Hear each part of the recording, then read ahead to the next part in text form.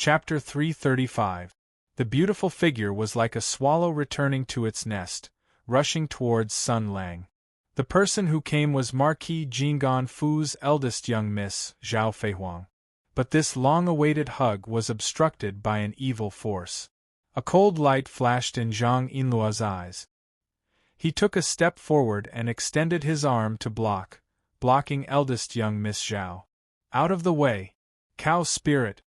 Eldest young Miss Zhao dodged left and right, attempting to use a series of feints to get past Zhang Yinluo. But a battle trash was still a battle trash. With eldest young Miss Zhao's weak battle strength, how could she be Yinluo's opponent? Eldest young Miss Zhao saw that she was unable to break through and turned around to call for help. Older sister Su! Help me block this boring old woman. Su Qingluan's gaze drifted, somewhat troubled. She was clearly unwilling to do this. That, eldest young Miss Zhang is actually doing this for your own good. What? Eldest young Miss Zhao stomped her feet and said, "This kind of old maid who lazes around in other people's homes to do laundry and cook should be mercilessly chased back home. Just leave the household chores to me, isn't that right, Sun Lang? Let me hug you a bit, hugging you won't die." Sun Lang's expression was a bit subtle. "You're certain you won't die?" "Of course there's no problem." Zhao Feihuang patted her chest and loudly said, "On the way here, I ate half a watermelon and drank 3 large cups of water." Zhang Yinluo raised his hand and chopped at the top of eldest young Miss Zhao's head. He angrily shouted, "Give me some face!" After a bout of chaos, the few people found a place to sit down in the reception pavilion. Zhao Feihuang and Zhang Yinluo first looked at each other angrily. The two of them snorted at the same time and heavily turned their heads to the side. Following this, eldest young Miss Zhao's face was full of smiles. She propped up her chin with both hands and smiled like a flower as she looked at Sun Lang. Sun Lang, why were you gone for so long this time? Did you encounter something fun? Also, how is Ping? Sun Lang looked at the distant horizon. At this moment, the matter of the ordinary Miss Sima Ping learning medicine and seeking a master was already set in stone, just like her chest. However, the only troublesome thing was that her new master had added a few new titles. He had subtly changed from a martial artist and medical expert to a writer, thinker, and revolutionary. Hopefully, Miss Sima Ping could grow into a good doctor, and not become a cynical troll. He didn't know where they were now. He smiled and told the worried Miss Zhao about their recent situation. Now that Sima Ping has succeeded in becoming a disciple, she is traveling with her master. There is also a snake and Chow Patao with them. They have something important to do. Once they're done, they might come to Mingzhou. His words were vague and he didn't go into detail. But who was Miss Zhao? She immediately sensed the dirty business relationship from Sun Lang's expression. She immediately winked and smiled. "Sun Lang, has the number of female confidants increased? How many people are you planning to let live in this big house?" Zhang Yinluo, who was sitting at the side, heard this and sneered without batting an eyelid. He was full of confidence. Female confidants? How could a woman who couldn't even be touched be considered a confidant? Zhao Feihuang noticed the disdainful look on the cow spirit's face and sneered in his heart. "I don't know why this cow spirit is so lucky. She's immune to Sun Lang's special power and doesn't put us in her eyes. People like her are natural enemies with us and will never compromise. I'm still at a disadvantage in front of her, so I need to unite more opponents. I'll think of a way to defeat this cow spirit and then start the internal competition." Sun Lang's female confidants in Lu Town. At this stage, they are still a force that can be united. After the external enemy is gone, we can fight among ourselves. Anyway, if the innate conditions are the same, I'm confident that I won't lose to anyone. The two girls looked at each other and invisible lightning flashed in their eyes. Then, they couldn't help but sneer at the same time. Although Sun Lang understood that Zhang Yinluo and Zhao Feihuang didn't get along well, he turned a blind eye to it. He was happy to see it happen. He had seen a lot of youthful romance novels in his previous life. It was unrealistic and not a good thing for girls to be happy and harmonious. Most of the benefits that the male lead received came from the jealousy of his harem. In this kind of situation, pretending to be slow and silently getting rich was the best thing to do. As for the negative example, it was the student Ito Makoto who courted death. Everyone knew that this person's ending was not something that a wise person would do. However, Sun Lang was still an amateur. Although he was clear about the tricks, he still didn't have enough experience. He didn't understand the complicated thoughts of girls, so he didn't understand the depth of the thoughts of the two girls and their strategic plans. But it didn't matter. At least for now, he was still safe. He suddenly thought of something and turned to Zhao Feihuang. "Oh right, Miss Zhao, did anyone come to cause trouble for you when I wasn't here?" Zhao Feihuang was stunned at first, then she showed a touched expression. "Wow.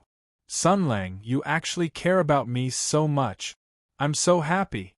Sun Lang rolled his eyes. "Let's talk about serious matters. The mastermind sent people to investigate you several times, but I messed up everything by accident. Even the dumbest person would know that something happened in Mingzhou. The longer it drags on, the stronger the other party's plans and the stronger the storm. Don't let your guard down," Miss Zhao nodded repeatedly. Suddenly, her expression changed, and she immediately climbed up the pole. She raised her hand and said, "Sun Lang's words are very reasonable. I thought about it. It's easier to dodge an open spear than an arrow in the dark. In the end, it's because we lack a great master who can see through thousands of soldiers, so." Zhang Yinluo sneered. "Sure enough, you want to live in the fishing immortal building shamelessly again. You really put in a lot of effort." Zhao Feihuang said seriously, "No, I'm not. Although I'm a little enthusiastic about my sweetheart, I'm still a little reserved like a girl. After all, I haven't married into your family yet. How can I be so impolite?" Hearing this, Miss Zhang was stunned for a moment. She couldn't believe it. Hey, this woman actually knows how to write the word reserved? But the next moment, Miss Zhao showed a pure smile and said loudly, "So, Sun Lang, you should live in my house. This guy's skin is even thicker than I thought." Zhang Yinluo said angrily, "No." Zhao Feihuang squinted and immediately retorted, "You said no, so you can't? Who are you to Sun Lang? What right do you have to interfere with his private life?" Therefore, it could be said that Miss Zhao's words were really of a high standard. When it came to borrowing power, she was much better than Yinluo. When she said this, Sun Lang immediately remained neutral. The ranger looked at Zhang Yinluo with an eager and expectant gaze. "Hurry up and say that I'm your man, say that I'm your man. I. The milky cow's face turned from red to white, and then to red again. After all, she was too thin-skinned and was scared. I'm his partner. He wants to open a detective agency with me. How can he go with you? It's common sense for a good man to start a big business. Don't worry, I'm not the kind of person who is unreasonable and obsessed with my husband.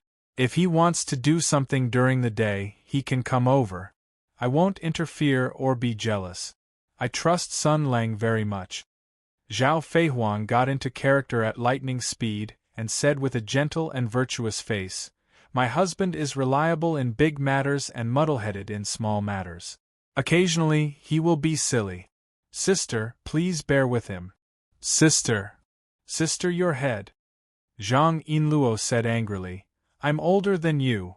Zhao Feihuang heard this and immediately raised her eyebrows. She jumped and said, "What's so great about being older than me? I'll definitely be much older than you in the future." Zhang Yinluo was stunned at first, and then she realized that this shameless woman was talking dirty again. It seemed that Zhao Feihuang's behavior just now had provoked Miss Yinluo. She became hot-headed and stuck out her chest, retorting, "You're narrow-minded and narrow-minded. How can your chest be big? Critical. Young Miss Zhao did not expect Big Cow Zhang to spout such vulgar words. In a moment she was both shocked and angry. She grabbed housekeeper Sue, who was beside her, and said loudly, "Big sister Sue and I together are older than you. And there are 4 of us. Can you do it?" Housekeeper Sue was burning with anger and shame. "Eldest miss, please have some self-respect." After she finished speaking, she fiercely glared at Sun Lang. From the beginning to the end, this steward Sue's impression of Sun Lang was extremely bad. Although a great kindness should be repaid, it was a different matter to repay it with one's body. This person surnamed Sun's body was filled with lewd and demonic cultivation methods.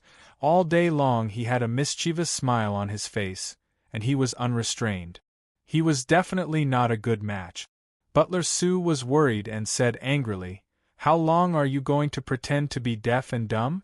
Sun Lang frowned slightly and said, "Let's do it this way. Miss Zhao and Butler Sue can stay here for a few days. With me here, even the heavens can't touch you." Butler Sue's face relaxed a little, but he still sighed.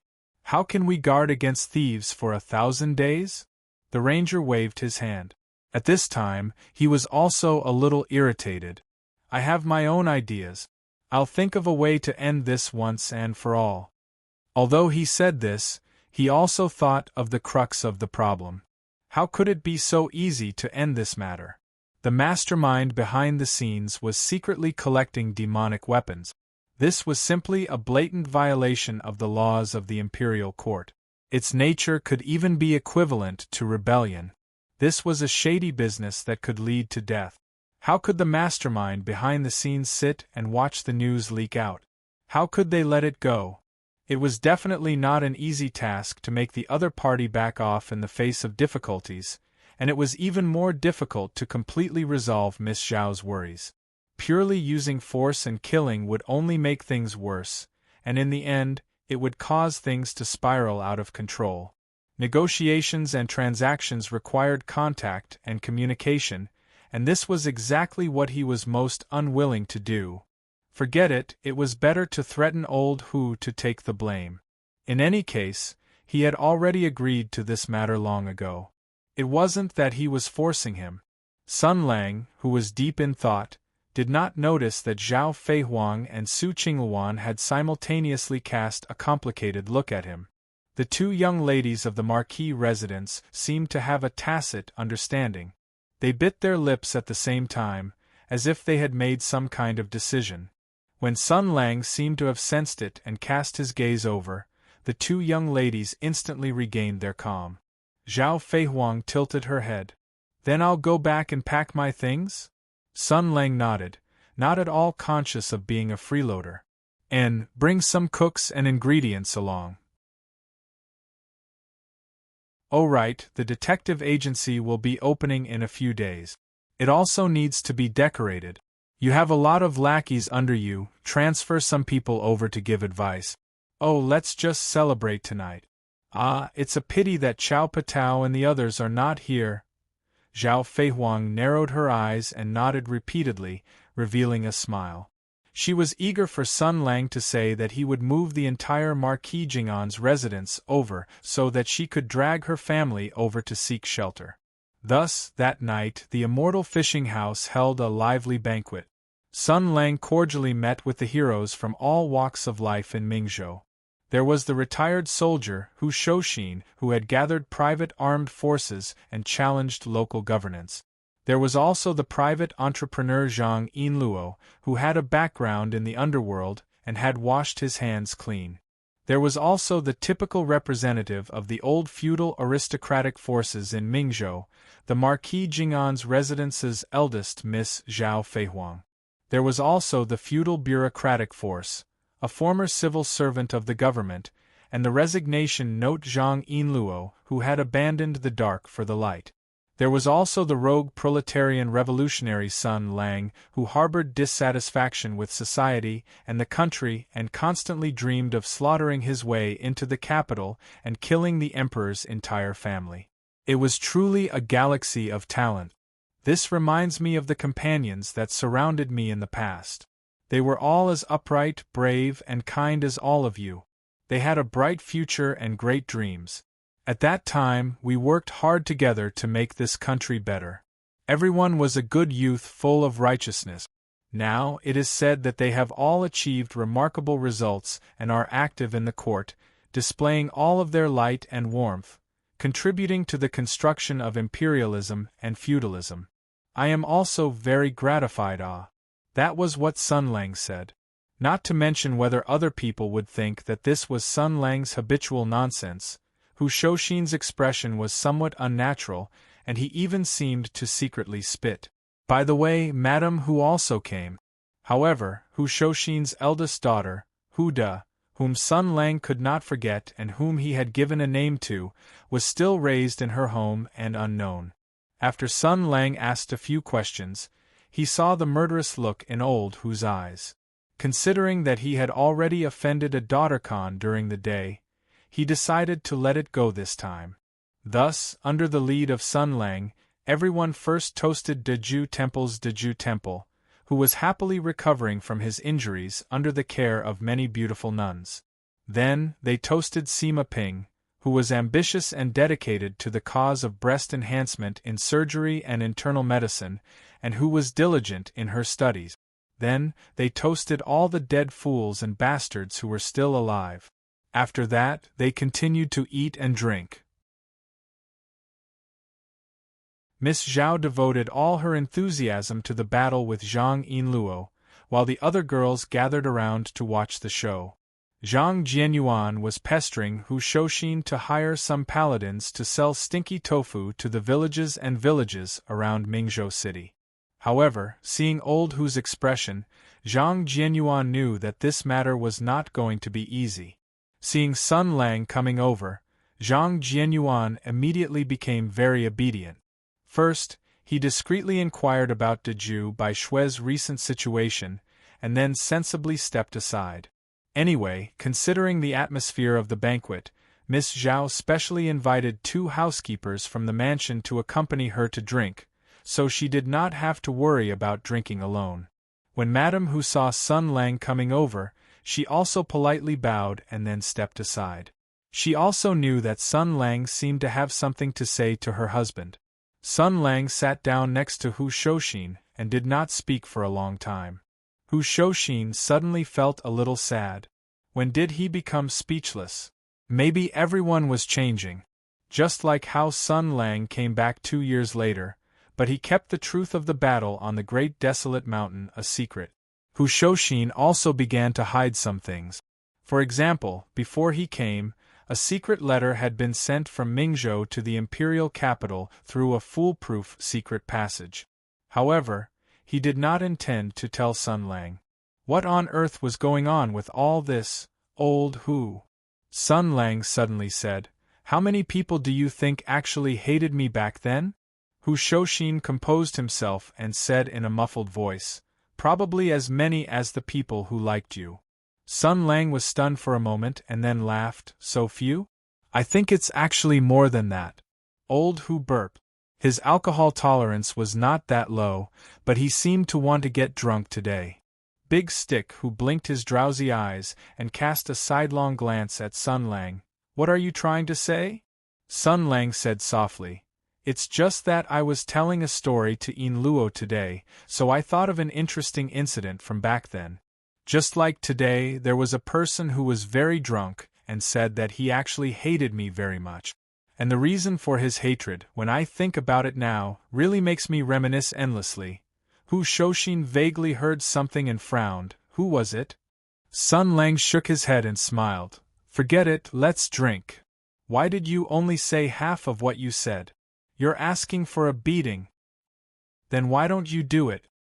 F***ck, let's drink. There were many things that he wanted to say, but he did not say them out loud. In the end, there was only vague nonsense. Time flew by, and the sea turned into mulberry fields. The magnanimous and spontaneous promise back then had now become a silent toast. People were still the same, but they had changed.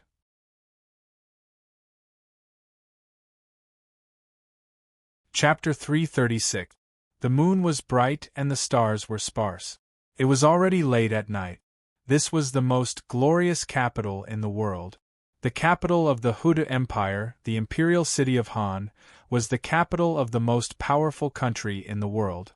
The government orders issued here constantly affected the operation of the country and even the order of the world. No matter if it was slandered, feared, coveted, or hated, it would always stand above the earth. It was always powerful, always glorious, and always dazzling. It seemed that it would never fall. It was already late at night, but there were still countless people in the capital who had not yet fallen asleep. The politics of the imperial court did not distinguish between day and night, and the intrigues of the temples never stopped. Sometimes, if you fell asleep, you would be caught off guard by your opponent. Sometimes, if you fell asleep, you would miss a fleeting opportunity. This city was like a giant beast that constantly devoured everything. It devoured the huge resources gathered from all over the country and every person who fought and burned in this city, their life, youth, spirit, and even everything. No one had a choice, but everyone was willing to do so. The magnificent general's mansion of Tensei was brightly lit. The staff and diners who stayed up all night were processing information, analyzing intelligence, and discussing one proposal after another. Some people jokingly called this a second Ministry of War. This was not an inappropriate way of saying it. The owner of this place was the emperor's favorite daughter. In the later stages of the Tianyuan War, Empress had made outstanding military achievements and spread her fame far and wide.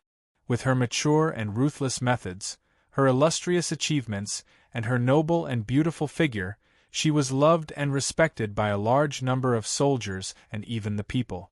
After all, since ancient times, a beautiful and powerful princess would naturally receive the unspeakable lust of almost all male creatures. This was not a strange thing. What's more, now that the war had ended, His Majesty was getting older, and the position of crown prince was still up in the air. All the princes and princesses who thought they were virtuous were eager to make a move. In this complicated environment where the struggle for the throne was imminent, and the war was over and military power was being reclaimed, Tensei Province still held the military power of wartime. In fact, its actual power had increased instead of decreased. This made most of the politicians who were trying to figure out the emperor's intentions smell the scent of opportunity, so a large number of speculators flocked over. In less than 2 years, the power of Tensei Province continued to soar. For a time, it was as busy as a marketplace. Talents from all over the world came to join it. It had become a force that could not be ignored in the imperial court. The famous name of Tensei was often mentioned by more and more people. Empress Tensei also became a hot candidate in the battle for the throne. The first empress since the creation of our dynasty. Just thinking about it made me feel King excited. There were those who were happy, those who were watching the show, those who were disdainful, and those who were eager to make a move. However, almost all of the praisers and detractors did not know that the title of Tensei was actually established in recent years. There was actually no history before this. According to gossip, the name of Tensei was personally recommended to the imperial court by a very prestigious and famous person in the military as the title of the resourceful empress who had outstanding military achievements. Tensei was the emperor's strategy and the emperor's courage. It was said that when the emperor heard this, he was very happy and felt that this title was very appropriate and had a very auspicious meaning. Therefore, he bestowed the title of Empress Tensei on his daughter, who was the best at fighting, and set up Tensei Province. He gave her the military power to make decisions on the spot, which was rare in the history of the dynasty. Now, there were even people who felt that this Empress Tensei, who had outstanding military achievements and a very high reputation in the military and among the people, had the possibility of conquering the country. Countless tallow candles lit up the vast main hall. Empress Tensei, who had gradually become the center of attention in the past 2 years, stood with his hand on his sword and stared at the 4 big words written on the screen in front of the hall. The ink was still fresh, and the strokes were sharp, as if there was endless killing intent hidden in them. The anger of the person who wrote the words almost broke out of the paper and destroyed everything. The Hoodoo Empire was founded by martial arts. The martial artists of the Imperial Army swept the world and shocked the world. Almost every family in the empire practiced martial arts, and the spirit of martial arts prevailed. The children of the Han family even regarded the military examination as the road to heaven to change their lives. However, no one would have thought that Empress Tensei, who was admired and respected by countless people with outstanding military achievements, would personally write these 4 words. Breaking the law with martial arts.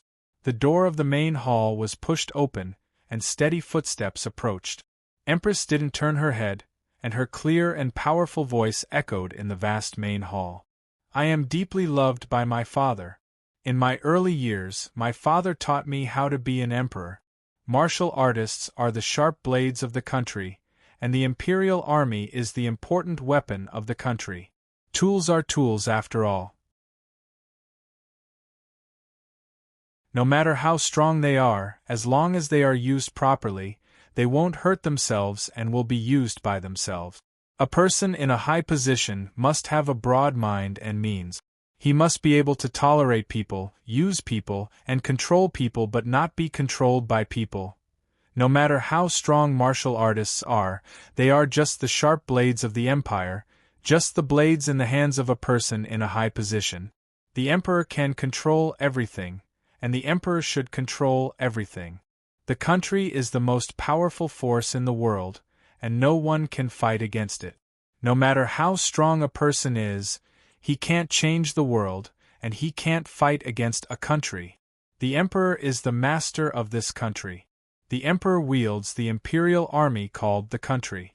The emperor is the most powerful person in the world, and no one can fight against him.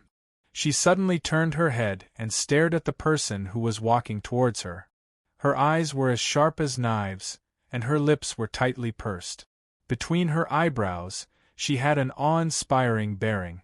Instead of saying that she was beautiful, it was better to say that she was noble.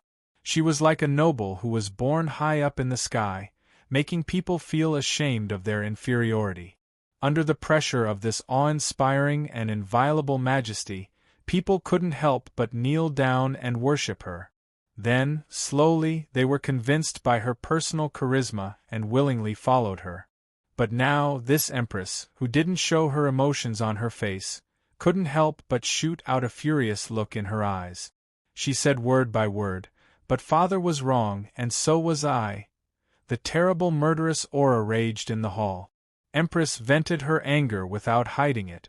Her hatred was higher than the sky and deeper than the sea. No one could understand her anger, and no one could know her hatred. Only a few people knew all the details of the big secret that was enough to shake the foundation of the country 2 years ago. She was one of them. She bore everything, carried everything, and tasted everything. Facing this terrible persistence and murderous aura, the newcomer just sneered. You still can't forget him. He was the one who gave you the name Empress Tensei. Yes. Every time I think about it, I feel nauseous and disgusted. Empress gritted her teeth and roared. Even if I cut him into pieces and grind his bones to dust, it won't be able to quell the anger in my heart. That traitor of the country. Even if all the crimes committed by all the treacherous officials, rebellious officials, powerful officials, and rebellious officials of this dynasty were put together, they could not be compared to him. This damned bastard, he would be cursed by this country for all his life. I can't wait to go to hell and kill him 10,000 times. You are afraid. The person who spoke was still unhurried, and his tone was calm. Curses are the cover for the weak.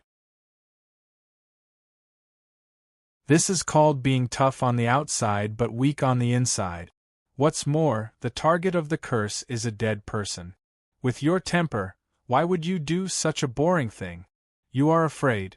You are hiding the fear in your heart. Is that so? What are you afraid of?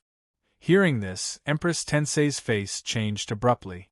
She stared at the person in front of her and clenched the sword in her hand. Are you provoking me? We are grasshoppers on the same rope. Why would I provoke you? I just want you to calm down. Your fear has affected your judgment. The person said faintly. I understand. I understand. I know what you are afraid of. We are all tasting the bitter fruit of the wrong decision. We want to work hard to bear the responsibility that we should bear. Although this country looks incomparably beautiful, it is slowly sliding into a bottomless abyss. We try our best to turn this big ship around. Because the river in front of us looks beautiful, but in fact, there is a terrible waterfall cliff not far away. The person looked at Empress's eyes that almost wanted to eat her alive. She said calmly, Then you found that the person who pointed the direction of this ship to the cliff 2 years ago, then cut the rudder and finally jumped into the water didn't seem to drown. Instead, he is still hiding in the bottom of this ship. He is thinking about when to come out and give us a big surprise. You are talking nonsense. The Empress concubine pulled out her sword with a clang. The sharp sword light shone on her face, making her look cold and sinister. That person is already dead. He is definitely dead. He must die. He can't be alive. You and I both know that nothing is absolutely impossible. Facing the sharp sword, the person was still calm. No body was found. No witnesses.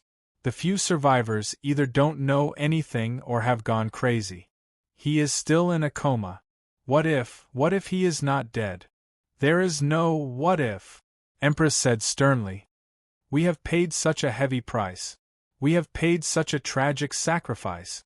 We have never suffered such a crushing defeat even when we fought against the sky demon in the extraterrestrial for decades. Can't we kill a person with such a heavy price? I don't believe it. It's just like when you picked him up and decided to make every possible effort. You don't believe it, but it doesn't mean that it won't happen, the person said casually. You don't believe that he can survive on the battlefield. You don't believe that he can persist for half a year. You don't believe that he can keep his sanity. You don't believe that he can stand firm. You don't believe that he can establish his own prestige. You don't believe that he can grow to be feared by the Imperium. You don't believe that he can be killed by such meticulous arrangements. You don't believe from the beginning to the end that a mediocre, useless, weak man who was pulled from another world after the failed soul summoning almost destroyed the country that your ancestors had ruled for hundreds of years after only 6 years.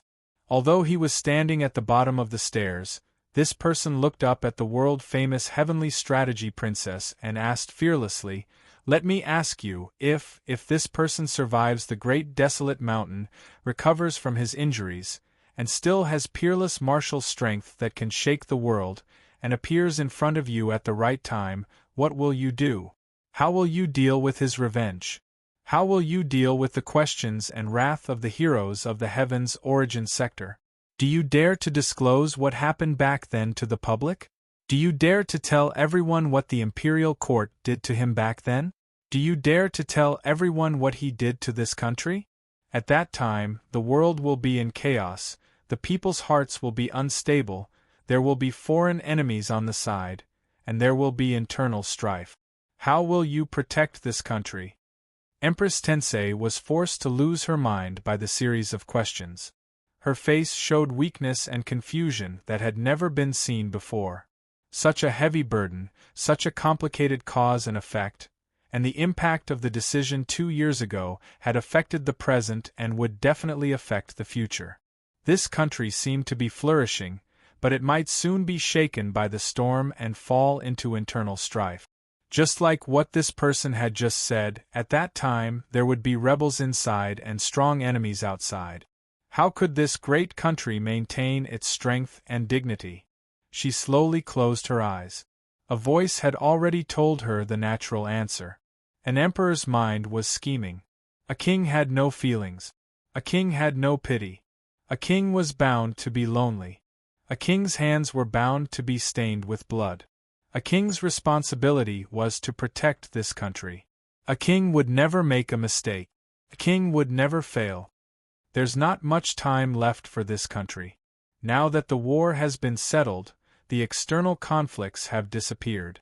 According to the law of a country's operation, the next step will be the struggle for power and internal strife. The internal strife will inevitably expose a lot of contradictions and shortcomings. I can't wait until the contradictions are intensified before I take action, she said slowly. The strong foundation of the empire no longer exists. We need new strength and new changes. In order to deal with the possible turmoil in the future, we need more centralized power and more efficient national machinery. I'm determined to carry out the reform. The Empress concubine suddenly opened her eyes. The weakness disappeared and the confusion disappeared. Only a steel-like determination remained in her eyes. She wanted to sweep away all the accumulated shortcomings and redundancies of this country before the shortcomings and contradictions broke out. She wanted to find a more powerful source of power for this country. Good eyes. That's good. The person smiled calmly. It seems that you've come to your senses. Do you know the price? I've known it since 2 years ago, Empress Tensei said coldly. How can there be no bloodshed in the reform of the past dynasties? First of all, I want to eliminate all the unstable factors. The person took out a letter from his sleeve with a smile and shook it. Then let's start with this letter. I intercepted something interesting from Mingzhou. Empress took the letter and glanced at it. She snorted coldly. The series of failures in the Mingzhou operation was indeed caused by Hu Shouxin. Let's start with Hu Shouxin. Hu Shouxin had a close relationship with him back then, and he was a stubborn person. Whether he's still alive or not, I want to wipe out all the people who remember him and miss him. I want to eliminate all the unstable factors and make him a complete loner. A strange light flashed in the person's eyes. Hatred is such a wonderful thing. The heavenly strategies Empress Concubine's left hand shook, and the letter had already turned into scraps of paper that filled the air. She raised the sword in her hand and a cold light flashed. The screen that said, "Using martial arts to violate the law," suddenly shattered. The cold light reflected the Empress Concubine's fierce gaze, which was filled with killing intent and anger. She said sternly, "Sinned against the heavens, there is no way to pray. Sun Lang, you deserve to die." Chapter 337. It was already late at night, and Mingzhou City was already asleep. In the silent and dark night, the immortal fishing house was still a mess. What is the most important new industry in the 19th century? It's the media. The deafening voice came from the great teacher of capitalism, Sun Lang. The one who was listening piously was the private capitalist Zhang Jianyuan, who had already washed his hands clean. At this time, Master Sun was sitting on a stone bench with a pot of wine in his hand. He was waving his hand vigorously, while Big Head Zhang was obediently kneeling on the ground, listening to Teacher Sun's lecture. If this scene was drawn into a painting 100 or 200 years later, it would probably be called A Ghost of Capitalism Roaming Above Mingzhou. Today, Sun Lang was still conveying his anti-national and anti-social advanced ideology. I'm not targeting anyone. I'm saying that the newspapers nowadays are all F***king garbage. Let me ask you, what is the most important thing about journalism? It's something that attracts attention. What is the least important thing? It's the truth. Newspapers are F***king manipulating public opinion, guiding public opinion, advertising, spreading rumors, making money, smearing your competitors, and becoming your sharpest weapon. Seeing that Zhang Jianyuan was a little dumbfounded, Sun Lang shook his head and gave him an example.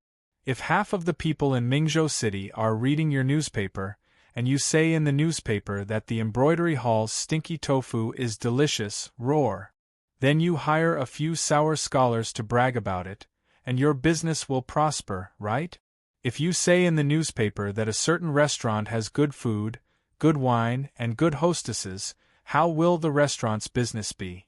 Since it will prosper, why don't you charge the restaurant for advertising?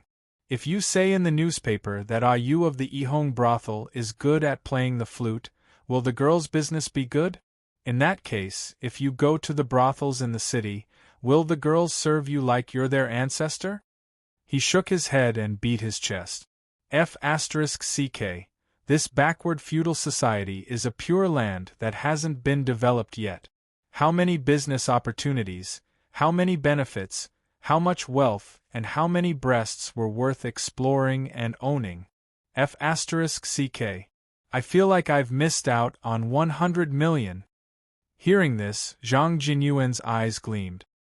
He was sincerely convinced and said, Teacher Sun's wisdom surpasses mine by 100 or 1,000 times. If you dabble in the business world, you'll definitely be successful in every endeavor.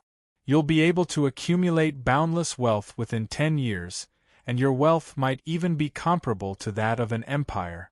Since that's the case, why don't you personally take a look at the business world? Jian Yuan is willing to be a pawn. Sun Lang put the wine jug aside and said lazily, I can't lift my spirits. As a person, the most important thing is to be happy. As for the pursuit of life, of course, it was also very important, but one shouldn't be too stubborn. If one had to strive for first place in everything, one would be the one to suffer in the end. In my opinion, in this life, you just need to achieve the highest achievement. Just like you didn't have a future in the underworld, so you changed your career and became a businessman. So in this life, you just need to become the world's #1 dirty capitalist. Zhang Jianyuan found it reasonable and said with a smile, So, you've already achieved your highest achievement. Sun Lang narrowed his eyes and glanced at him. He then smiled and said, Of course. Zhang Jianyuan tactfully didn't continue asking. He glanced at the other side. Laughter could be heard, and a few beauties were having a good time. That terrifying demoness was one of them. Zhang Daxiang had a look of admiration on her face. Indeed, Teacher Sun had already achieved the highest achievement in his life. He felt a little envious and then shook his head. He thought about the newspaper that Sun Lang had mentioned and seemed to have understood something. Tonight, he had kowtowed and acknowledged Sun Lang as his teacher because he felt that his stinky tofu sales had already achieved some success. When he thought about the slightly advanced methods of an adult that Grandmaster Sun had talked about, he felt an unbearable itch in his heart. Tonight, he had pestered Sun Lang for a long time and finally made Sun Lang relent and pass down this great Tao. This trip wasn't in vain, it wasn't in vain, his thoughts flashed and he said in a low voice, Right now, out of the numerous newspapers in the city, other than the ones copied from the government, many of them are businesses that the literary schools or paper-making clans use to earn money. Most of the content is copied from the government or written randomly. These people are short-sighted and have yet to discover the true value of the newspapers. They only want to earn a small profit from selling the newspapers. Compared to Teacher Sun's wisdom, they are really not worth a mention. Since we can find another source of income, why don't we lower the selling price of the newspapers and sell them at a discounted price first, squeezing out our competitors' living space? After gaining an advantage, we can start to collect the so-called advertisements and start to make profits. Sun Lang cast a sidelong glance at him and smiled deeply. If it's just this method, how can it be worthy of my status? This is just the Ming province. Think about it. If your newspaper is distributed all over the world, everyone in the empire's 9 provinces will be reading your newspaper. The people will be used to getting information from your newspaper and will have the preconceived notion that the contents of your newspaper are completely correct. If you say that the people overseas are living in an abyss of suffering, they will believe you. If you say that the people in our country are living a blissful life, they will also believe you. He smiled and said, In that case, if you say in the newspaper that an official in a certain province or county is corrupt, accepting bribes, bending the law for personal gains, and has committed grave sins that are not tolerated by the heavens and the earth, what would happen? If you say that an aristocratic clan or a wealthy clan is using trickery to seize and oppress the kind, what would happen? Or rather, if you say that this country… Sun Lang stopped here. He didn't need to continue speaking because Zhang Jinyuan's countenance had already changed drastically. He was sweating profusely and his body was starting to tremble. The ranger smiled and patted his shoulder. "What's the matter? Are you scared? What do you think I meant when I said, filthy capitalist?" Zhang Jianyuan forced out a smile that was uglier than crying. "Teacher's son, I've already done that. Won't I die? Are you a fool?" Sun Lang patted his head gently. "If you've done that and the emperor is still able to kill you with an imperial decree, what difference would there be between you and a salted fish? Right now, in the imperial court, if the emperor were to issue an imperial decree to kill the country's great general, over half of the military towns in the empire would rebel. If the emperor were to issue an imperial decree to kill the right prime minister, 30% of the country's civil officials would have to resign overnight, and half of the empire's administrative system would collapse. Therefore, the emperor wouldn't be able to do anything to them. He could only support his political enemies and even send out eunuchs to deal with them." He exerted a little more force and smiled. "Big Incense Head, as someone who has been through this, I'll tell you some life principles. Don't think of this world as too perfect, and don't trust the dog's hit emperor and those officials. Otherwise, one day, while you're earning money and working as a secretary," with a bang Sun Lang tilted his head and smiled, "you'll die." Zhang Jianyuan hurriedly left with a face full of cold sweat. Before he left, he didn't forget to pay his respects to Sun Lang before being sent out by the steward of Marquis Jingan Manor. His subordinates were already waiting outside with the carriage. Sun Lang sent the Big Incense Head off with his gaze and revealed a meaningful smile. Hu Shouxin burped and walked over in a drunken manner. This smile, burp. "You motherf asterisk cur again." Old Hu raised his hand and pointed at Sun Lang. "You're misleading the younger generation again. Motherf asterisk cur, you're like a brothel keeper."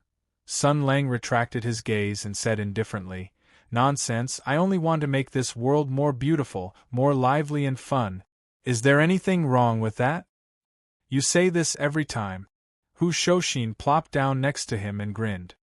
He already reeked of alcohol and was very drunk. When a person was drunk, they would let down their guard and say things that they normally wouldn't dare to say. "You always do it on your own accord, changing other people's fate without permission. Using your fallacious reasoning to turn them into another person." Sun Lang sat on the stone table and crossed his legs. He calmly said, "He, Zhang Jianyuan, is a triad leader. Doing things where there's no tomorrow. This kind of person wants to wash his hands in a golden basin. He's really dreaming. In the future, if he doesn't have his head cut off by some hero, he'll have to become some official's scapegoat. Whether he sticks out his head or retracts his head, he won't be able to avoid a blade. I'm in a good mood, and seeing that he has potential, I pointed out a bright path for him." "What's wrong with that? What's wrong with that?" Hu Shouxin frowned and burped again. "Yes, from the beginning, you've always been like this. Whether it was Dongfang Wanxing, Yu Buchuan, Gao Qiu, or Sima Yi, you used this kind of reason to make them walk on a different path. You said that this was for their own good, so you made this kind of proposition. You said that you didn't force them, but you were like a rich banker. You always used all kinds of bargaining chips and bait to lure them to walk on the path you wanted them to walk on." Sun Lang spread his hands and laughed. "Isn't this good? Looking at these mediocre and incompetent people who may have been buried in their lives blossoming with new brilliance in your hands, taking big strides in the direction of being able to display their talents, don't you have the pleasure of cultivating cards? Just like Zhang Jianyuan just now?" Hu Shoshin closed his eyes and sneered slightly. Teach him how to be unscrupulous, teach him how to use business to interfere with politics, teach him how to challenge the imperial power? At least I gave him the right to choose, at least I didn't put a knife to his neck to make him do it, at least I let him clearly understand the consequences of failure. Sun Lang said lightly, 8 years ago, I was still an innocent little white flower. A few people said, come, become the best in the world. Who the F***ck asked me if I wanted to do it. If I didn't want to do it, who the F***ck would be willing to send me back home and let me continue to live a normal life. Here it comes again. You always say this, you always make us speechless. I haven't seen you for 2 years, but you haven't changed, Hu Shoshin suddenly laughed. He opened his eyes, the corners of his eyes were sparkling, and his gaze was blank and sad. Maybe he was saying something drunk, or maybe he was saying something he didn't dare to say. He smiled bitterly and looked at Sun Lang. You've always been like this, always right, always reasonable, always the victim, always so innocent. Sun Lang's pupils suddenly shrank, the smile at the corner of his mouth had not disappeared. Before he came back to his senses, his hand had already pressed on the right side of Hu Shoshin's neck, and then he realized what he was doing.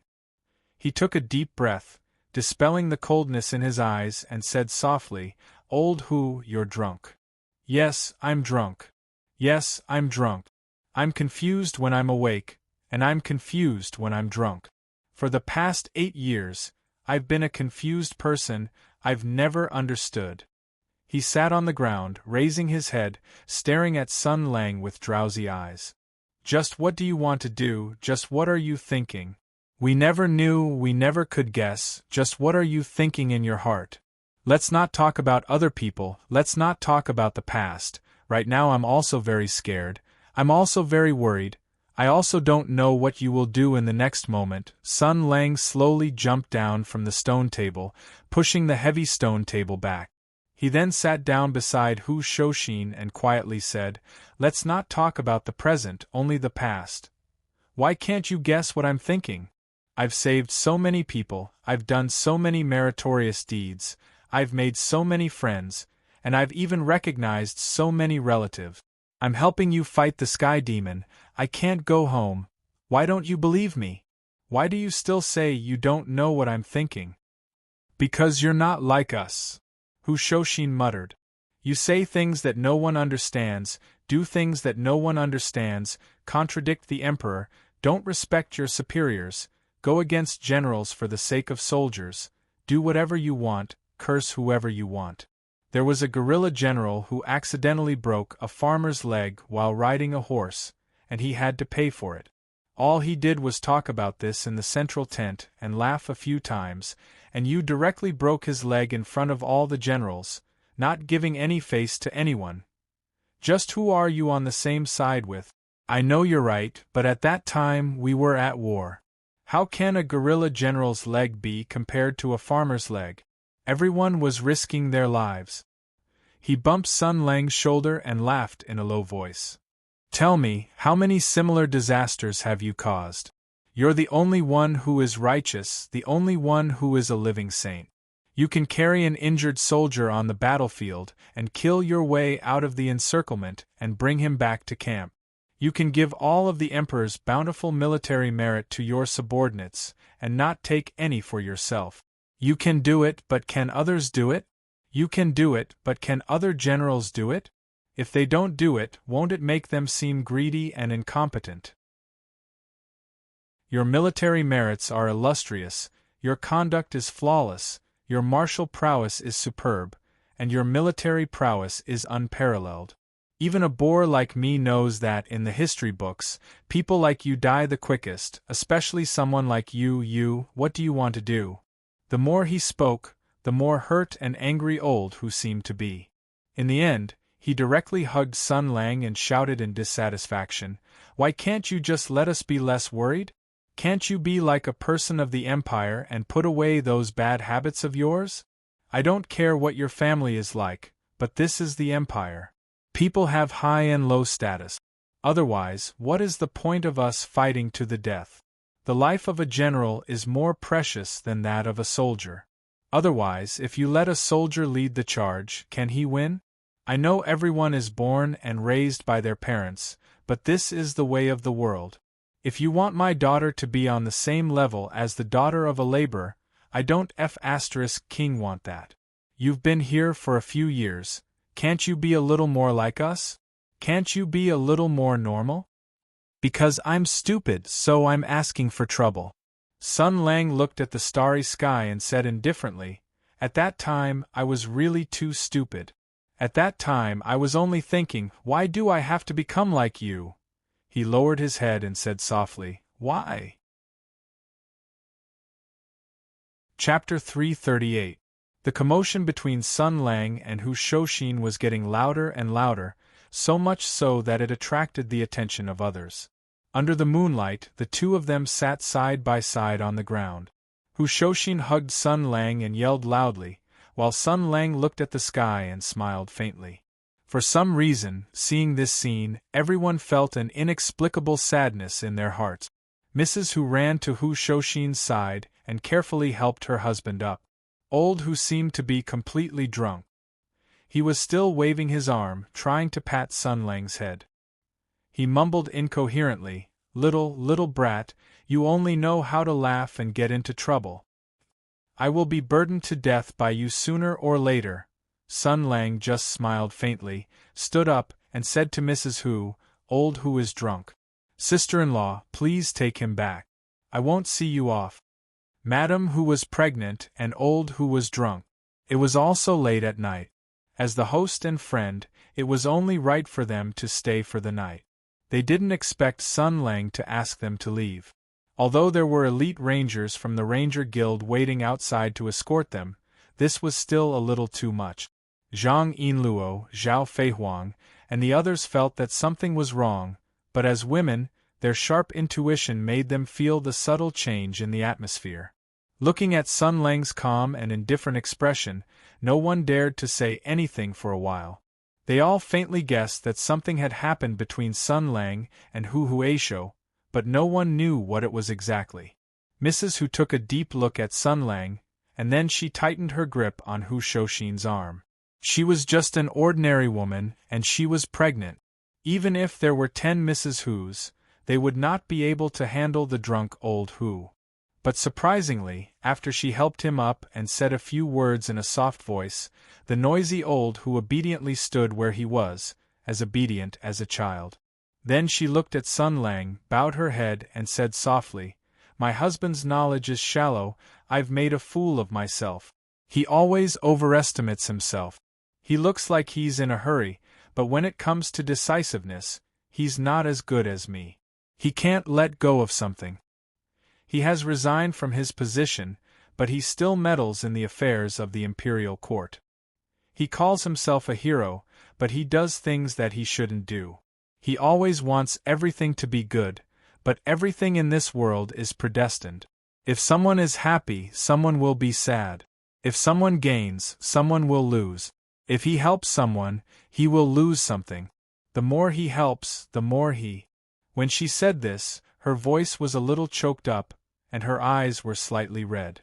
She said in a low voice, "I'm sorry. Why did I tell you this?" Sun Lang's expression was calm. He clasped his hands behind his back and said, "Mrs. Hu, forgive me for not seeing you off."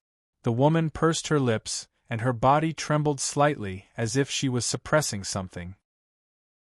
She suddenly lowered her head, then supported her drunken husband and turned to leave. The noisy fishing immortal pavilion suddenly fell silent. Zhang Yinluo had already driven Dongfang Xian and Zhu Ying back to sleep. The remaining 3 girls looked at Sun Lang worriedly.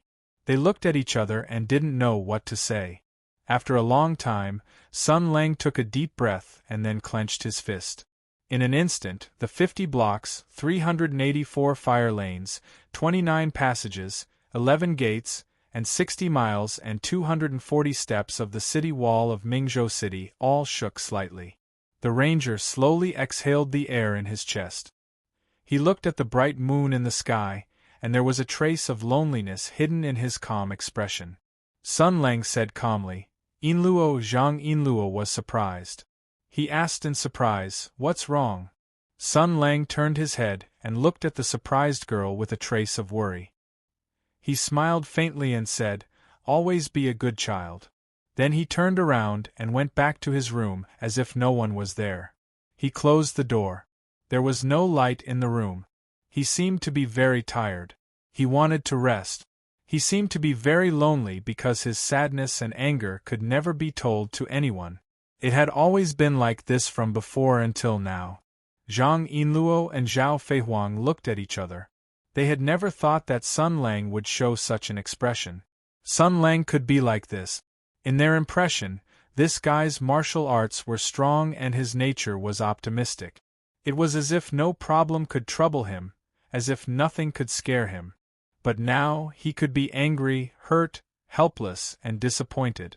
He was still a person in the end and had a past that they did not understand. In their short contact, they only saw the side of him that he showed to the world. They never understood how much pain from the past was carried under this silly and happy exterior. Zhao Feihuang looked at Sun Lang's back. She wanted to chase after him, but she could not move her feet. She did not know what she should say. She did not know what she could do. She could not even give Sun Lang a hug. Zhang Yinluo was also the same. A look of struggle flashed through the girl's eyes. In the end, she still sighed dejectedly. She thought for a long time but did not know what to say after chasing after him. It was originally a happy banquet, but in the end it became like this. Everyone was not in the mood. After letting the stewards and servants of Marquis Jingan Fu leave, the young girls bolted the doors. They did not say anything and returned to their rooms to sleep.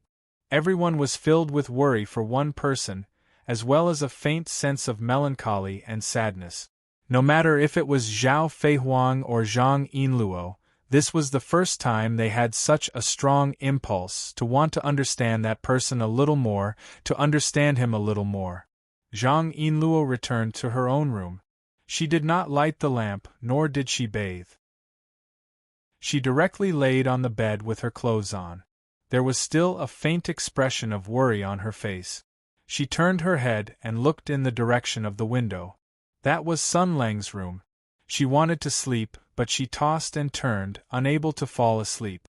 She rolled a few times on the bed, pulled the blanket over her head and recited the three-character classic, but it was completely ineffective. No matter what she did, Sun Lang's sorrowful and lonely expression under the moonlight would appear in her mind. Thinking of his incomparably abnormal behavior before, that desperately suppressed sorrow and anger, she found that she could not calm her heart down. She was curious, she was worried, she was worried. She wanted to know more, she wanted to do something. The girl's expression changed, as if she thought of something. Then with a yelp, her face flushed red. She covered her face with the blanket and forcefully shook her head. No, no, no, she could not do this, but right now he must be very… No, no, no matter what, this was too scary. If this guy wanted to do that. But since he was already like that, he shouldn't in the end. Worry overcame another worry, and trust overcame another belief. After repeated consideration, struggle, and battle between heaven and earth, Yinluo finally made up her mind. She was prepared to do something bold that she had never done before in her life. She was going to sneak into Sun Lang's room in the middle of the night, ask some things clearly, and see if there was anything she could do. Although this was really bold and crazy, and this kind of situation was both ambiguous and dangerous, entering a man's room in the middle of the night, especially when this man was so lustful, who knew what terrible things he might do. But when she thought of Sun Lang's appearance just now, she felt an indescribable sadness and worry. In the end, she decided to go all out. If he dares to act recklessly, I'll kick him. Yes, yes, don't be afraid, don't panic. I'm doing this for his own good. It's completely out of worry. This is the code of brotherhood between friends. It's all for friendship. That's right. That's right.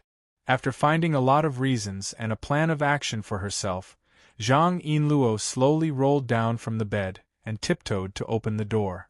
The bright moonlight shone on the stone path of the small courtyard.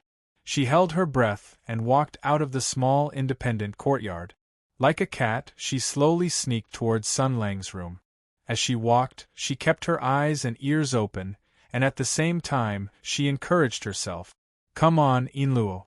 You're doing a great thing. For your partner, don't be afraid, don't shrink back. Open the door and go in openly, slowly. She came to the front of Sun Lang's room. Her heart was beating wildly. She stretched out her hand and pressed against the door. She swallowed her saliva and encouraged herself. She was prepared to complete this great cause in one go, immediately, in an instant. This great cause met with an unimaginable change and a crushing defeat. A figure tiptoed out of the room next door. He was nervously and expectantly looking over. So the two people's eyes met. Under the bright moonlight, Zhang Yinluo, who was full of worries and nervousness, bumped into Zhao Feihuang, who was also sneaky, in front of Sun Lang's door. The atmosphere suddenly fell into awkwardness. But the awkwardness lasted for a second, and then shyness and anger rose at the same time. The precious girl's heart and great consciousness encountered such a thing at the critical moment, which almost destroyed all the reason of the two girls. Fortunately, they still had the last trace of reason, so the two girls used the greatest strength in their lives to suppress their impulse to scream. Sun Lang, Su Qinghuan, Dongfang Xian, Zhu Ying, there were 4 people here. If they were seen by them, as a result, the two girls desperately suppressed their voices and glared angrily at each other. Facing each other, they let out silent roars, waving their hands and stomping their feet, criticizing each other for their detestable and immoral behavior. In such an awkward situation, not to mention Zhang Yinluo, even Zhao Feihuang, who had always been bold, could not bear it. After the two girls criticized each other for a while, they rushed back to their room in a sorry state. After Zhang Yinluo entered the room, she covered her head and let out a silent sigh. Then she bumped into the quilt, panting, covering her head and knocking the bed with her head. She felt that her whole body was burning. That shameless woman actually wanted to sneak into Sun Lang's room in the middle of the night? Does she want to die? In any case, it was too shameful that such a great operation had suffered such a fiasco. Zhang Yinluo felt that her blood was still boiling. She was so embarrassed that she just wanted to find a hole to hide in, so she directly kicked off her shoes, covered her head with the quilt, hid under the quilt, and twisted her body like a convulsion. Fuck Sun Lang, who wants to go, bastard. After a while, Yinluo calmed down a little. She took a deep breath and was ready to sleep. However, she still couldn't fall asleep. Just as her shyness and anger faded a little, Sun Lang's hateful face appeared in her mind again. His sadness and anger, his depression and pain, the matter was not solved at all. It was only that woman who was shameless. Sun Lang was innocent. Sun Lang still needed comfort and help. And most importantly, a certain thought began to surge. That shameless woman, after encountering such a thing, she definitely wouldn't have the face to come out again, right? After another intense battle between heaven and earth, after countless thoughts, Zhang Yinluo clenched her teeth and suddenly shook her head. Sun Lang. Just treat it as if I owed you in my previous life. What's there to be afraid of? Anyway, it's already done. Do it again. Anyway, that woman wouldn't have the face to come out. Holding the contempt for her opponent and the worry for Sun Lang, Zhang Yinluo took a deep breath, rolled off the bed, put on her shoes, and tiptoed out of the door, ready to start her great operation again. It had to be said that failure was the mother of success. At least this time, it was a little better than the last time. Just as she walked out of the small courtyard, Zhang Yinluo stood in a daze, looking at Zhao Feihuang's room in the distance. Lady Zhao had also just come out of her room. The two of them looked at each other indifferently, separated by a distance. It's a little better than the last time. At least with such a distance it won't be too awkward. As if, under the bright moonlight, The worried girl looked at her opponent in despair, who was also in despair. Then it was another silent and angry pantomime. The two of them, separated by a long distance, used all their body language to accuse each other of being undignified and shameless. They let out silent and angry roars, and made countless middle-finger gestures that they had learned from Sun Lang. Before their body language became even more obscene, the two girls rushed back to their room in shame and anger. Absolutely! There definitely won't be a third time. Zhang Yinluo lay on the bed, staring blankly at the ceiling, gritting her teeth and cursing. And so, the night passed just like that. When Zhang Yinluo sat up on the bed, the sky outside was already bright. She yawned, her face showing faint tiredness and worry. That night, she hesitated many times, but still didn't have the courage. That night, she didn't do anything. She didn't know how Sun Lang, was he okay? When she thought about all the terrible things that had happened in the second half of the night, she felt as if her internal energy was flowing backward. When she thought about how she would have to face that shameless woman in a while, this sadness was magnified. She slowly put on her shoes, tidied up her clothes, and slowly moved to the door. She carefully opened the door. Then, a voice came from afar, "Sun Lang, let me tell you, last night." Zhang Yinluo suddenly felt her vision go black. She kicked the door open, and rushed out like a wild dog, letting out an earth-shattering roar. "Shut up!" Chapter 339. Zhang Yinluo felt as if she was about to explode. The shame and anger from last night's two blunders, which had subsided due to sleep, exploded at this time. Because the person who was mysteriously talking to Sun Lang was none other than Zhao Feihuang, this little b*tch. You b*tch. You actually dared to complain first. Yinluo cried out and pushed Miss Zhao to the side. She glared fiercely at the female pervert who dared to try to sneak into Sun Lang's bedroom twice last night. With a sharp gaze, she silently asked, "What do you want?" Zhao Feihuang was not to be outdone and glared back. She also communicated with her gaze. "I don't want to be talked to like that by an unscrupulous and undignified woman. Did Mingzhou's Zhang family raise such a daughter?" Zhang Yinluo's eyes widened in anger. She was so angry that she laughed and said, "You still have the nerve to talk about me. What did you do last night?" Zhao Feihuang blinked and her eyes flashed with a playful and bashful flirtatious look. "Of course I used my love to comfort Sun Lang's heart that needs warmth." Yinluo's eyes became angry. "Warm your head. You ran into his bed in the middle of the night. When the sun rises, your corpse will be cold." On this side, the two girls looked at each other like fighting cock. Their eyes kept changing and their expressions were very interesting. Sun Lang stood to the side and scratched his head. His face was full of black question marks. "It feels like your relationship has suddenly become very good." The two girls turned around at the same time and shouted at him, "Of course not!" Sun Lang was startled and then rolled his eyes. Okay. As long as you're happy, as long as you're happy." Then he shook his head and faced the rising sun to stretch. Then he went to the empty space in the backyard and began to do the National Middle School broadcast gymnastic. The two girls looked suspiciously at Sun Lang, who was acting as if nothing had happened. They exchanged glances and then carefully walked a few steps away. Zhang Yinluo whispered, "Hey, he looks fine." Zhao Feihuang seemed to have thought of something. His face suddenly turned red, and he said in a low voice, "It'd be strange if he's fine. Think about it, with Sun Lang's martial arts, how could he not have heard what we did last night?" Zhang Yinluo was shocked, and her face turned red. If this bastard knew about this, she was afraid that she would find a hole to hide in. But in the next moment she felt that something was wrong. Wait, that's not right.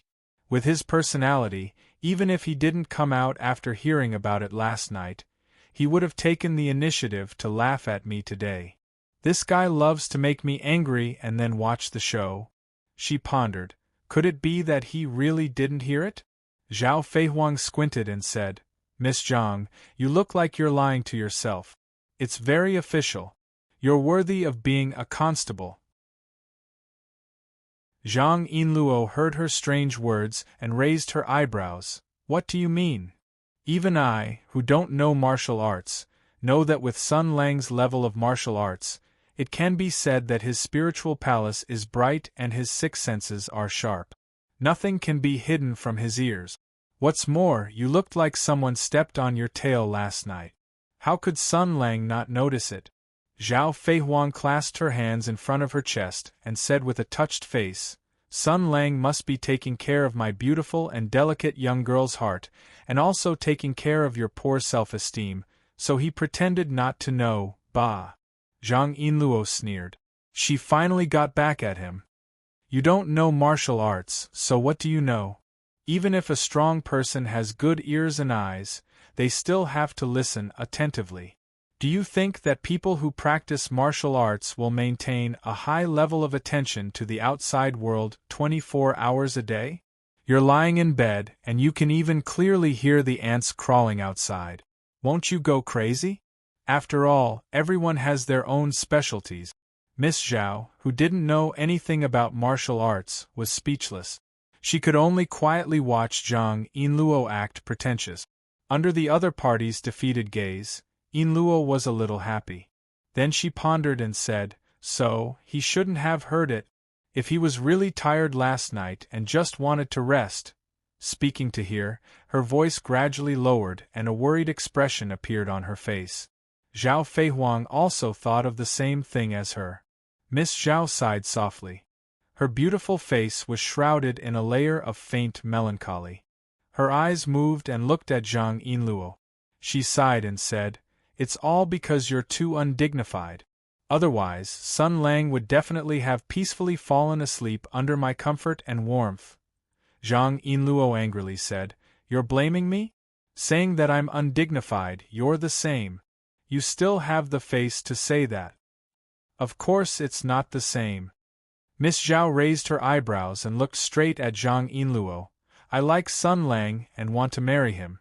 So when he's sad, I definitely have to comfort and protect him. What's wrong with that? You don't even like him, so why did you want to sneak into his room in the middle of the night? Did you want to take advantage of Sun Lang's depressed mood to do something? You're a dirty cow spirit. Zhang Yinluo was tongue-tied and angrily said, Can't I care about him? We're partners. What's wrong with caring about him as a friend and business partner? Zhao Feihuang snorted. Would a business partner casually enter the opposite sex's room in the middle of the night? It seems that you, Miss Zhang, are also such an indecent person. Have you gotten used to it and it doesn't matter what happens? Yinluo jumped and said, You're talking nonsense. How can I be like this? Miss Zhao raised her eyebrows and said, That is to say, Sun Lang is special, so it's different. The cow spirit covered her chest. This little bitch was getting more and more difficult to deal with. She took a deep breath and said weakly, Okay, you win. I shouldn't have entered Sun Lang's room in the middle of the night and ruined your good thing. I'm really sorry. As long as you're happy, you can do whatever you want, Zhao Feihuang said proudly. You admit it, right? As Sun Lang's admirer, I can enter his room in the middle of the night, but as a friend and business partner, you can only care about him during the day, understand? Yes, as long as you're happy. Zhang Yinluo was physically and mentally exhausted at this time. She didn't have time to play word games with this somewhat childish lady. She nodded perfunctorily and waved her hand. Yes. Well, I'm going to cook, you can go whenever you want. Anyway, no matter how nice you sound, you can't touch, pinch, or kiss him. Humph.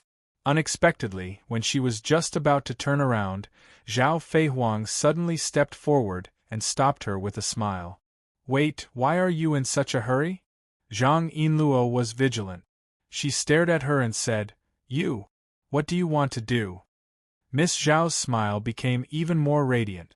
Please exercise your right as a partner and friend. It's broad daylight now.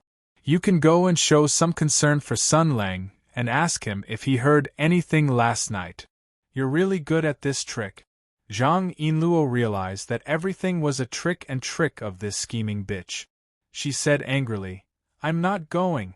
Why should I go? You're so bold and like him so much. Why don't you go? Zhao Feihuang said proudly, I'm letting you go. Although I'm undoubtedly the first wife of the Sun family, if you perform well, it's not like I can't let you become a concubine. Zhang Yinluo chuckled and turned to leave. You're not going, right? Zhao Feihuang shrugged. Then I'll go look for Mr. Sunday. By the way, I'll tell him that there was an unpresentable cow spirit who wanted to enter his room last night. As a result, she barged into my room by mistake. She didn't even look at me and did something disgusting. She said something that disgusted me until now. Stop right there. When Sun Lang was done with The Times Are Calling, he pushed open the door and entered the study. He was sitting in front of the desk writing and drawing when he suddenly heard footsteps approaching. He raised his head just in time to see Zhang Yinluo's small head slowly poking in with a complicated expression. Sun Lang held a pen with a calm expression and wrote, Why aren't you coming in? I'm fine here. Zhang Yinluo's tone was a little strange. What are you writing? Sun Lang said nonchalantly, This. Last night, I taught Zhang Jianyuan how to do media in the new era. When I woke up this morning, I suddenly had a flash of inspiration and felt that I could do some small work myself. I think that this country is not good in many ways. Even the moon is not as round as it is in other countries. There must be a problem with the country's system. Unfortunately, the wisdom of the people has not been developed. Everyone is very ignorant and doesn't realize the huge gap between their country and the advanced Western countries. I think that I need to write something to tell the shocking truth to the sleeping people and awaken their beautiful yearning for democracy and freedom. Yes, I want to become a public intellectual who speaks for the people. As he spoke, he dipped his pen in ink and looked up. What should I write first? Well, the analysis of the situation of the Hutu Empire written by the Rand Corporation of the Great Western Continent's Thousand Island United States. Zhang Yinluo was confused. What is that? However, she quickly realized that it was not the time to talk about this. She blushed and said shyly, Are you okay? Sun Lang was startled at first, and then a faint sadness appeared on his face. He said softly, How can I be okay? I want to get close, but I don't want to get close. If I want to resist, I will fall into loneliness. I slept very deeply last night. I wanted to sleep like this and never wake up. However, I still woke up in the morning and was forced to welcome a new day. It was a day that was no different from the previous one. There was no goal, no direction. I was muddle-headed and had no energy. I don't know when these days will end. He looked at Yinluo, his eyes full of expectation and wavering. Yinluo, can you help me? Zhang Yinluo had never seen such a sad Sun Lang. This guy had always been fearless. She had never imagined that this person could have such a weak side. Her heart ached and she said softly, How can I help you? Sun Lang looked at Zhang Yinluo for a long time. With tears in his eyes, he said in a trembling voice, It's very simple. Give me a double breast piercing. I will definitely feel much better. Zhang Yinluo didn't understand at first. Later, she saw that Sun Lang was staring at her part, so she instantly understood. Sun Lang slapped the table and laughed. When I was reading Reader, you were still nowhere. Using you to feed me chicken soup for the soul? Why don't you just feed me a few mouthfuls? It will be more effective. Zhang Yinluo flew into a rage. She felt that her maiden heart from last night until now had been shattered into pieces. She angrily rushed in and waved her fist. Bastard! I've been worried since last night. Sun Lang jumped to the side and laughed. I'm also worried about Yinluo. So you see, I haven't said anything about you being reluctant to go to my door last night. Zhang Yinluo felt that her whole body was burning up. She bared her fangs and brandished her claws, wanting to fight with Sun Lang. "Shut up! Ah!" The two people circled around in the study. Then, Sun Lang ran out of the door. Yinluo rushed out with a feather duster. Her murderous aura soared. She was afraid that in the blink of an eye, she would make Sun Lang's blood splatter in 5 steps and break his but by 3 inches. Zhao Feihuang sat on the stone bench with her legs crossed and chin propped up. She looked at the two people fighting back and forth. The corner of her mouth hooked up into a smile. "I knew it, but," there was still a trace of worry in her eyes. "Sun Lang, are you really okay?" After chasing for a long time, Yinluo finally stopped, gasping for breath. Sun Lang was still not far away, looking at her with a smile and jumping up and down. No matter how you look at it, he was asking for a beating. The ranger saw that Yinluo was tired from running, so he came to her and squatted on the ground. He looked up at her and smiled. "Tired?" Zhang Yinluo looked down at him. The anger and shame on her face slowly disappeared. She smiled softly. "Is it interesting?" Sun Lang was stunned for a moment. Then, he grinned and said, "It's interesting." Zhang Yinluo nodded. "Then, are you happy?" The ranger didn't understand, but he still nodded. "Yes, I'm very happy." Then, the girl's smile became even brighter. She raised the feather duster in her hand and hit Sun Lang on the shoulder. "This is your punishment." Sun Lang's expression changed. He stared at the girl in front of him in a daze. Yinluo met his gaze and smiled. "I'm a little angry now. You don't want to tell me anything." "I don't know what to do." The ranger was silent. Then, he whispered, "Sorry, I've always been used to being alone. It's okay." Zhang Yinluo blinked. Then, she put her hands behind her back and smiled. "You said it before. People always change. And my patience now," she drew a big circle with her hands in an exaggerated way. "And this big," Sun Lang was shocked. Facing the girl's bright smile, he almost had an impulse to run away. The girl in front of him was smiling like a flower. In the distance, Zhao Feihuang was sitting on a stone bench and waving with a smile. Dongfang Xian and Zhu Ying were holding hands and fertilizing the body of the flower demon. Outside the wall, there was a stream of voices. This was the human world. There was no war, killing, death, or betrayal. After 2 years, he once again had something that he didn't want to lose. "Old Hu, you must not let me down." Chapter 340. Sun Lang seemed to have returned to normal. It seemed. It was as if the quiet and melancholy handsome man last night was another person. Anyway, he had become heartless again. The days were still very beautiful. There was a group of beautiful girls around him, although he couldn't ck them. But pure love was also very roaring. People of all ages were the ones with the most love, right? Look at those dirty 18-rated movies. If there was a confession under the sunset with no one around, it would basically directly enter the H scene.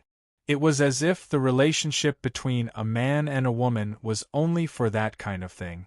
It really tarnished the pure and flawless love. In contrast, the pure love of all ages was much better. You see, even if you were confessed to by a girl in a corner, there were many ways to unfold and thought-provoking plots. Every choice represented a destiny, just like the colorful world, full of endless variables. Some people were confessed to, but in the end, they couldn't go to the concert. Some people were confessed to, but in the end, they were refined into a flying barbarian by a cute girl who was good at using a saw knife. These people were still not loyal. They were too naive. Their hearts were not firm. Just like me, even if I was secretly called to a corner by a girl, I could still stay true to my heart and say, "You'd better find someone else." Sun Lang sighed softly and leaned against the mottled wall of the south courtyard. He had a grass stem in his mouth and looked at the sky at a 45-degree angle. There were tears in the corners of his eyes. He said softly, Suehua, thank you for liking me, but I, Sima Dezhuang, will only love Gong Shimei and Sankiatan. So, I can't accept your confession. Suehua's eyes flashed with a look of not knowing whether to laugh or cry.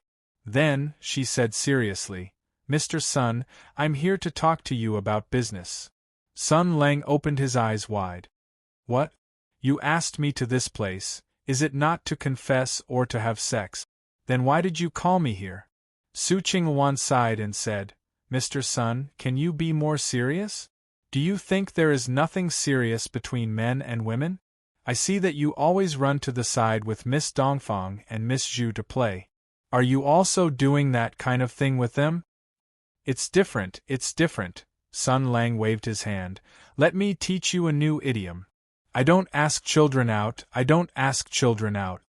In a short period of time, Su Qingwan had grasped the gist of talking with Sun Lang, which was not to listen to this guy's nonsense. No matter what he said, she should not answer. She should unwaveringly and seriously talk about her purpose and business. Otherwise, she was bound to be led astray by this bastard. So she took a deep breath and went straight to the point. Mr. Sun, Mrs. Innocent, but there are some things that I have to mention. Naive? Sun Lang blinked his eyes. Housekeeper Su's ability to lie through his teeth was quite strong. Not to mention the past, even last night and this morning, Yin Luo, this silly girl, was played around by Miss Zhao and almost went crazy. Was this something that an innocent and unaffected little girl could do? She was almost as scheming as me when I was young. Su Qingluan noticed his strange gaze and sighed. It's not like that. Although Miss has been insecure since she was a child and is unwilling to trust others, because of this character, if she trusts someone, she will be loyal to him.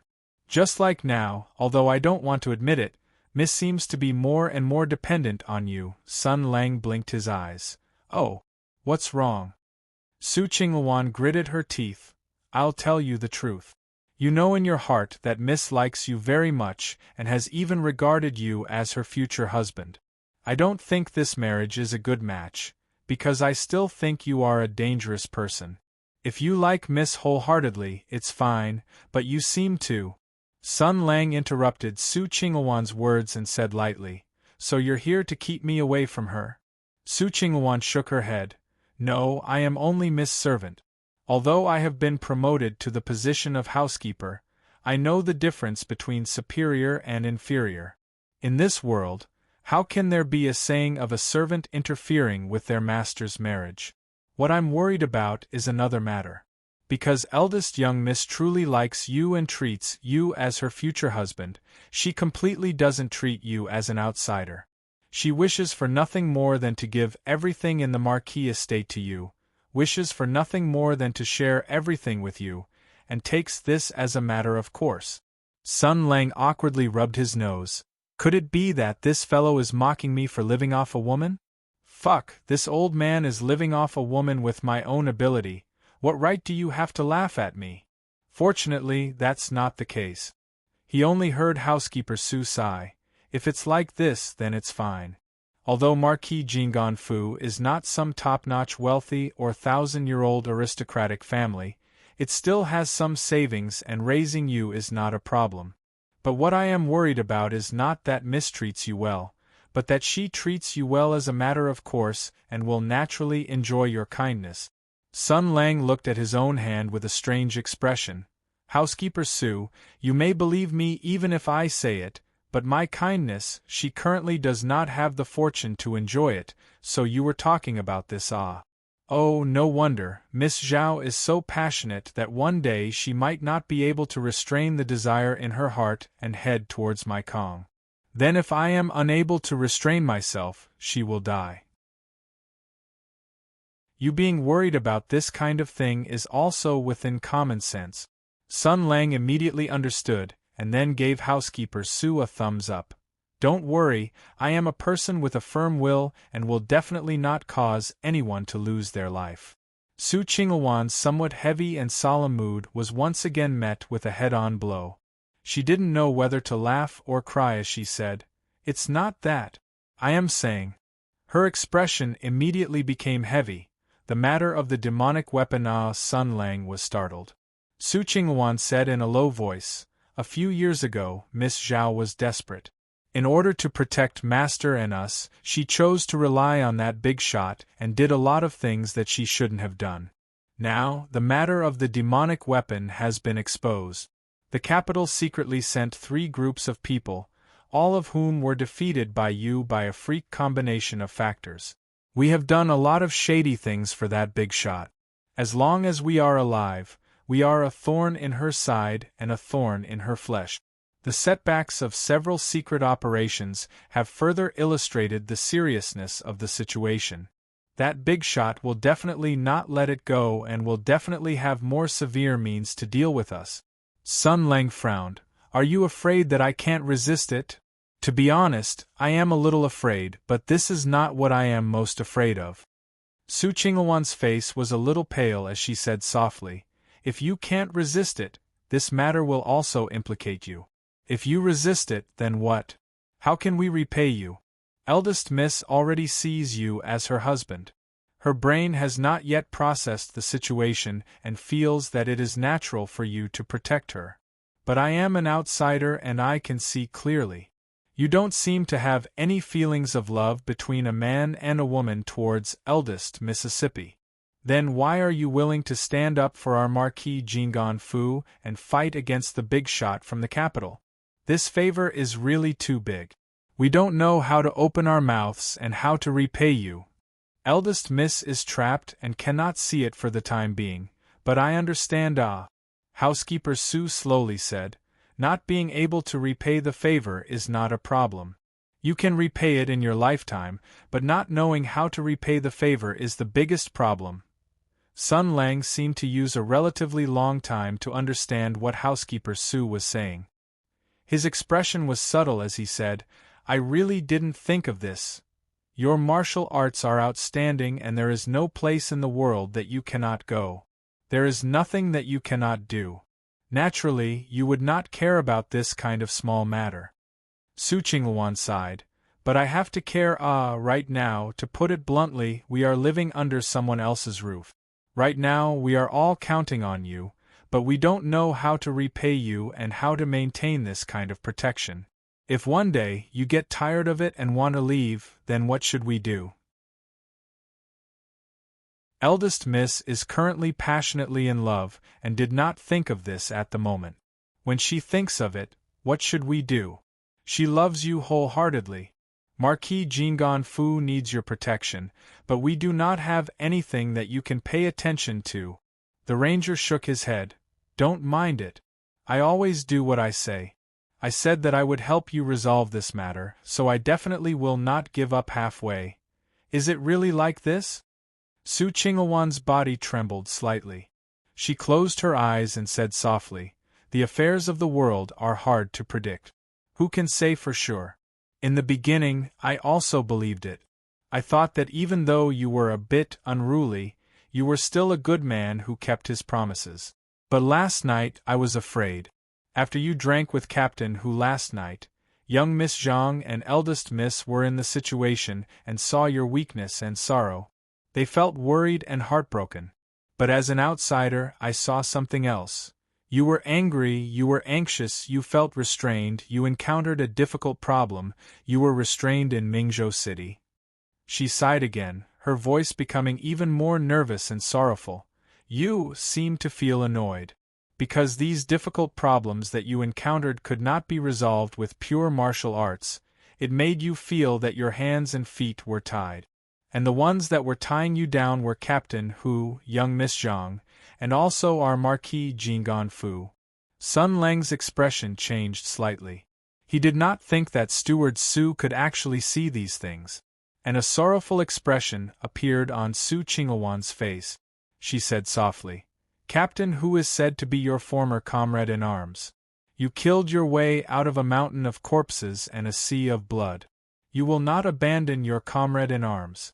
Young Miss Zhang is your confidant. It can be seen that you like her very much. You are willing to endure this adoration and are unwilling to give it up. Only us, between the Marquis Fu and you.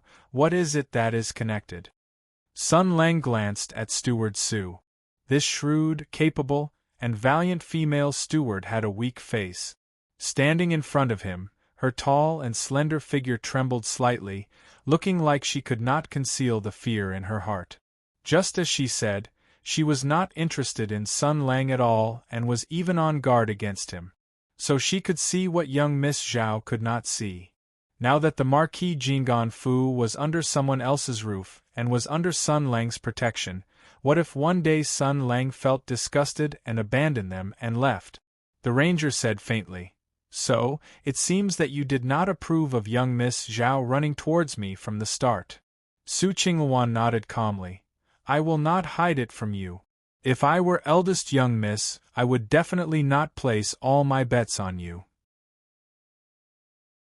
Because you have no desires and do not have anything that the Marquis Jinggan Fu has to pay, and you also do not seem to like eldest young miss very much. If I were eldest young miss, I would immediately contact the Ranger Guild and actively contact Captain Hu to reach an agreement. He is not you. Captain Hu is the person in charge of Mingzhou's Ranger Guild, and also a Tianyuan hero with an extremely high reputation and status. He represents a huge chain of interests behind him. There are needs and resources that we can pay in exchange for peace.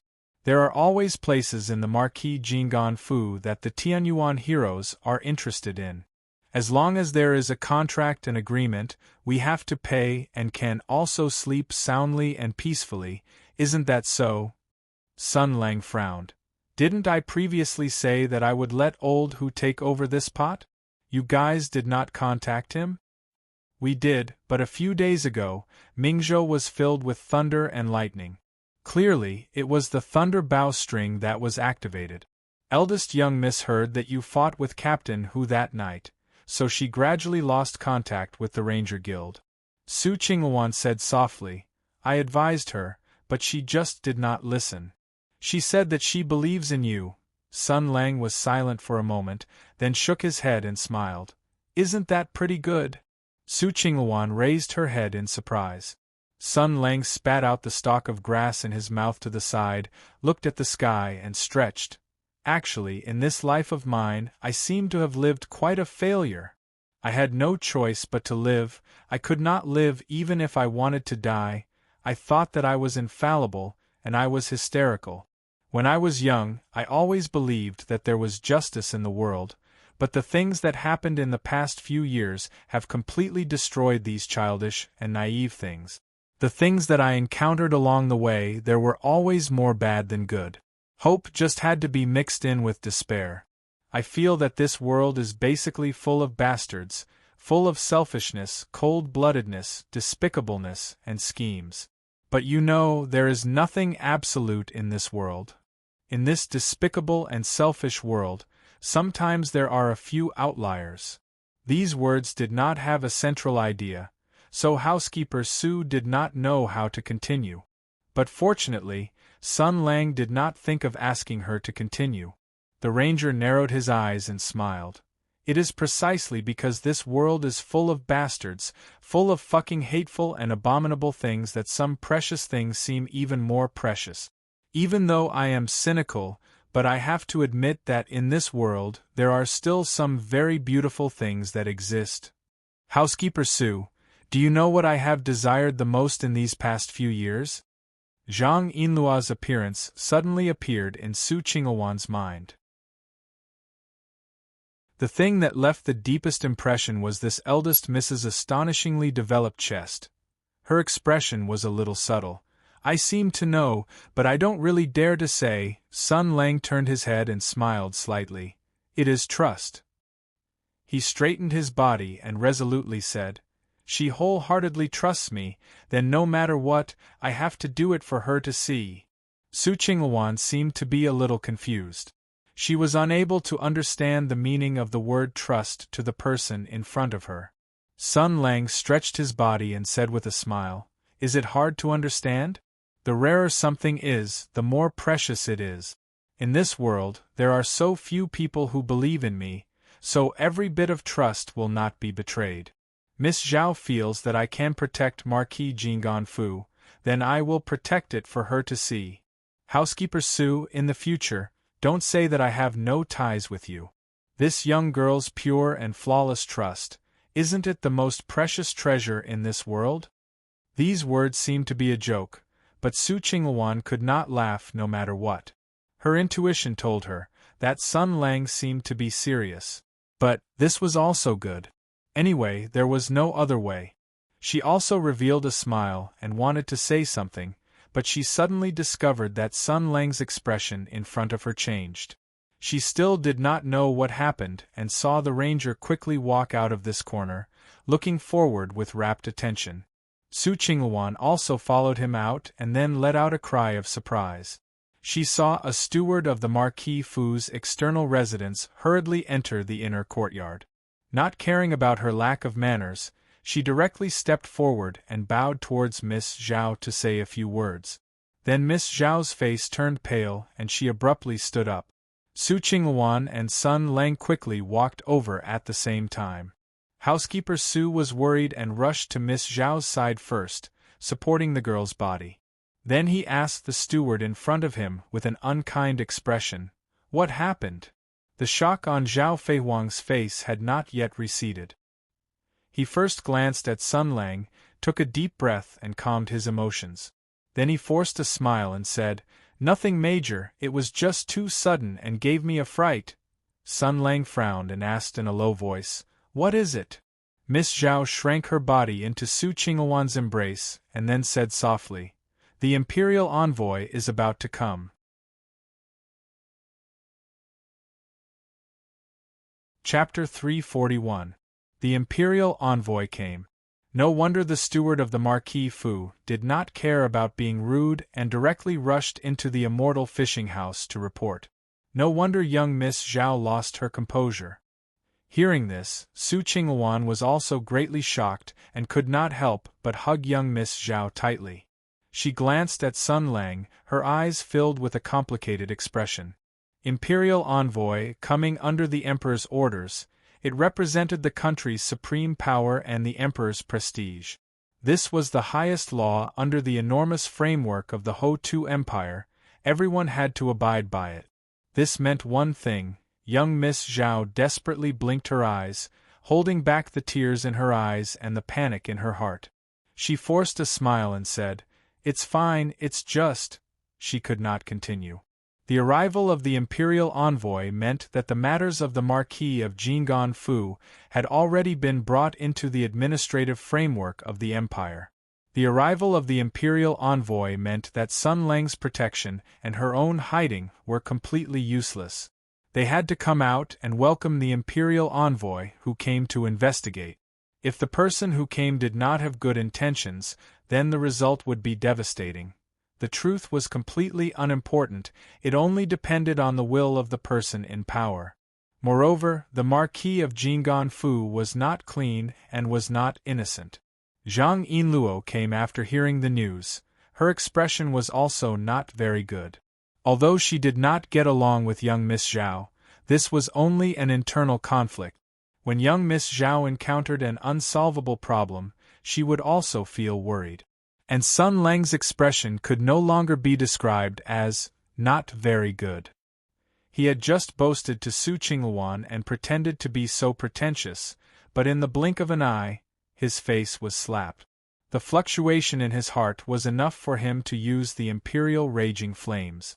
The ranger's expression had already sunk, coldly saying, "Has the news been confirmed?"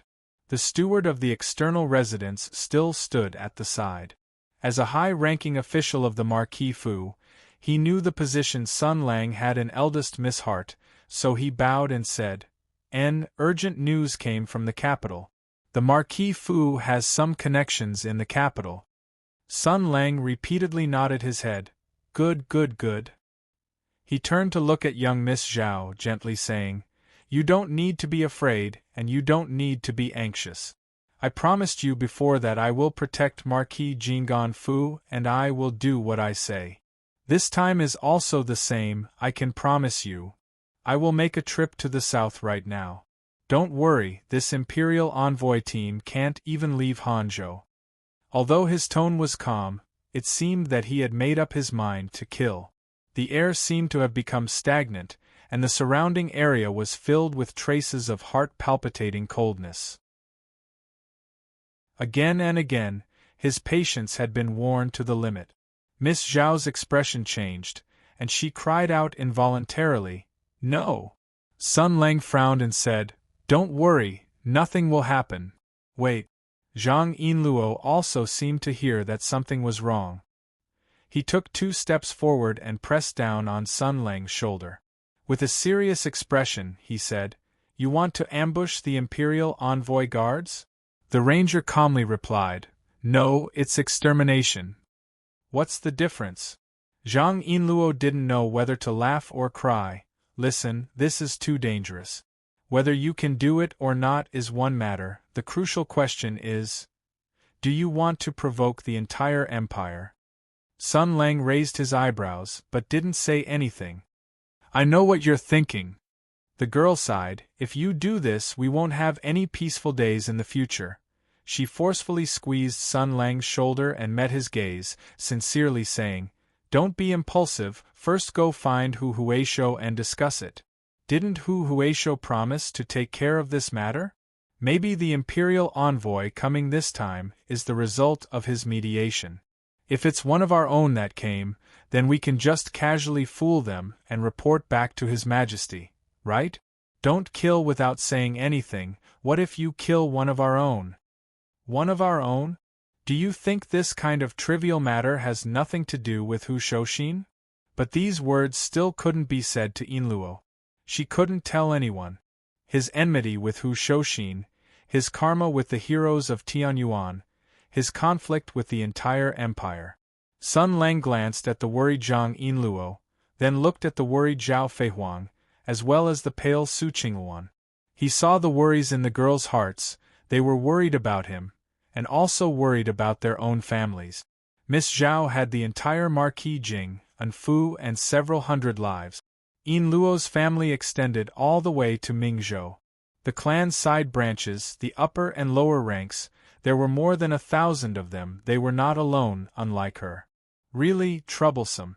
He was silent for a moment, then said softly, "I'm going to find old Hu, you all stay here."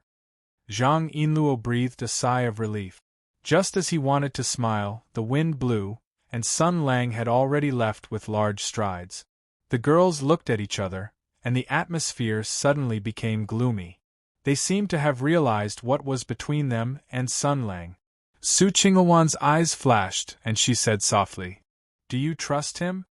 Sun Lang walked on the road with large strides and a calm face, all the way to Zhongyi Building. When he entered, a paladin who was very drunk in the wine hall on the first floor saw him come in, stood up shakily, and came over, wanting to tease this brat who was brought in by the president, but ran off halfway to open some firm. In the end, before he could put his hand on the other's shoulder, he was casually flung away by Sun Lang and flew out, knocking down a table. The guards on the second floor heard the commotion downstairs and saw Sun Lang striding up the stairs with an unfriendly face.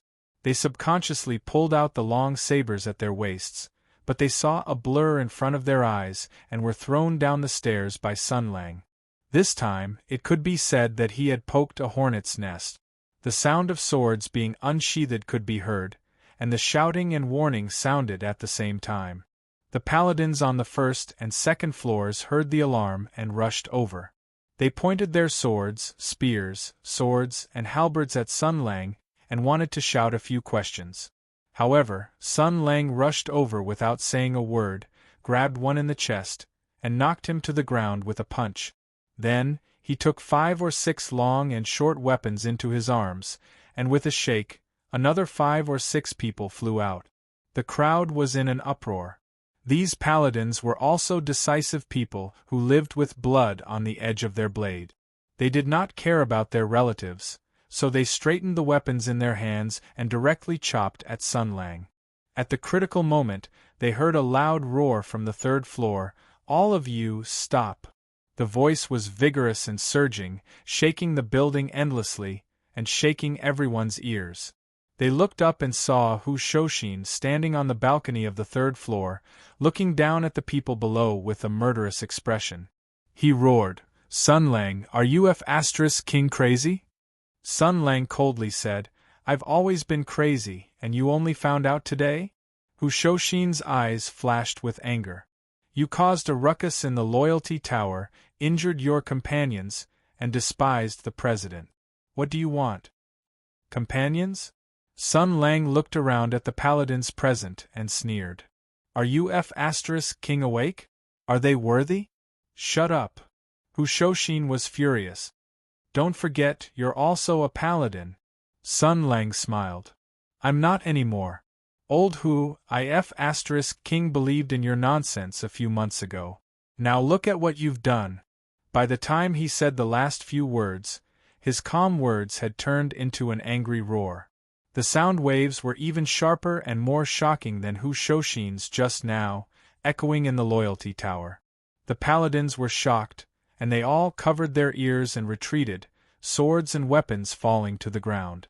Sun Lang ignored the frightened looks cast by the people and looked up at Hu Shoshin. He calmly said, "I regret it. I'm not playing anymore." Under the watchful eyes of the crowd, Hu Shoshin was in a difficult position. Only anger was left in his head. He nodded repeatedly. "Good, good, good. I knew you were wild and hard to tame," Sun Lang rudely interrupted him. "Only now do you realize that you're really stupid. Wouldn't it have been better if you had stayed away from me? But you're asking for trouble." The two brothers had gone through fire and water, fighting side by side against the enemy. After 2 years of not hearing from each other, they were touched and happy to reunite. They got along with each other happily and interestingly. At the beginning, there were differences, suspicions, and conflicts of different standpoints. After gradually distancing themselves from each other, finally, under the fickleness of fate, they came to a tit-for-tat opposition. Hu Shoshin indifferently said, "You've been expelled from the Paladin Guild. Now go." Sun Lang was expressionless. "I have something to ask you." Old Hu sneered. "You're not even a paladin anymore. Then why should I see you? Why should I answer your question?" Sun Lang smiled and calmly said, "If you don't answer, I'll kill you until you do. There are so many people here. If it's not enough, there are more on the street." Hu Shoshin trembled with anger. "You shameless!" Sun Lang grinned. "Power can solve all problems. Power can make everyone bow their heads. Isn't this what you taught me? Why, have I used it on you? Are you stupid?" Hu Shoshin closed his eyes. "Sun Lang, don't force me." Sun Lang's smile was still bright, but his eyes were cold. "It's too late. Don't think that I don't know what you've done."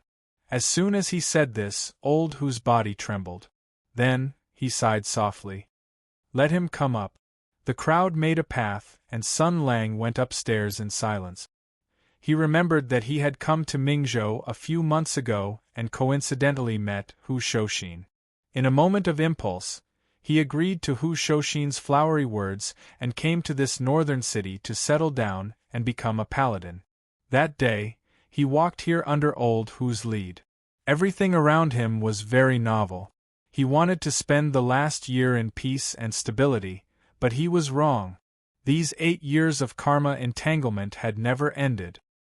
His ill-fated relationship with this country had never been severed. Even if he did nothing, he would still be constantly dragged into this whirlpool. Old grudges were looking for him, new ties were entangling him. He was restrained, but he felt comfortable and satisfied. More and more people gathered around him, and he did not lose anyone. He enjoyed this peace, but the raging flames in his heart constantly reminded him that he still had a blood feud that he had yet to avenge, and a justice that he had yet to seek. But he followed Hu Shoshin into the room and whispered, "I feel that the current me is as useless as the past few years." Hu Shoshin's back trembled. He said lightly, "Is it my fault?" Sun Lang said calmly, "No, it's my fault." He came to the window, his back still facing Hu Shoshin. What's going on with the imperial envoy? Hu Shoshin sat in a chair and gazed at the paintings hanging on the wall. He replied, there are two groups.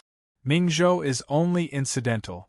The court's attention to Lu Town is beyond your imagination. The court quarreled fiercely and finally reached a compromise. Capable officials and elite troops were sent to Lu Town to investigate this matter clearly. In addition, after a side division arrived in Suizhou, they continued north along the canal toward Mingzhou to investigate the matter of the demon vessel a few days ago that was abuzz. Sun Lang suddenly turned his head. His gaze was as sharp as a knife. You did this? Hu Shoshin said calmly. Since you already know, why ask when you already know? Sun Lang took a step forward. It was as if a hurricane had passed through the study. The strong wind caused the bonsai in the room and the paper on the table to sway and fly. He gazed at Hu Shoshin and gritted his teeth. Why did you do this?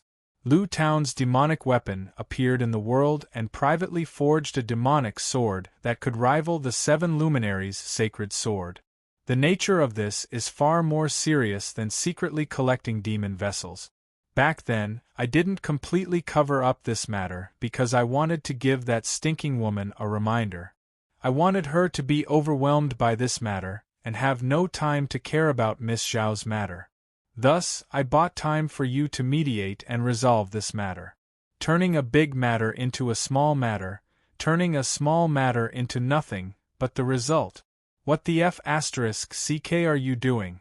Why did you take the initiative to lead the Imperial envoy here? Hu Shoshin stared back at him without backing down. The Imperial envoy is one of us. Sun Lang suddenly struck out with his palm, turning the large table in front of Hu Shoshin into scattered wood chips. He roared angrily, he's one of you. Amidst the scattered wood chips, Sun Lang extended his hand and grabbed Hu Shoshin's collar. He repeated, he's one of you. The atmosphere froze for a moment. After a long time, Sun Lang broke the silence. He met old Hu's gaze and sighed. It's like this, old Hu. I don't know. The matter of the horned tiger was like this. My matter was also like this. This time, Miss Zhao's matter was also like this. Why do you always act on your own every time? Why do you always use the banner of, for my own good, to act on your own every time? It's easy for you to mess things up, do you know that? Why do you always like to make plans for me based on your own wishful thinking? He seemed to be very helpless and his eyes were filled with confusion. Do you know, the Imperial envoy shouldn't have come. This matter completely didn't have to happen. I just don't know what kind of clumsy idea you have, to call some **T Imperial envoy over. Miss Zhao, is going to be forced to return to Marquis Jinggan Fu and be questioned by that Imperial envoy who I don't know whose dog he is. You trust that Imperial envoy, but I don't. Miss Zhao also doesn't trust him. She will be worried, she will be afraid, she will feel insecure. She will feel that this Imperial envoy has bad intentions, that he will send unfavorable information back to the capital and bring disaster to the Marquis Fu. I just promised her that I would protect her. Right now, she is going to obediently return to the Marquis Fu. Do you know this feeling? This is the feeling of your life being controlled and controlled by someone else. You don't know, right? But I know, so I really sympathize with Miss Zhao's current situation. He stared fixedly at Hu Shoshin's eyes and suddenly smiled. You have the guts to provoke the Imperial envoy. Are you not afraid that this Imperial envoy has a life to come but will not be able to return alive? Hu Shoshin said in a low voice. Enough. Sun Lang tilted his head. And? I say you. Hu Shoshin suddenly raised his head and fiercely slammed his head against Sun Lang. Have you caused enough trouble?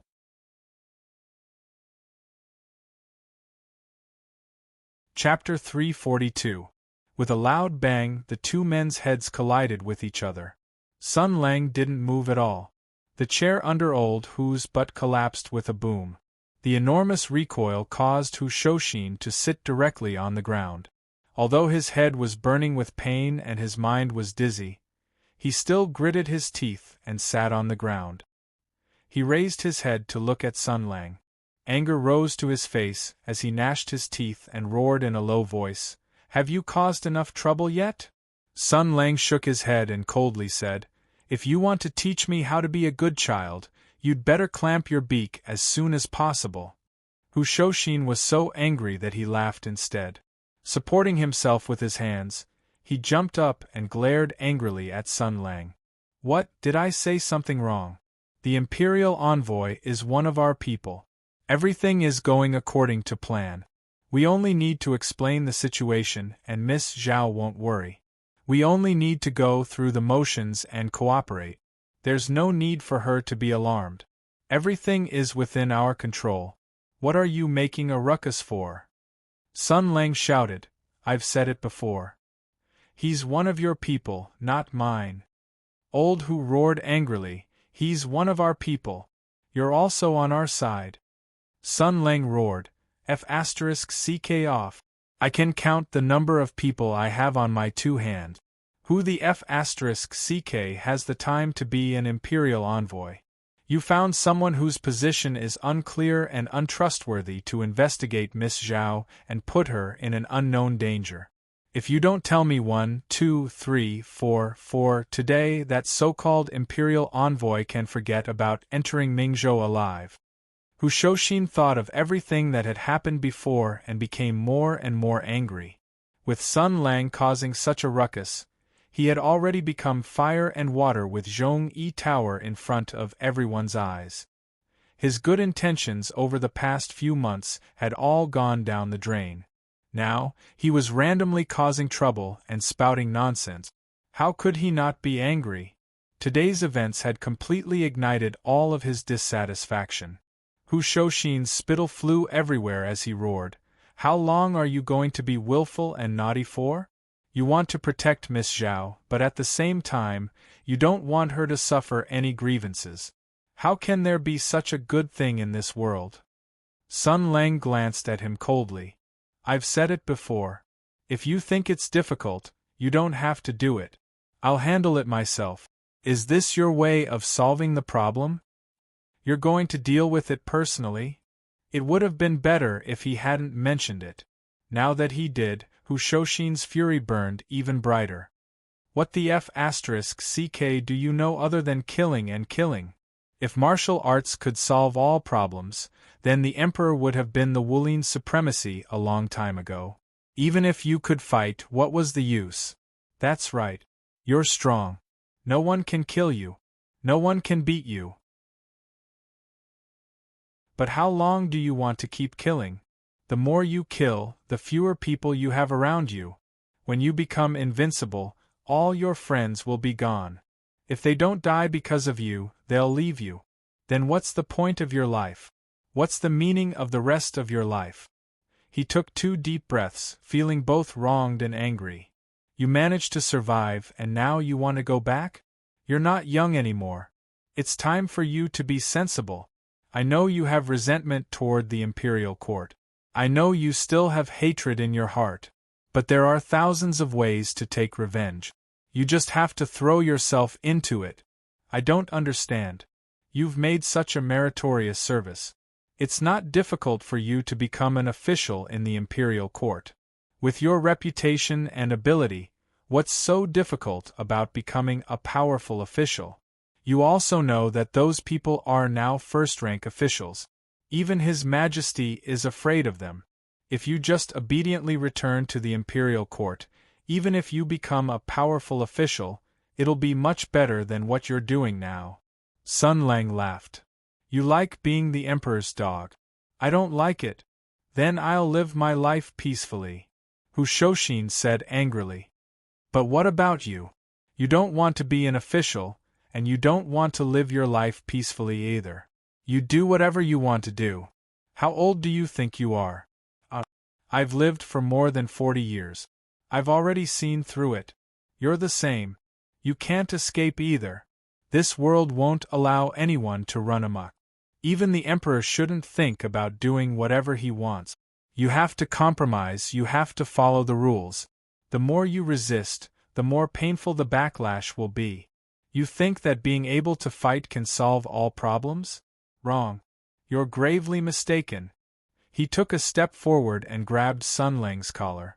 He shouted, "You want to kill the imperial envoy? Attacking the imperial envoy's guards is a serious crime.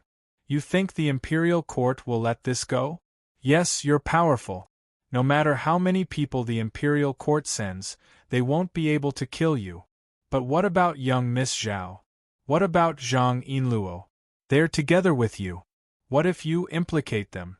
Even if your methods are heaven-defying and you have a way to protect them, what about their families? If the Zhang family or Marquis Jingganfu isn't careful and gets implicated by your matter, not to mention having their property confiscated and punished, even if a few people die, how will Zhang Yinluo and young Miss Zhao view you in the future? Will they still be able to laugh? Taking 10,000 steps back, you can bring them to roam the world. The Zhang family and Marquis Jingganfu also have ways to protect themselves.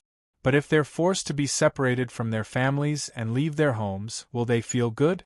Will you have a clear conscience? Sun Lang's gaze changed. His voice was indifferent. This is your goal. Ah, that's right. Hu Shouxin's voice also became cold. These are all things that martial arts can't solve. I can't solve them, and you can't solve them either. When I was young, I wanted to be a great general. I wanted to protect the country, punish evil, and bring justice to the court. I felt that nothing could stop me. As long as I fought bravely, I would have everything. Right now, aren't I still accompanying my wife and child in Mingzhou? Things that can't be moved, things that can't be killed. Living in this world, there will be fetters. This is a fate that no one can escape or avoid. He looked into Sun Lang's eyes, pausing between each word as he said, "The so-called big picture is important, the so-called long days ahead, the so-called thinking about the people you love, this is the way of the world. A hidden plot that dripping water can penetrate stone is harder to defend against than a sword on the surface." Sun Lang gave a low laugh. "Could it be that you never thought about what would happen if these things couldn't tie me down? It means that the hatred in your heart is beyond my imagination. It means that the thing that I don't want to see the most has happened in the great desolate mountain. It means that the whole world is your target of revenge." Hu Shouxin took a deep breath, and determination appeared on his face. "This world has been ravaged by war for decades. We have lost too many brothers and fellow soldiers. Too many people have sacrificed their lives for the prosperity and peace today. Sun Lang, I don't care who you hate, and I don't care how many people you hate, but if you want the world to burn again, the peace that countless people have sacrificed their lives for, and the fire of war reignited in this country, then," he said with difficulty and determination, "then you will be my enemy." Sun Lang's expression was calm as he slowly said, "This is the so-called big picture. The peace of one side of the world, the tranquility of the entire nation, the countless sacrifices and sufferings, the hard-won peace of the 4 seas, these prices, these beautiful things, these fruits of blood, in comparison, the sufferings and injustice of an innocent person are completely insignificant. This is what you all think. No one has the right to make you, who comes from another world, sacrifice and pay for us." Hu Shouxin gritted his teeth and said, "But we have to do this." Sun Lang said coldly, "Then you should prepare to bear the price of peace and victory."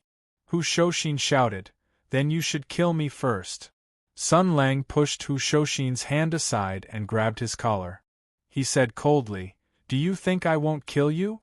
Hu Shouxin continued to stare into Sun Lang's eyes and chuckled. "No, you won't.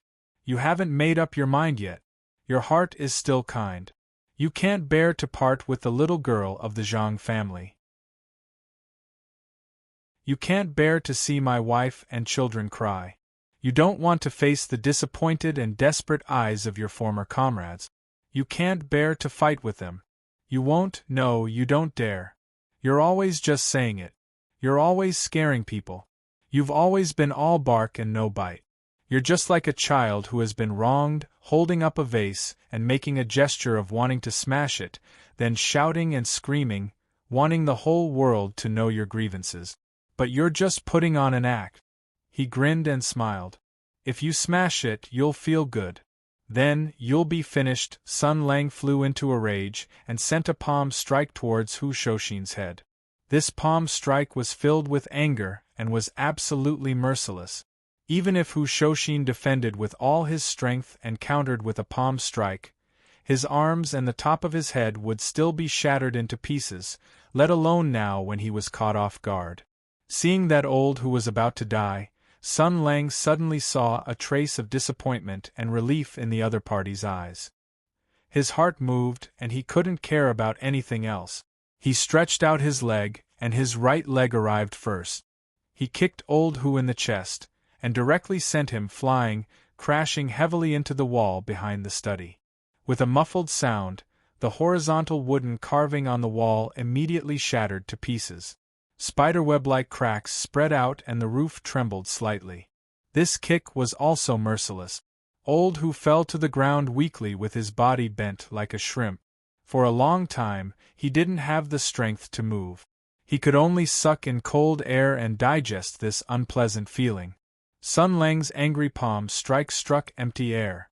His chest also slightly stagnated, and his blood and chi surged. However, he was still much stronger than old Hu. He only needed to adjust his breathing a little, and then he was fine. He shook his wrist and thought about what had just happened. Although he was angry, he still had some lingering fear. With this thought, he still couldn't vent his anger. He stepped forward and kicked old Hu twice. He cursed, F***ck your mother, you bastard. You F***king tricked me again. You want to be a martyr?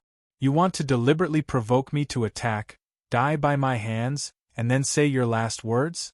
You F***king bastard. I'm not a F***king idiot. How could I fall for your trick a second time? These two kicks were also not light. Old Hu was kicked until he grimaced, but he still heard the key word. A second time? What does it have to do with you? Sun Lang kicked him again. F***ck. My wife is pregnant. How old is your daughter? You're willing to die. You dare to use this rotten life of yours to plot against me. Do you believe that once you die, I'll go back and grab your daughter and throw her into the cellar?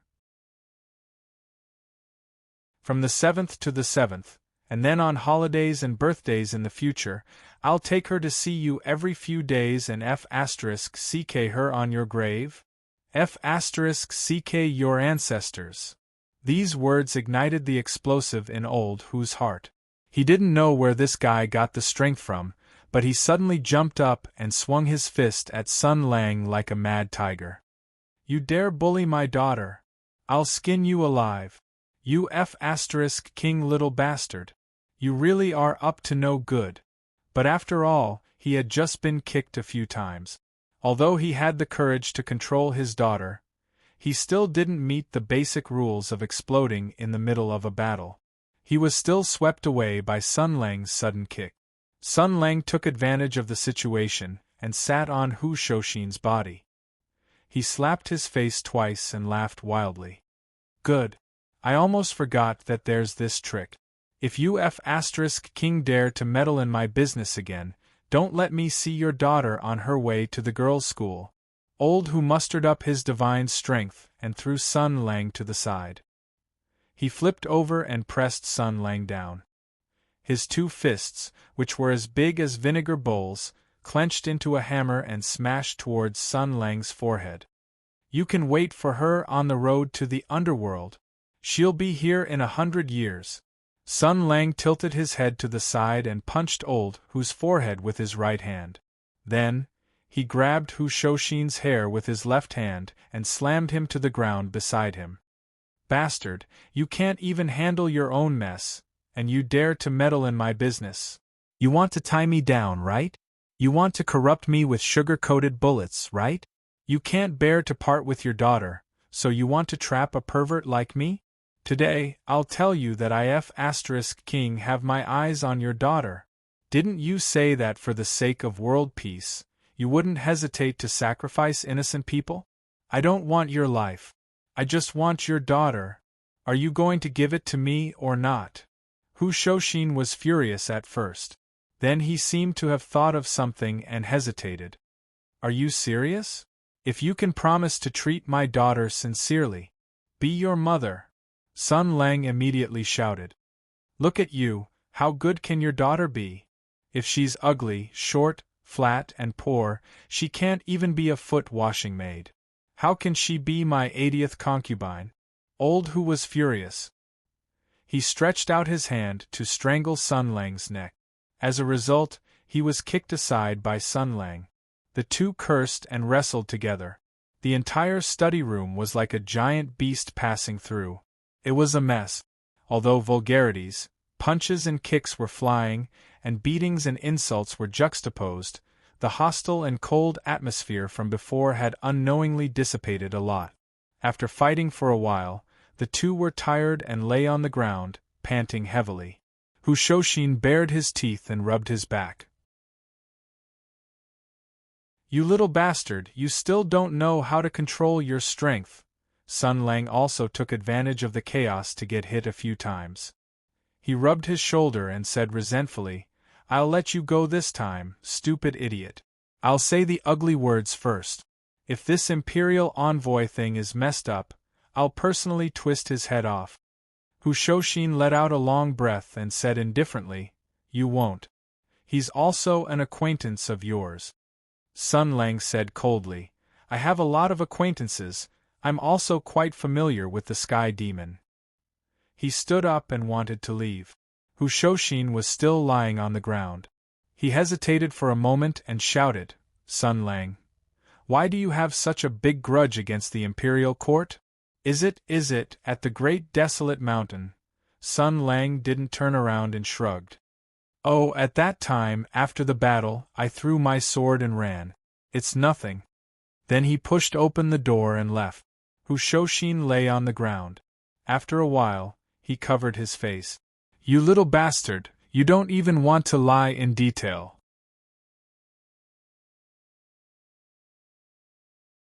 Chapter 343.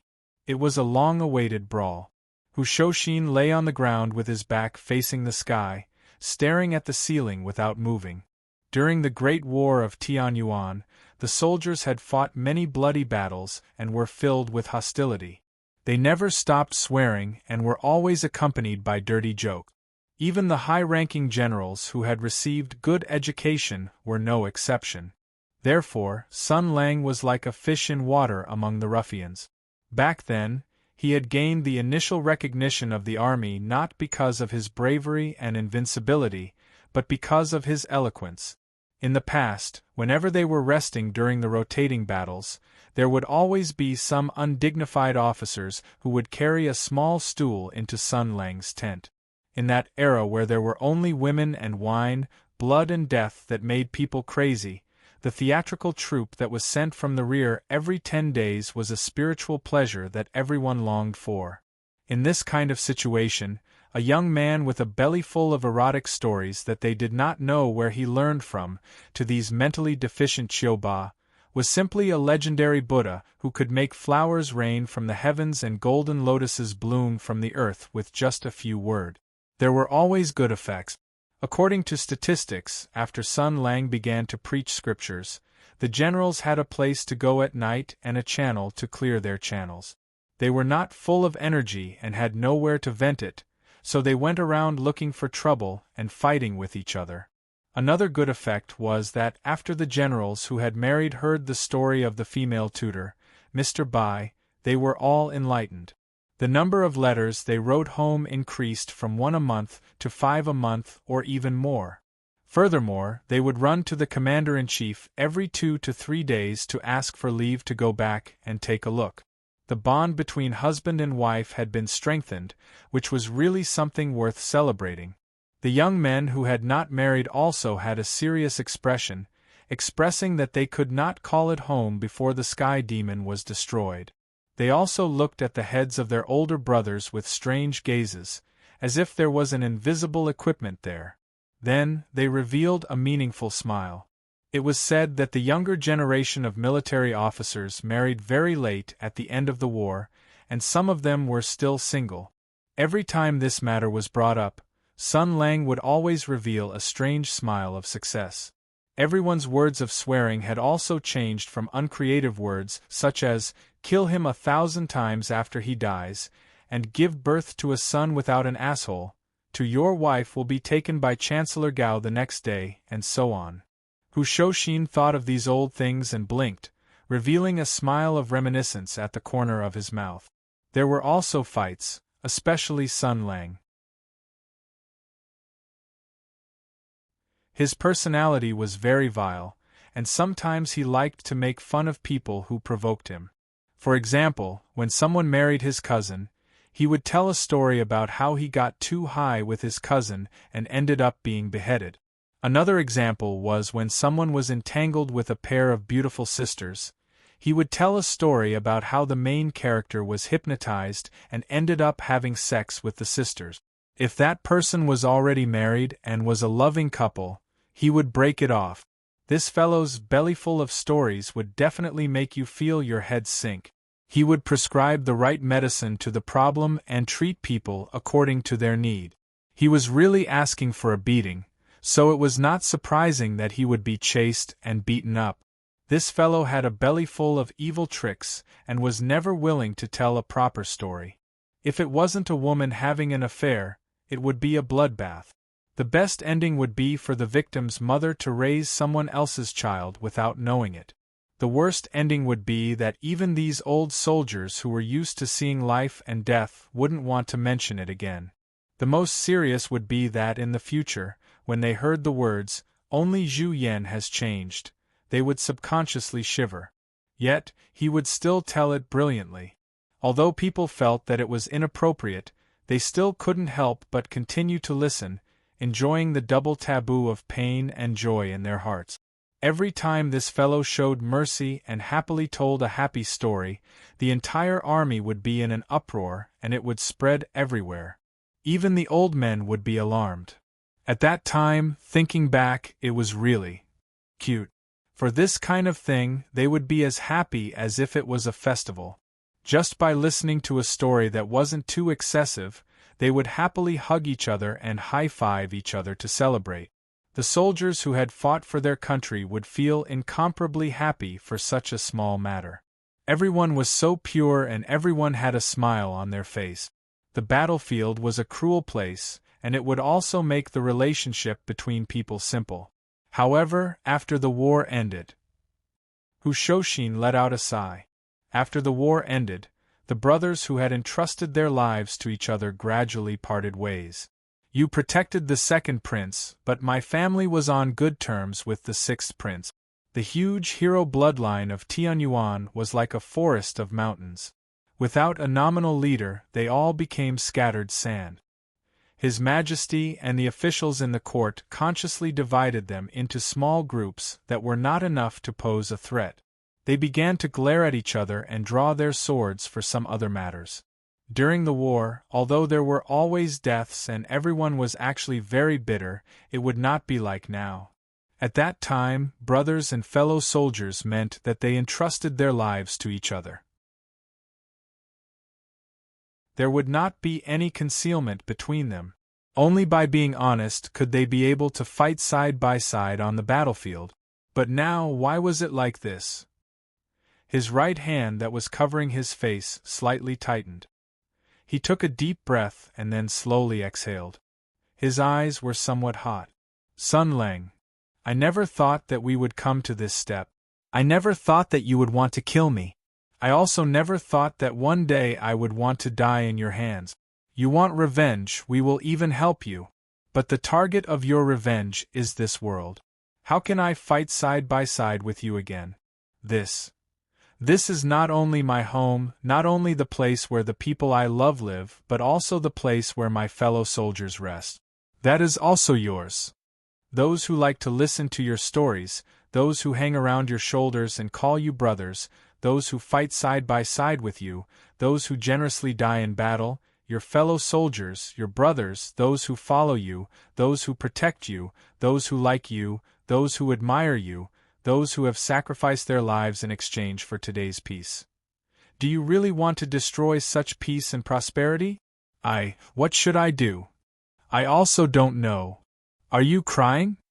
No, just a little. Hu Shoshin replied unconsciously.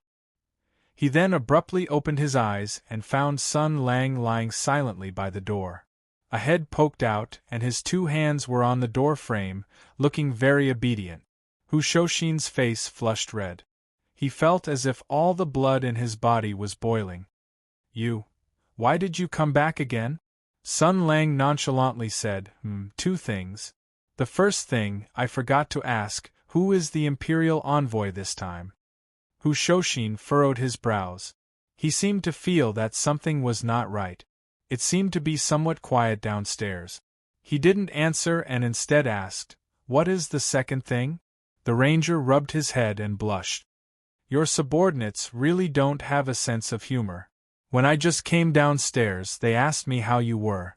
I said you were punched in the temple by me, but it was like you had made an entire hall of water and land dojos. Chinger, pinger, pinger rang out together. When I looked, I saw a big stick who lying flat on the ground with only air coming out of his mouth. There was no air coming in and he couldn't move. Afterwards, they all fell silent. It looked like they wanted to explode in silence. I think that if I continue to go downstairs, someone will definitely die. These are all your children. I can beat them up as I wish, but if someone dies, it would be a slap to your face. So, after thinking about it, I decided to retreat. Speaking to this point, he curled his lips and resentfully said, a group of country bumpkins, uncultured and ignorant. They don't even know the joke of the water margin. Sun Lang had just finished speaking when he heard a shout from downstairs. Boom, boom, boom, boom. It seemed that a group of people had rushed up, loudly calling for Hu Huaisho. In the middle of it was a roar of fury and grief, saying that they were going to fight it out with the brat. Sun Lang shrugged and flashed in. He kicked Hu Shoshin. Speak quickly, who the hell is the Imperial envoy? Hu Shoshin had just been about to cry. His ugly state had been caught in the act by Sun Lang, and he had also been flashed by what Sun Lang had just said. Thus, his anger had not yet flared up. His confusion came first. Hearing this, he stupidly replied, Qin Hui. Shame on your mother. Sun Lang went forward and kicked him again. Of all the civil and military officials in the court, you actually found this one who has nothing to do with me. Hearing this, Hu Shoshin was puzzled. I find it strange. He is both civil and military, gentle and polite. He is such a good person. Why do you always find him an eyesore? Sun Lang rolled his eyes and raised his foot to kick him again. You have the face to say it. Back when I became the marshal, a person named Qin Hui suddenly jumped in front of me. Naturally, I wanted to chop him to death. Hu Shoshin raised his hand to block and angrily said, What kind of karma is this? Why do you want to chop Qin Hui to death after becoming the marshal? Sun Lang heard that the wanderers outside had already rushed up and shouted, Don't come in! If anyone dares to come in, I will trample on Hu Shoshin's little dick. I will make sure he dies without a complete corpse. In his next life, he will directly enter the palace to serve the Empress Dowager. These words were very ruthless. Although the wanderers outside already thought that their leader had been killed by this crazy fellow, they were still frightened and did not dare to move for a moment. Sun Lang squatted down and patted Hu Shoshin's face. Be careful with your words.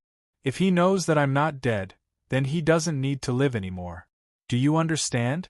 Look into my eyes. I'm serious. I'll say it again. If you let Qin Hui know that I'm still alive, I'll kill her on the spot.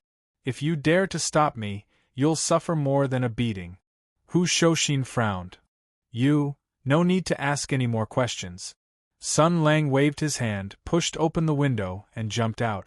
He leaned against the window frame and suddenly poked his head out. By the way, you actually shed tears for me. I'm very touched. Unfortunately, I don't have a camera. Hu Shoshin was stunned for a moment, then became furious. He grabbed the things in his hands and threw them at him. Get out. Sun Lang laughed loudly, jumped onto the street, and ran home happily, completely ignoring the chaos in the Zhongyi building after discovering that their leader had come back from the dead. He used the smile on his face to cover the haze in his heart. No matter how sad and angry he was, he did not want to let the people he cared about see it. There was no need to let them see it in the first place. Therefore, Sun Lang smiled and pushed open the door of the fishing immortal building. Looking at the worried faces of the girls who looked back, he opened his arms and said loudly, "Yinluo, let's stay at Miss Zhao's house for a few days."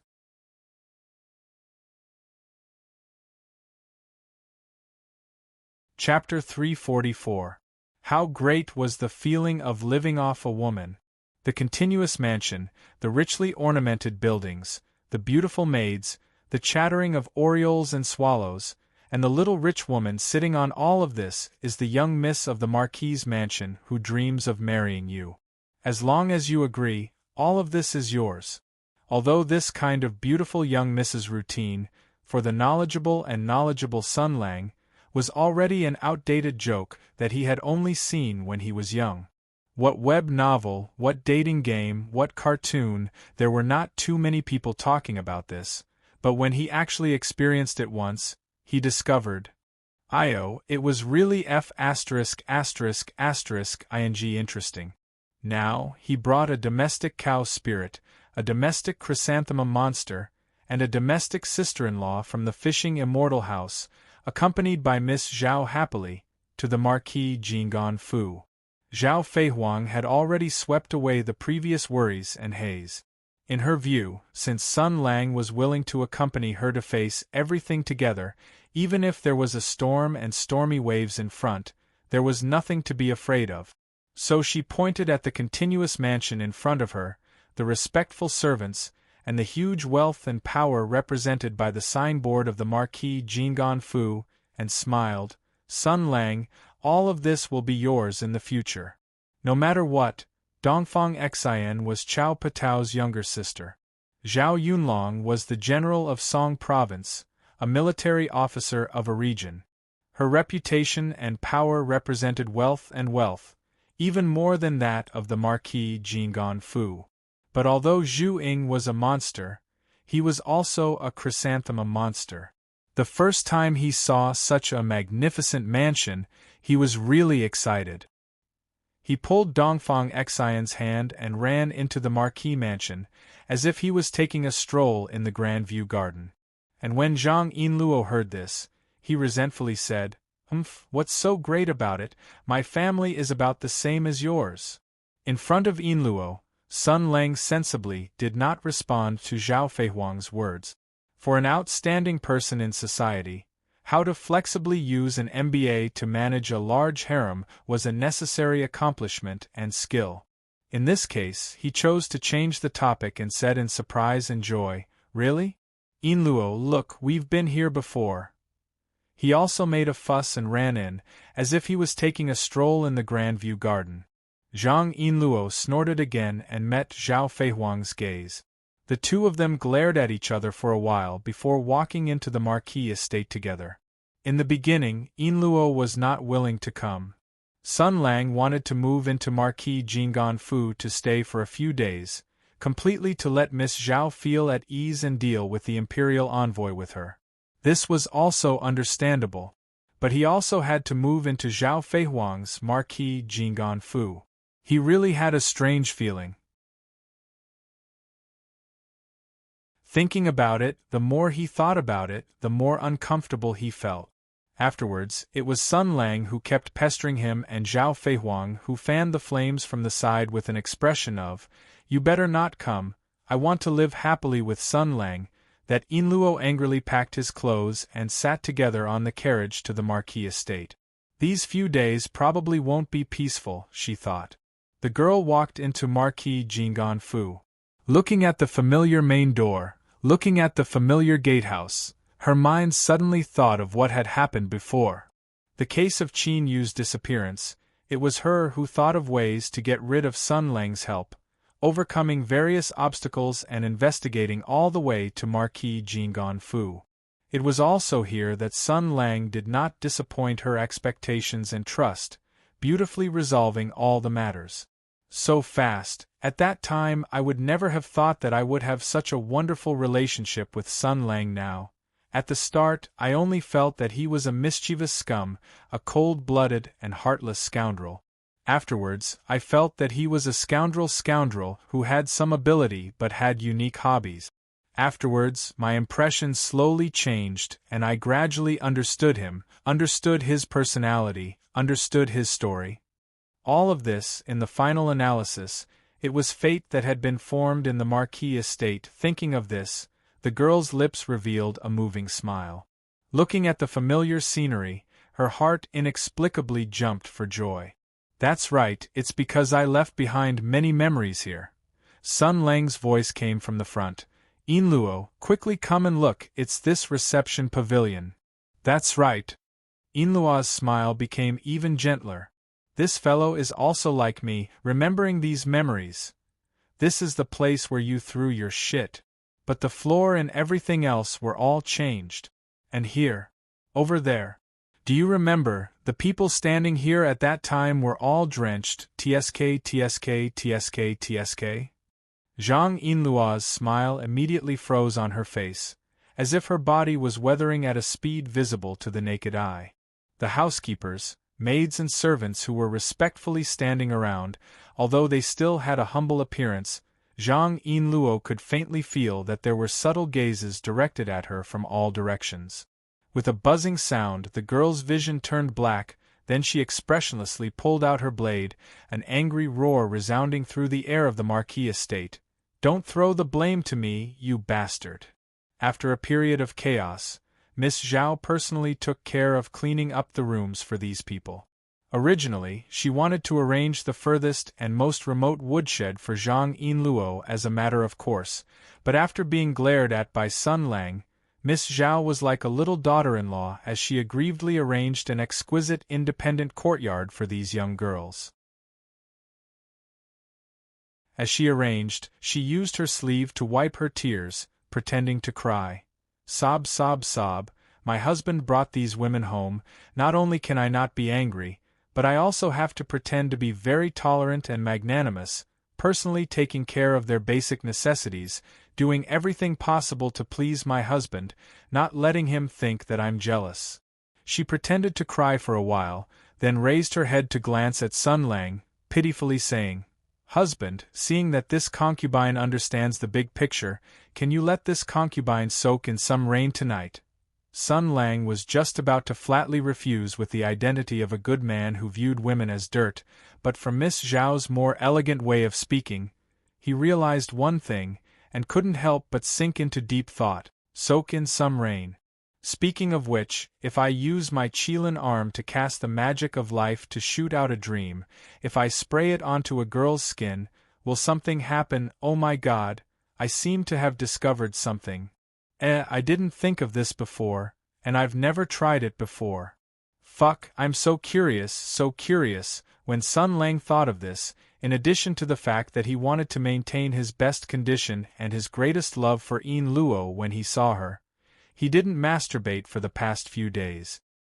His churning desire merged with his lustful thoughts, causing his thoughts to become even more restless. He rubbed his chin and pondered. At the same time, he placed his scholarly gaze on the few people present. Dongfang Xian was too young, and for old Zhao's sake, he didn't want to destroy children. Zhuing. Well, this monster's intelligence was only half developed, and his mind was not mature. According to the customary rules of the world of dead otakus, it was illegal to rape a retard.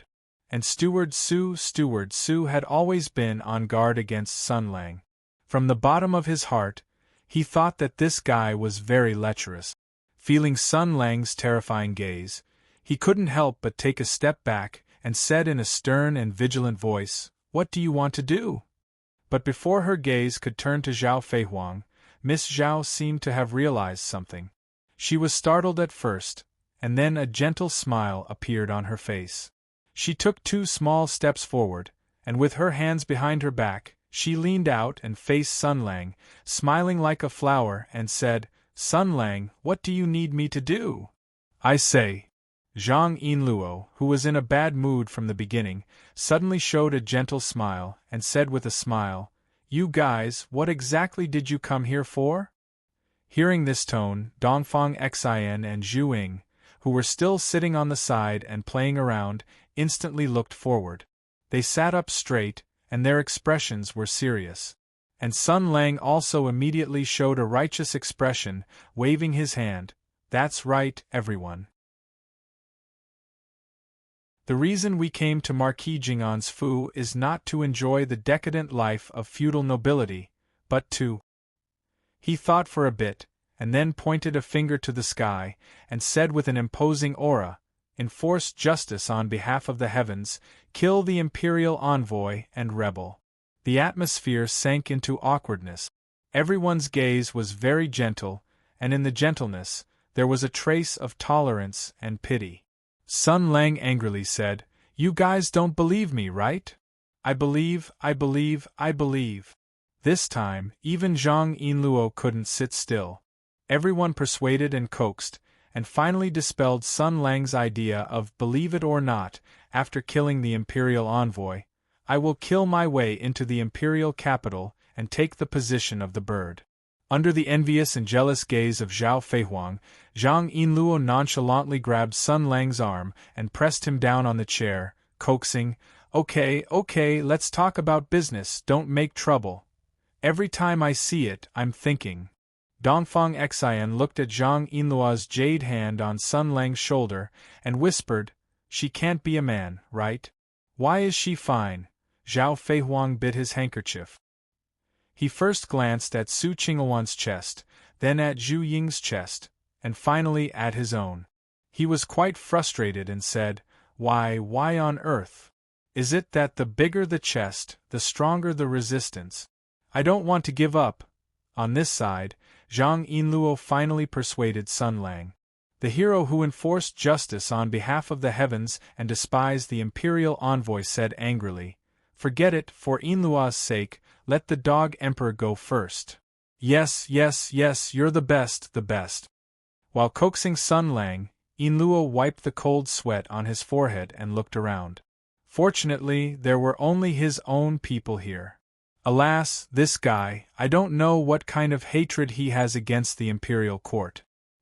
He slandered the imperial court every day, insulted the imperial family, and always bragged, as if he could really kill his way into the imperial city with his own strength. Sun Lang, however, did not know what she was thinking. He snapped his fingers and said, "Well, back to the topic. Since everyone is unwilling to kill the imperial envoy, let's change the way and the way of thinking. In short, everyone has to be on high alert and concentrate on dealing with the Central Inspection Team, who came to Mingzhou to investigate this time. According to my personal little experience, this Central Inspection Team is the most difficult to deal with, so we must deal with it carefully."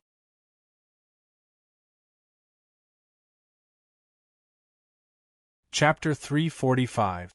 In the Marquis of Jing'an Fu, in a heavily guarded secret room, Sun Lang was currently demonstrating to the young girls the necessity of beating up the Central Inspection Team. Think about it, before this Liangshan company was bought by the management of the Zhaosong Corporation, didn't they also diss a few waves of imperial envoys and cut down 2 groups of security guards that came to cause trouble? This allowed the Zhaosong Corporation to clearly recognize their size and then sell them for a good price? Although in the end, it still died, but doesn't this kind of painful lesson show that you must not believe in black-hearted capitalists? Sun Lang earnestly waved his hand. "That's why, you must beat them up, give them a bit of color to see, let them know how powerful you are, let them know how to cower, then this matter will be easy to handle. For this matter, it's especially so. The more cowardly you are, the more he will think you are easy to bully. As long as you give him a solid beating and let him know that you can beat him at any time, then he will become obedient. Let's not talk about other things for now, Zhang Yinluo said with a subtle expression. I feel like you are talking about a specific person and you are very familiar with this person's personality. You don't know the Imperial Envoy, right? How is that possible? Sun Lang glared and said, I am a barbarian who ran out from a remote and desolate village, a pretty boy who eats and does nothing all day. How could I know the important figures of the Central Inspection Team? Yinluo said with a smile. That's not necessarily the case. Although you are a barbarian who ran out from a remote and desolate village, and you are indeed a pretty boy who eats and does nothing, but you know Tianyuan's hero Hu Shouxin, you know Songzhou's general Zhao Yunlong, and you also know this Marquis of Jinggan Fu's eldest Miss Zhao Feihuang. Being able to know the Imperial Envoy is not something strange. Sun Lang sighed and said, Yinluo, you've changed, you've become fond of teasing me. Unexpectedly, Zhang Yinluo didn't care about his change of topic and said directly, Also, you just went to the Ranger Guild and communicated with Hu Huaishou, right? The Imperial Envoy is clearly someone you are familiar with, yet you are still acting as if you are facing a great enemy, instigating Zhao Feihuang to deal with the Imperial Envoy.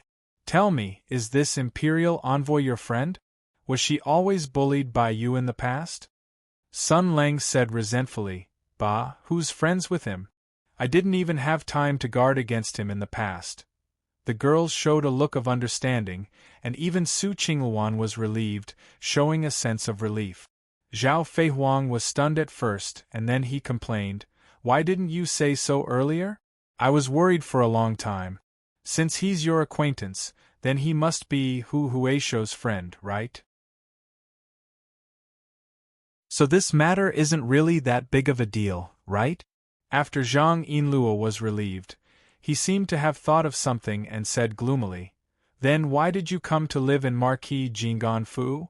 Su Qingluan said without batting an eyelid. It should be because you want to use this opportunity to ruthlessly tease an old friend? Sun Lang furrowed his brows. He wanted to say a few words of warning, but he seemed to have misgivings about something. In the end, he gave up. In short, right now, you are only receiving the news through the channels of the court. There is still some time before the Emperor officially announces the news. During this time, make your preparations. There are many people in the Imperial Envoy Guard. It is impossible for them to all be of one mind. Perhaps there are spies from other powers among them, as well as people with ulterior motives. Miss Zhao, you must make your preparations. There is no harm in being careful. I will help you keep an eye on them. I will keep an eye on you. Zhao Feihuang was slightly startled.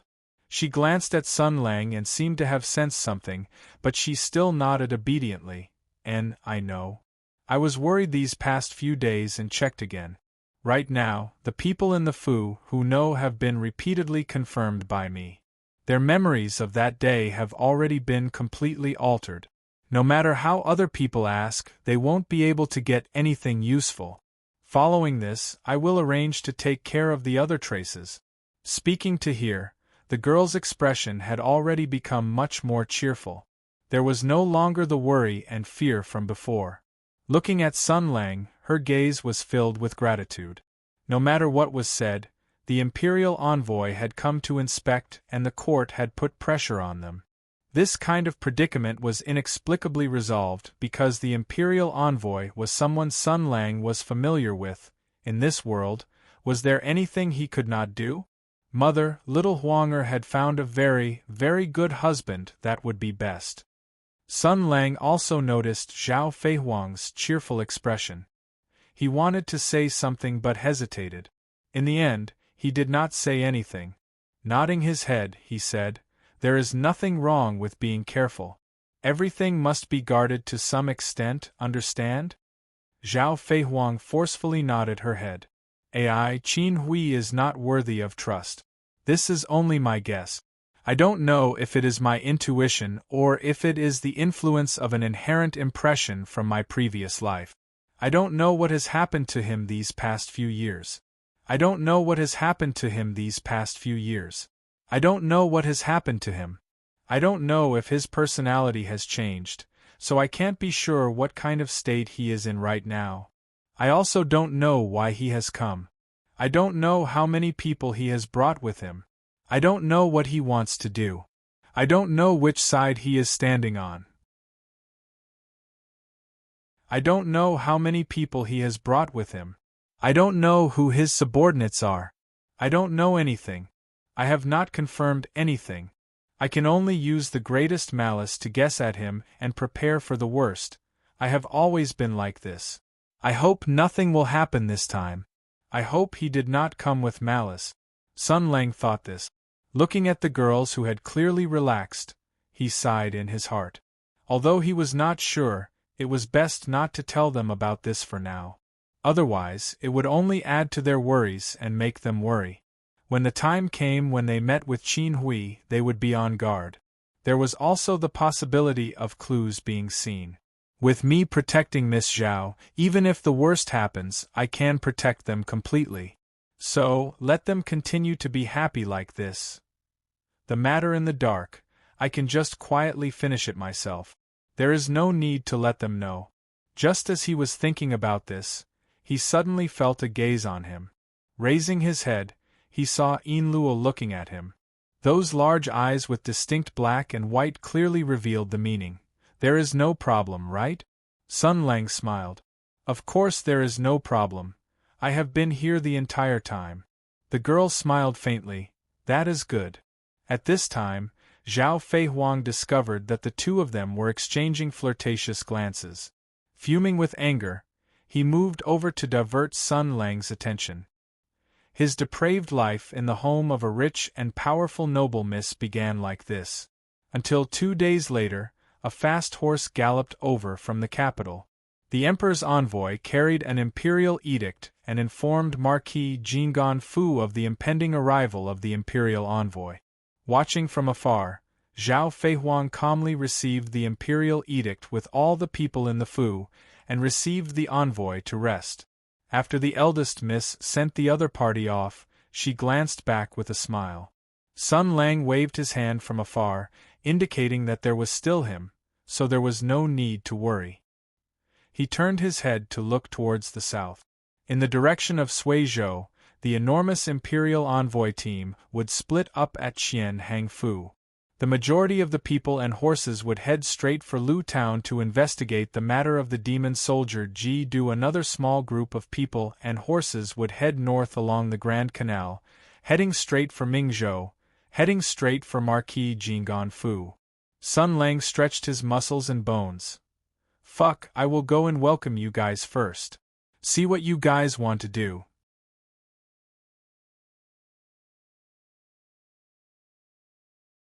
Chapter 346. In one fell swoop, a small town in the area of Qianhang Prefecture on the left side of the Jiang River, Suizhou, had become the center of attention. The imperial envoy's camp was set up in a mountainous area to the west of Lu Town. The layout was orderly and the atmosphere was heavy. The banners and tents were all black. Looking from a distance, it looked like a dark cloud. The killing intent was biting cold, and the atmosphere was oppressive. Even normal people who didn't understand the ways of the military could see the power within. And those who knew a little bit would carefully and mysteriously say to others, "Black armor." I'm afraid this is Tensei province these days. First, 100 Herb Garden was razed to the ground. Then, a large number of outsiders appeared on the streets and alleys of Lu Town. Then, the imperial envoy led a group of black-armored and black-clothed knights on horseback. With all these things, even the slowest and stupidest person knew that something big had happened in Lu Town. The townspeople were in a constant state of panic. They wanted to run to their old homes in the countryside or their relatives' homes in the city to hide. However, the land and water routes out of town were all guarded by soldiers. Although there were no more than a dozen people at each intersection, they were all wearing heavy armor and holding large halberds, snake spears, reclining moons, and other terrifying weapons that represented battle power and non-minor characters in operas.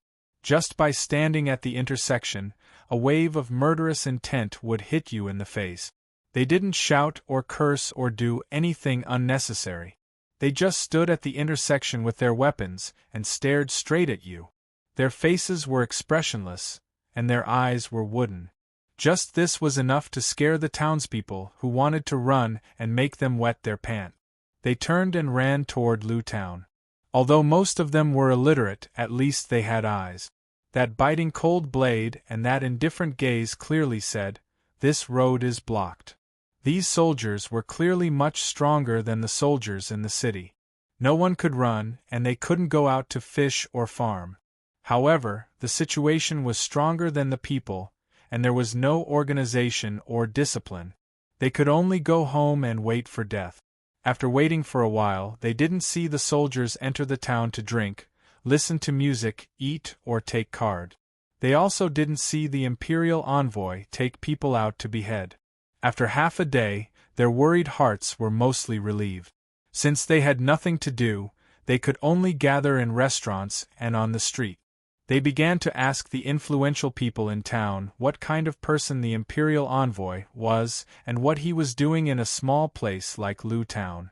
After all, for them, the so-called imperial envoys and black-armored elite soldiers were too far away from their world. Thus, the most outstanding person and scholar within a radius of 15 miles sat at the main table in the lobby of the Xianheng Hotel. He tapped the ash from his pipe on the table and looked at the people around him who were quietly listening to him speak. A glimmer of satisfaction flashed through his eyes. He hummed reservedly. First, he clasped his hands in the direction of the camp. This imperial envoy was born in the Tianyuan army. I have a copy of the Tianyuan heroes list at home. Because I admire the past of the Tianyuan heroes, I study it day and night without rest. So, I happen to know this general's name and life story. As expected, after this pretentious opening, the people around him gave him an uncomprehending but admiring gaze. The scholar stroked his beard and kept them in suspense. He shook his head and said, "He is brave and courageous." He joined the army when he was young and started as a first-class soldier. After a dozen years, he used his military exploits to rise to the position of UG general. This kind of promotion speed is rarely seen in the hundreds of years of the dynasty. He is truly young and promising, however, he immediately sighed. But on the battlefield, swords and spears have no eyes. It often causes heroes to bleed. According to the records of the heroes list, this UG general injured his leg on the battlefield. He was transferred to the rear and recuperated for half a year, but the heavens have eyes and are not willing to let a bright pearl be covered in dust. Although he recuperated for half a year, after this general recovered from his injury, he had other opportunities. From then on, he soared through the clouds. Today, as an imperial envoy, he is in charge of an area under the orders of the king. This kind of achievement is far from what the UG general of the past could compare to. He purposely kept people in suspense to make himself seem unfathomable. Then he made a conclusion. Therefore, the imperial envoy was born a hero of Tianyuan. During wartime, he protected his home and country. He fought bravely while bathed in blood. Wasn't that also for us common people? This kind of general, this kind of imperial envoy, he must love the common people like his own children. He wouldn't do anything to us. Think about it, in the past, when Qianheng Manor came on official business or the local army, which one of them didn't drink wine and get drunk? They said it was official business, but in reality it was just stealing. This imperial envoy has not offended the common people. He even built a camp and lived directly in the military camp. He has not offended the common people. Why would such a good official make things difficult for us? Everyone was skeptical and spoke randomly for a while. However, with the knowledge and habits of these villagers, naturally, they couldn't find anything to discuss. However, perhaps the heavens were helping them. Suddenly, an excited shout came from outside. The Imperial Envoy has sent people to post a notice. The Imperial Envoy has said that he has come on the Emperor's orders to investigate. He asks for our cooperation and understanding. All of the townspeople will be given food and money every day according to the number of people to provide for their daily need. If the common people delay their farming and livelihood, the national treasury will pay compensation. This is the Emperor's great kindness. Everyone was surprised and happy. The cultured person put his hand to his forehead and sighed. With an official like this, the country will definitely prosper for thousands of years to come. Thank you for the Emperor's great kindness.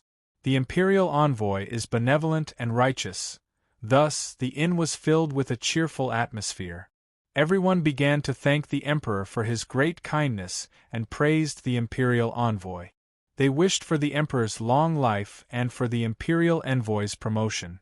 This news seemed to have grown wings and embraced the entire town. In this surprised and happy excitement, everyone became happy and grateful. From the beginning to the present, all of their doubts were swept away by the air of blessings. They only felt that the Imperial Envoy from the Imperial capital could also hear their prayers. Then, his heart was free and he was prepared to give the people of Lu Town unlimited happiness.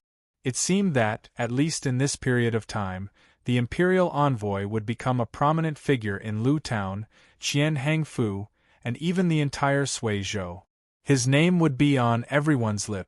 However, while everyone was discussing this benevolent Imperial Envoy, almost no one knew that there was another Imperial Envoy with a dozen or so attendants who dejectedly boarded a boat and began to head north along the Grand Canal.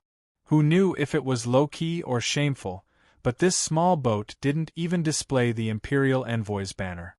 Compared to the Imperial Envoy's black-armored bodyguard, the people's prayers, and the attention of tens of thousands of people, it had already reached the pitiful stage of losing the imperial family's face. Who knew if the Mingzhou officialdom and Marquis Jinggan Fu would feel that they might have encountered a fake imperial envoy when they saw this? Without comparison, there would be no harm. With comparison, the members of this small group of imperial envoys naturally did not have any good voices. Gloominess was written all over their faces. The imperial envoy, Qin Hui, was a person who had broken away from vulgar interests. He didn't seem to care about this kind of ostentation and difference in status. He pushed open the door and walked out with a fishing rod in his left hand and a basket in his right. He slowly walked towards the stern of the boat as if he was going to fish. The attendant beside him seemed to be his friend. He furrowed his brows and said, "Brother Qin, you're really in the mood." Qin Hui smiled faintly. "Brother Yuanzhong, why aren't you in the mood?" This person's name was Wan Yuanzhong. He was Qin Hui's personal friend and henchman. Hearing this, he slapped the railing and said in dissatisfaction, "Why aren't you in the mood? Does Brother Qin not know? We're both imperial envoys, but he, Xiong Laoer, is flushed with success. He has black-armored elite escorting him. How impressive is his reputation. Even the Suizhou officialdom has to look at him. But what about us? We dejectedly head to Mingzhou. Our grandmother isn't close, and our uncle doesn't love us. It's like we're collateral." He frowned and spoke of the source of his dissatisfaction. "It's fine if it's wartime, but now that the world is at peace and recuperating, the imperial court still values military power and belittles civil servants. It's simply a mess. We're all imperial envoys, but the difference between civil officials and military generals is so great. Could it be that with Brother Qin's skill and talent, you can't compare to Xiong Laoer? You're both heroes of Tianyuan just because he's—" "Brother Yuanzhong, be careful with your words," Qin Hui shouted in a low voice. "Also, you should call him Second General Xiong, Xiong Laoer and so on. It's too rude." Don't call him that in the future. Wan Yuanzhong curled his lips and said resentfully, "What's wrong with that?" It said that back then, there were people who called him. Before he finished speaking, he saw his good friend's sharp gaze. He shut his mouth, snorted, and turned his head to look at the river. Qin Hui smiled and handed the fish basket to her other hand. With her free right hand, she patted her good friend's shoulder. "I know that Yuanzhong is complaining about the injustice for me, but it's already great that I'm able to be favored by His Majesty and share His Majesty's worries. How could I dare to be picky? If I do this beautifully, I'll naturally be in His Majesty's heart. There's no need to care about mere ostentation." He walked 2 steps and stood beside the railing of the boat. He said lightly, "Think about it. Even if we're surrounded by attendants and the local officials scrambling to please us, what's the point? What they care about is the imperial order of the imperial envoy. What they respect is the imperial power in our hand. If we don't have the title of imperial envoy, which of those border officials will look at us with their eyes? It's not easy to be an imperial envoy. If you're intoxicated by it, you won't be far from death. Only by doing the emperor's task well and continuously climbing up the ranks, there will be a day when we can make them bow their heads and respect us without using His Majesty's banner. That's what it means to be a minister with real power." He turned his head to look at his good friend and smiled. "Moreover, don't think that Second General Xiong Lao is riding the crest of success right now. His days are very difficult. This time, it's equivalent to being roasted on the fire by the various parties of the imperial court. How can he get out of this situation and complete the difficult problem that his master set for him? He'll have to spend a lot of time thinking about it." Wan Yuanzhong was stunned at first. Then, he revealed an angry expression. "Difficult problem? What kind of difficult problem is this? Everyone in the imperial court knows that Empress Tensei is involved in the mess in Luzhen. If we continue to investigate, it's easy to link it to Tensei province. I don't know what His Majesty is thinking. He actually sent a Tensei general to lead the black-armored elite soldiers to investigate this case. What's the difference between this and sending a thief to catch a thief? Even if he wants to cover up for Empress, he can't do it so obviously, right?" Qin Hui's eyes were deep. She faintly said, "The Emperor's heart is unpredictable. Brother Yuanzhong, you've just entered the official career. You must try to figure it out carefully. This country is His Majesty's country. This imperial court is His Majesty's imperial court. After the war, the path of marquises and ministers no longer exists. In the next few decades, the advancement in the officialdom will be solidified. The old system of marquises and titles that can be promoted step by step based on martial arts, military strategy, bravery, and cooperation with fellow soldiers will most likely be difficult to continue. In the future, who will be promoted the fastest in the officialdom? Do you know?" He turned his head and looked at his friend. He faintly said, "The dog that His Majesty likes the most will be promoted the fastest. Therefore, you must learn to figure out His Majesty's mind. If His Majesty thinks that the military officers are powerful, then you must be a sharp-toothed dog and bite the military officers. If His Majesty thinks that someone is an eyesore, you must defeat him at all costs. When His Majesty thinks that you can understand his mind and can do what he wants to do, he will appreciate you and like you. If His Majesty and you have a tacit understanding, then I have to congratulate you. You will be a minister soon." He waved his sleeves and seemed to be in a good mood. He leisurely said, "You said that His Majesty sent a Tensei general to investigate Empress's case just to cover up for his favorite daughter?" "Wrong. The incident in Lu Town was related to Empress Tensei. This is indeed something that all the civil and military officers in the imperial court are aware of. However, the key problem is that everyone is pretending to be ignorant. No one is willing to expose this matter." Wan Yuanzhong hesitated and said, "Because if this matter is put on the table, it will mean an all-out war with Tensei province. Yes. Although there are many people who want to attack Tensei, no one is willing to take the lead. Everyone wants to take advantage of the situation. Therefore, although the imperial court is in a mess, it still hasn't evolved into an all-out war for the throne. This is because the princes aren't prepared. They don't dare to take this risk. Qin Hui's eyes were deep. He said in a low voice, "Then why did His Majesty send a Tensei general to investigate his master's case? You also said that this is too obvious. It's like a joke. His Majesty won't make this kind of mistake. He must have his reasons for doing this. I thought about it. This arrangement, rather than saying that it's covering up, it's more like a test. For His Majesty to do this kind of thing, although the civil and military officers in the imperial court won't say it, they must be very dissatisfied in their hearts. Right now, who knows how many eyes are staring at Lu Town and General Xiong. As long as something goes wrong, everyone will definitely use this as a pretext to make a fuss and fiercely attack Tensei province. Therefore, Empress must be careful in dealing with this because this is His Majesty's test for her. For the other princes, this is also an opportunity. An opportunity to openly suppress Empress and reduce her impression in His Majesty's heart."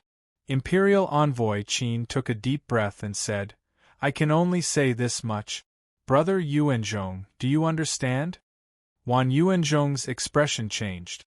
He said with difficulty, "You mean, His Majesty." "His Majesty is. I didn't say anything. The Emperor's heart is hard to fathom." Qin Hui smiled. He picked up the fish basket and fishing rod and walked to the back of the boat, leaving his friend behind. "Yes, the Emperor's heart is hard to fathom. Brother Wanzhong, are you scared just like that? I still have a guess that I haven't said out loud. This is very extraordinary." He smiled faintly, sat down, and slowly hung the hook. He held the line in his hand and dangled the hook in front of his eyes. He smiled deeply. If Wan Yuanzhong was still here, he would definitely be surprised. Because this hook was straight and there was no bait. "I'm not going to Mingzhou for ostentatious reasons, but for proper business. Fishing. I wonder what kind of fish can be caught with this straight hook without any bait? Let's wait and see." A confident smile appeared on Qin Hui's face. He leisurely swung the hook. The straight hook drew a beautiful arc in the air and fell into the water. "Let me wipe my eyes, huh?"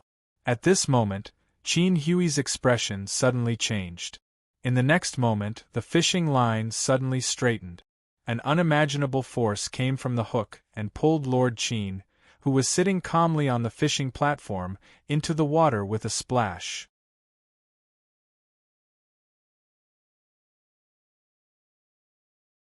Chapter 347. In the blink of an eye. Just as Mr. Qin, who didn't care about fame, was about to complete the first cosplay of his life without knowing it, an accident happened. The baitless hook he threw into the water was grabbed by a powerful force. Immediately after, he flew up from the back of the boat and was dragged into the water like a cloud. If this was the set of a horror movie, then in a moment the water would be gurgling with blood. For example, great white sharks that like to eat liquefied gas, piranhas that like to eat penis, and so on. However, this set was made up of hot-blooded hardliners and serious historical martial artists, so Mr. Qin was able to escape unscathed. However, he was suddenly pulled into the water. In his panic, he instinctively dug blindly for a while and choked on a few mouthfuls of water. For a moment, he was so stunned that he even forgot to call for help. This was understandable. After all, this kind of godly development was truly too shocking. Think about it. A few seconds ago, he was sitting on the fishing platform, sitting on the fishing platform calmly and leisurely, planning strategies from thousands of miles away. He felt that he was elegant and out of this world, and his wisdom was as deep as the sea. In the end, in the next second, he was dragged into the water. Anyone would be stunned if this happened to them. Considering that the morale of the people on the boat was very low and that everyone was basically holed up in the cabin and cafeteria to kill time, only the Imperial envoy himself had the mood to come out and fish. If this matter was not handled properly, it was likely that no one on the boat would know that the Imperial envoy had fallen into the water. Perhaps they would just continue on to Mingzhou. If such a tragic thing happened, it would probably become a psychological shadow for Mr. Qin for the rest of his life. Fortunately, although the boat was small and there was no one at the back, Wan Yuanzhong, who had been taught some life experience, was still leaning against the railing and thinking. When he heard a large splash, his heart skipped a beat. He ran over to look and, as expected, it was the Imperial envoy who was dog-paddling in the water. His face turned pale with fright and he immediately called out loudly. Everyone first lowered the anchor and then jumped into the water with a splash, finally carrying the Imperial envoy up. After boarding the boat, everyone first took care of the hot soup and dry clothes, dried their bodies, and served the Imperial envoy properly. Only then did they begin to ask about the details, still in shock. During this time, Sir Qin allowed them to torment him like this. He still maintained an out-of-body appearance, as if he still hadn't woken up from the unforeseen event just now. He had a silly, "Who am I? Where am I? Who the F***ck is pulling me?" look. Wan Yuanzhong knew this wasn't going to end, so he chased everyone out. Only he and Lord Qin were left in the cabin. He rubbed his hands and stomped his feet. "Brother Qin, you said you were fishing. How did it turn into fishing?" Qin Hui's body was covered with a blanket. She didn't seem to notice and muttered, "What's going on? It doesn't make sense." Wan Yuanzhong saw that something wasn't right. "What's wrong?" Qin Hui flipped out of bed and walked to the door. The fish basket he had used before he fell into the water had also been picked up by someone. The Imperial envoy rummaged through the basket for a moment and found a ball of spare fishing line. He pulled it open. This fishing line was made from silk and a number of other tough and light materials. It wasn't the fishing gear that ordinary people used to fish. It was made in an old shop in the capital specifically for the entertainment of high officials and nobles. In terms of toughness and durability, it was much better than the twine of ordinary people. He used force to pull the fishing line. The seriousness on his face became even more apparent. He handed one end of the fishing line to Wan Yuanzhong. "Pull it well and stand firm. In a moment, when I pull you, use all your strength to resist." Wan Yuanzhong didn't know what he meant, but he had known the Imperial envoy for many years and knew that he wouldn't speak without thinking. Since he had said this, he must have his reasons. Thus, he nodded and used his sleeve to gather his hand. He then wrapped the thin fishing line around his hand a few times through his sleeve. After he held it steady, he signaled to Qin Hui with his eyes. "It's done." Without another word, Qin Hui tugged hard. Wan Yuanzhong felt a strong force pass through his hand, but he was already prepared. He pulled his hand back. No matter how tough the fishing line was, it was still just a fishing line. Although the two of them were civil servants, the empire was a place where martial arts flourished. Most children's first toy in their lives was a wooden sword or a wooden sword, let alone young people like them who had just entered the official career. Thus, no matter how tough the fishing line was, it couldn't withstand the force of two experts. It stretched endlessly. After a moment of deadlock, it broke with a snap. The recoil came. Wan Yuanzhong took a step back, but Qin Hui's body only swayed a little. The difference in the martial arts between the two was obvious at a glance. Wan Yuanzhong praised, "Brother Qin's lower body martial arts are truly exceptional." However, Qin Hui didn't have a trace of complacency. Instead, a look of surprise appeared on his face. As expected. What happened? He looked at the broken half of the fishing line in his hand and slowly said, "After I threw the fishing line, I felt the hook being pulled by a force. In an instant, I was pulled into the water. Although this foolish brother's ability is not great, but my martial arts are still passable. The moment I was pulled by this force, the martial arts that I have cultivated all these years showed its effect. I almost instinctively used my martial arts to resist, but it was useless. I was directly pulled into the water. You also saw it just now. Although the fishing line is tough, it was still unable to resist the pull of the two of us. But just now, it was able to easily pull me into the water even though I was resisting with all my strength. You were pulled into the water. Wan Yuanzhong finally reacted. I was wondering why you jumped into the water. What pulled you into the water? Qin Hui smiled bitterly. I don't know. I was just pulled into the water. I didn't notice any living things around me. After the other party pulled me in, they didn't do anything to me. They didn't even appear in front of me. I don't even know where they are or if they're still there, Wan Yuanzhong frowned and said. So they ran away? Could it be that the turtle spirit that has lived for thousands of years and already has spirituality because it was greedy for the bait and bit the hook? In a moment of anger, it pulled Brother Qin into the water with brute force and escaped after breaking free from the hook? As for why the fishing line didn't break, maybe it was just a coincidence. As soon as he finished speaking, he felt a chill penetrate his skin from an unknown source, and he couldn't help but shiver. Qin Hui was thinking about something and didn't notice the strangeness of his friend. He sighed. It won't bite the hook. There's no bait on the hook, and the hook is straight. Then, Wan Yuanzhong looked at his friend and superior as if he was looking at a retard. After all, with his current state of mind and style, he couldn't understand the beauty of fishing with a straight hook. After a long while, he said in a subtle tone, Brother Qin, I know you're an extraordinary person and do extraordinary things, but you should be more normal.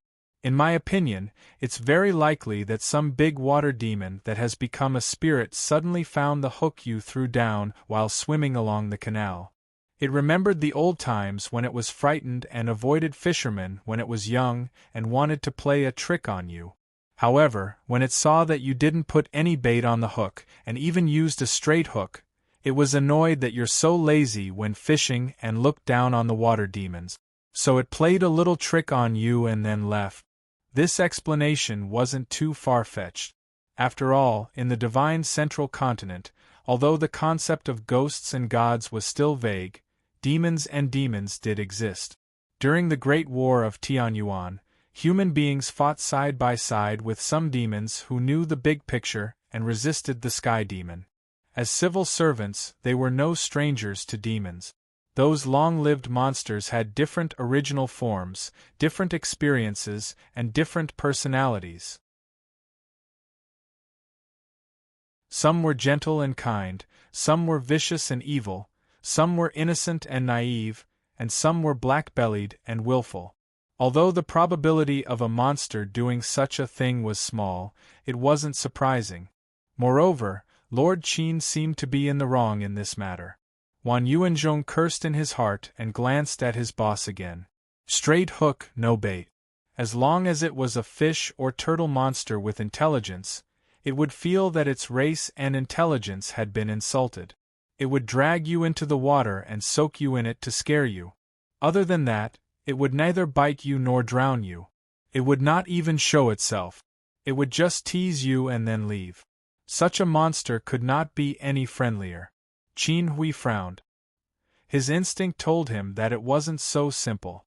But Wan Yuanzhong's explanation was reasonable. After thinking it over, it seemed that this was the only explanation that could clear up all the doubts. However, he still doubted the probability of encountering such a powerful old water demon on the canal. He pondered for a moment and suddenly said, Brother Yuanzhong, what if the one who dragged me into the water wasn't a demon but a human? So what? Wan Yuanzhong was stunned. He looked at the fishing line in his hand and said, With a fishing line, you were dragged into the water effortlessly. And the fishing line didn't break. If this was done by a human, the strength and skill of this person would be shocking. Not to mention that such a master doesn't exist in the world. Even if there is, he must be a top figure in the world. Such a great grandmaster, who would hide in the water to pull your hook and leave without doing anything after dragging you into the water. Who in the world has so much free time? If he wanted to harm you, he could have just gotten on the boat. Why would he hide in the water? That was true. Qin Hui nodded and then sighed.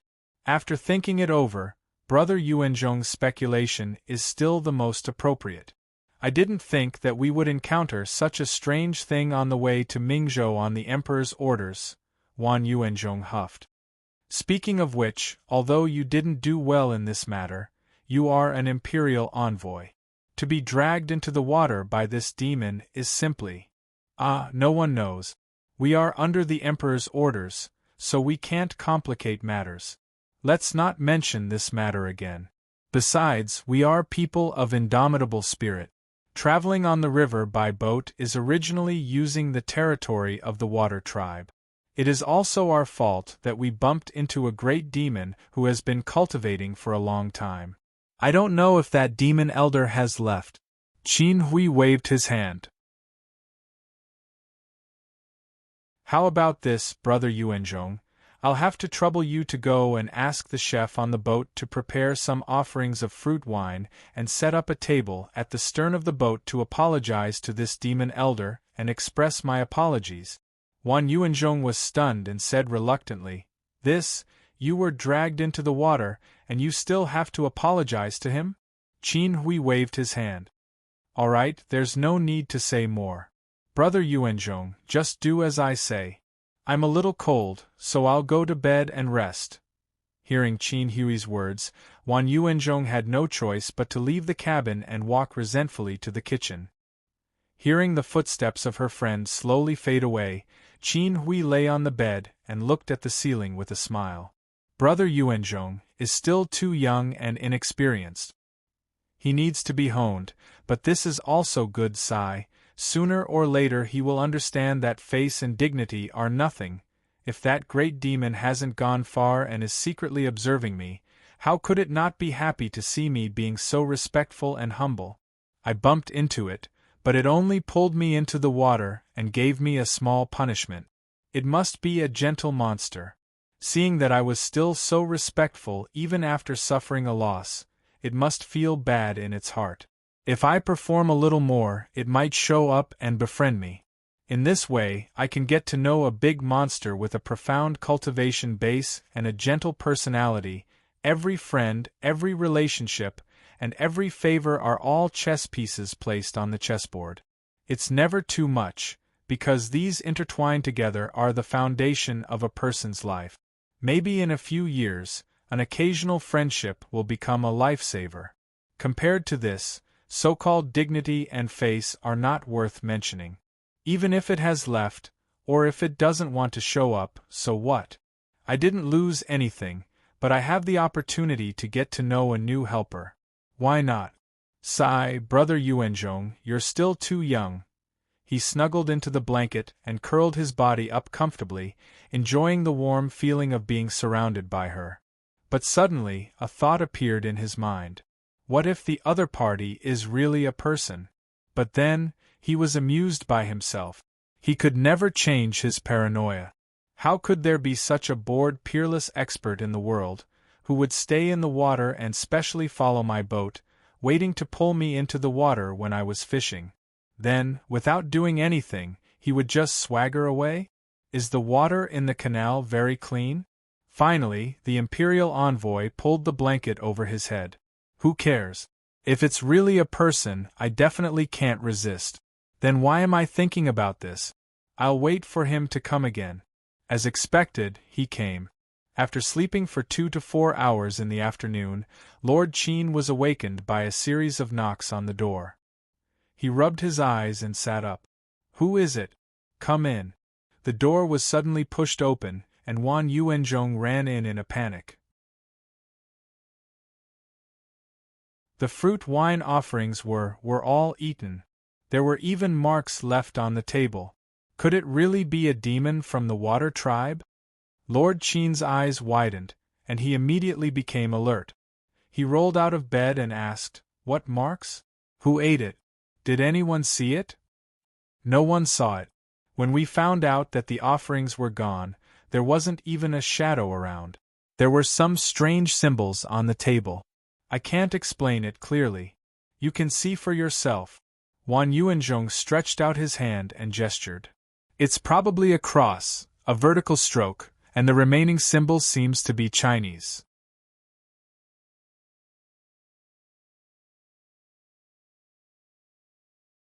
Chapter 348.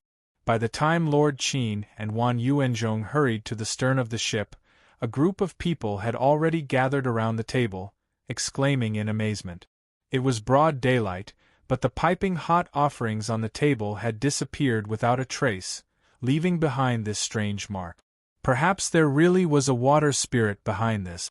Wan Yuanzhong shouted to disperse the crowd. Qin Hui walked forward and took a closer look. She saw 3 strange symbols on the table, probably written with a chicken leg. Just as Wan Yuanzhong said, there was a cross, a vertical stroke, and a snake-like symbol. It looked like a foreigner's script. People always had a sense of awe for things they didn't understand. These 3 strange symbols seemed to have an extraordinary meaning in everyone's eyes. They even represented the completion of some kind of ritual. For a moment there was a lot of discussion. Is it a name? Or is it a mark of our trip here? Or is it some kind of hint? Qin Hui and Wan Yuanzhong looked at each other and saw the confusion in each other's eyes. Even these 2 talented civil officials didn't know, let alone the other crew members. Wan Yuanzhong hesitated for a moment and pointed. The first word is correct. Is it this demon senior who wants something from us? 10. And this, our word, which is connected from top to bottom, means that it wants 10 s that are connected from top to bottom? What is an S? Is this symbol a snake? He pondered. This big demon wants to eat snakes? It's a water demon. Why would it like to eat snakes? Is it a water snake? Yes. Is it because it was preyed on by water snakes when it was young? Is that why it hates snakes? What do water snakes like to eat? Fish and frogs. Oh, could it be that this demon senior is? Qin Hui secretly kicked Wan Yuanzhong. This brother Wan Yuanzhong was smart, but he was still too shallow. Some demons had strange habits. If he heard others talking about his original form, he might get angry.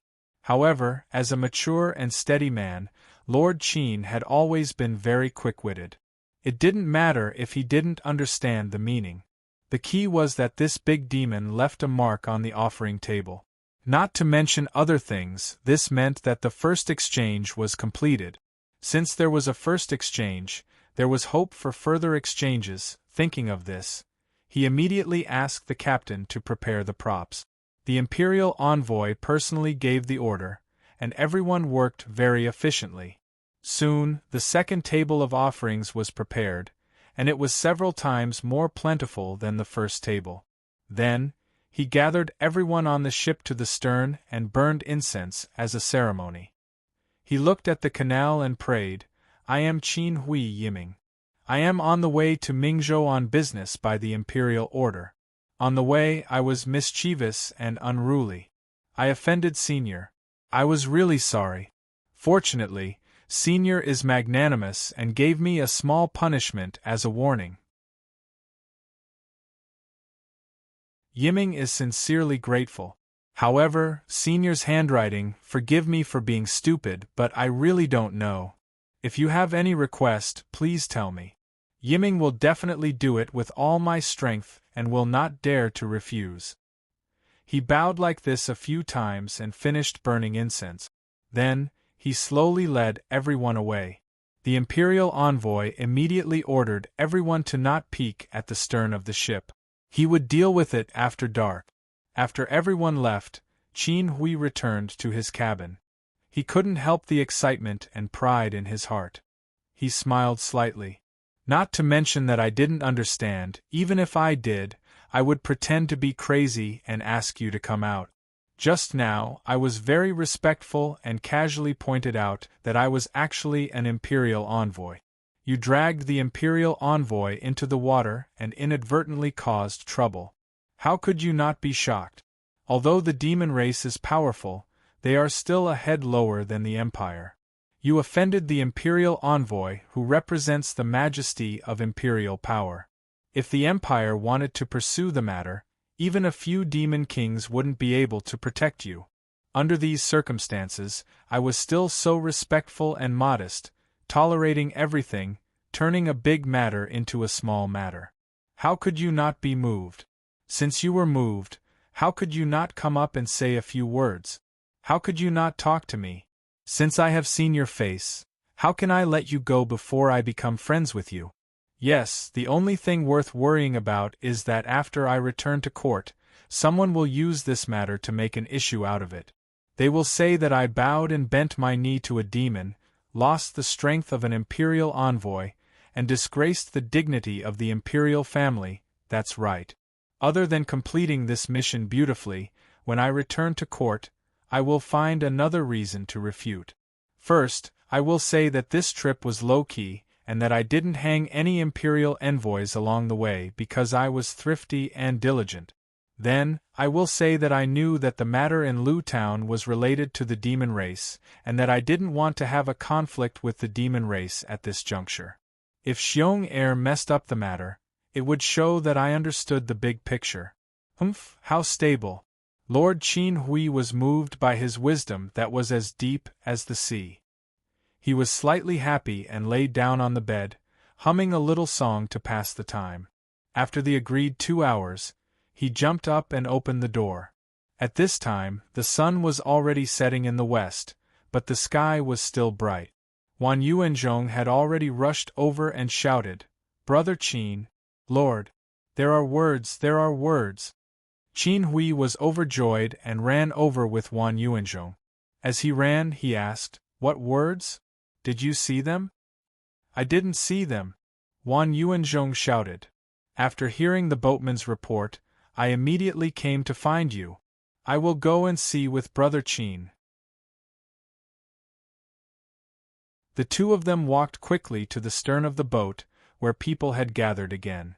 When they saw that Lord Qin had come, they sensibly separated to make a path.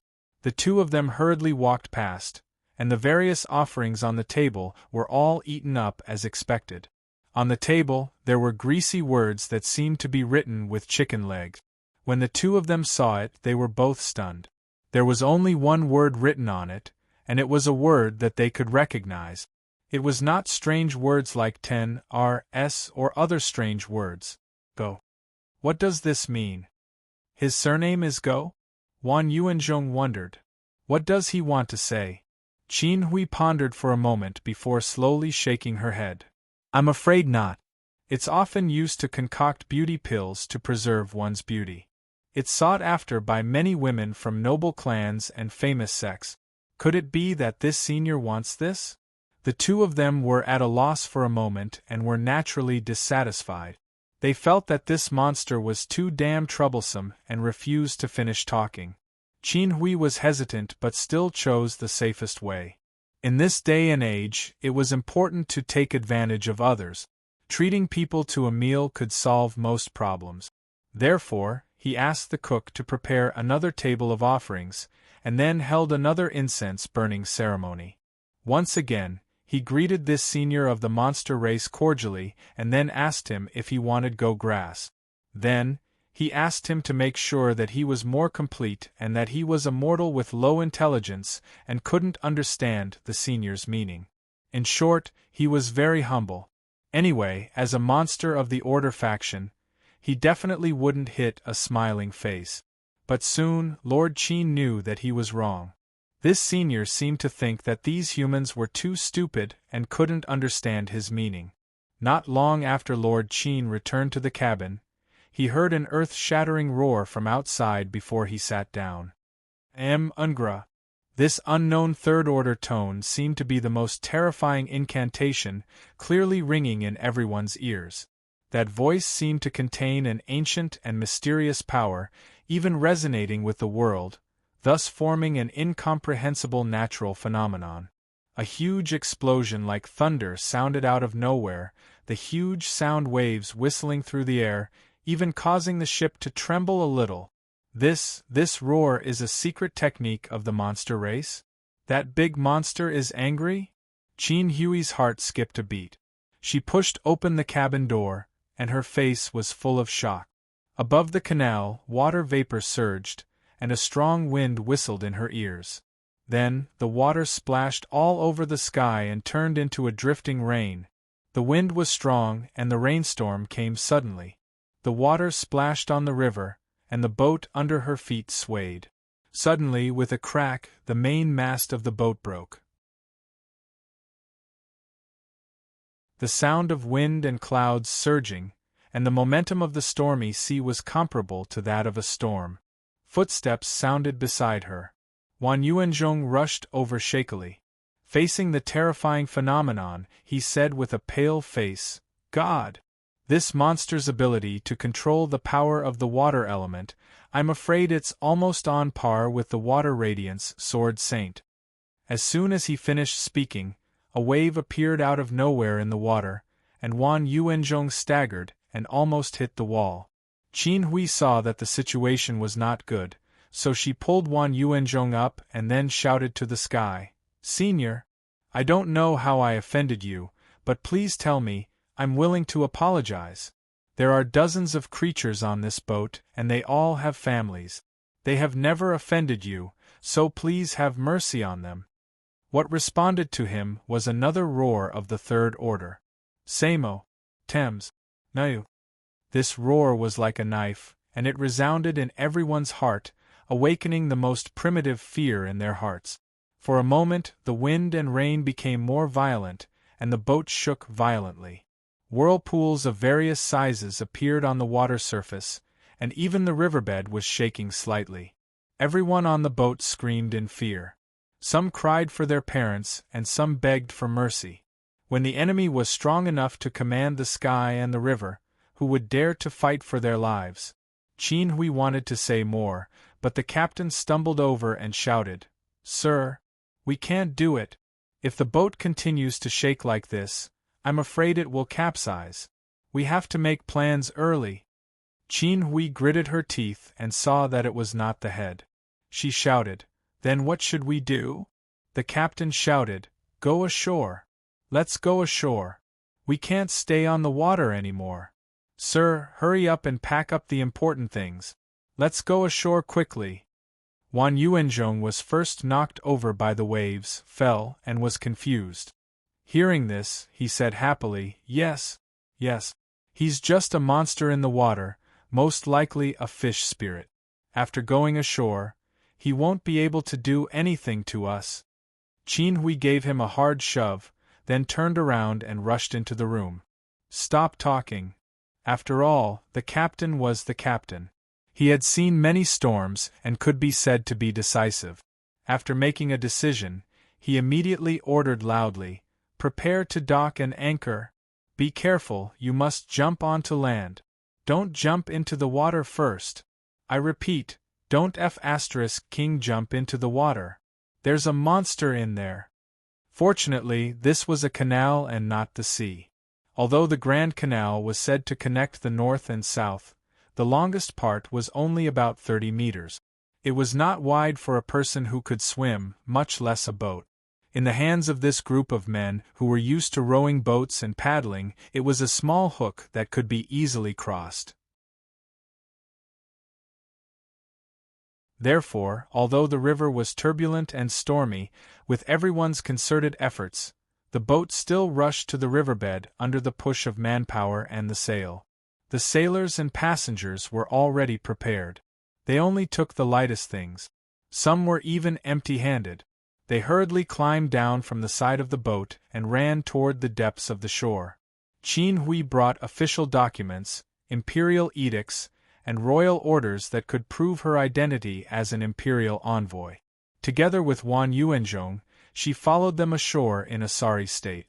On the shore, the wind and rain were still blowing, but with their feet on solid ground, this group of people who had almost peed their pants in fear felt an unprecedented sense of security.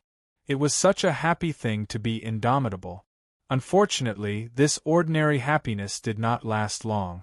A third angry roar came from behind them. Tu! Tu! Sun Pa! Everyone's ears exploded. Then, they saw the most terrifying thing they had ever seen in their lives. Under everyone's gaze, the boat that had rushed to the shore seemed to be twisted by an invisible force. Then, with a loud bang, it broke into two pieces. Everyone looked at each other. Then, with a shout, they turned and ran. They only hated that their parents had not given birth to them with two more legs. This monster's power was so great, and its magic was so terrifying that it could break a boat in half. If such a terrifying magic hit their bodies, how could they survive? Damn it, how did we provoke this kind of monster? The captain followed closely beside Qin Hui. He did not forget to shout, "Sir! Sir! My boat, if I report that it was damaged in battle, will the higher-ups believe me?" Qin Hui shouted as she ran, "It's more important to survive first. When the time comes, I'll help you testify. I'll definitely get you a bigger and better one." The group of people ran as fast as they could along the ridges on both sides of the river. The sound of the wind and rain behind them gradually faded away. It seemed that it was just as Wan Yuanzhong had said. This monster seemed to be a fish spirit. It could not go ashore and could only swim in the water. As long as it went ashore, it would be too far away for it to catch up. The dozens of people ran for a while with wet clothes like crazy. Finally, they stopped in a small forest to rest. Everyone looked at each other and suddenly had the urge to cry.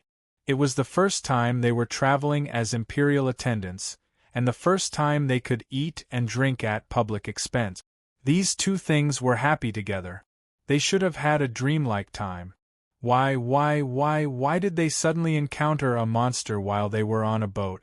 Wan Yuanzhong wiped the water off his face and said hatefully, "Go to the nearby prefectural city and find the garrison there. Show your identity and order them to kill the monster immediately." I don't believe that no matter how strong this monster's power is, it can resist our cavalry. Qin Hui did not say a word. No one could understand the sadness in her heart. Lord Qin looked at the exhausted attendants and smiled bitterly in his heart. "Do we have to go to Mingzhou like this? What is this? We're going to Mingzhou as imperial envoys. How did we encounter such a terrible thing?" Fortunately, everything was simple this time. Otherwise, it would be difficult to explain if we lost the honor of the imperial envoys. He said slowly, "It seems that we can only go to the relay station and the prefectural city to get fast horses and go by land. I hope there won't be any more problems on the way."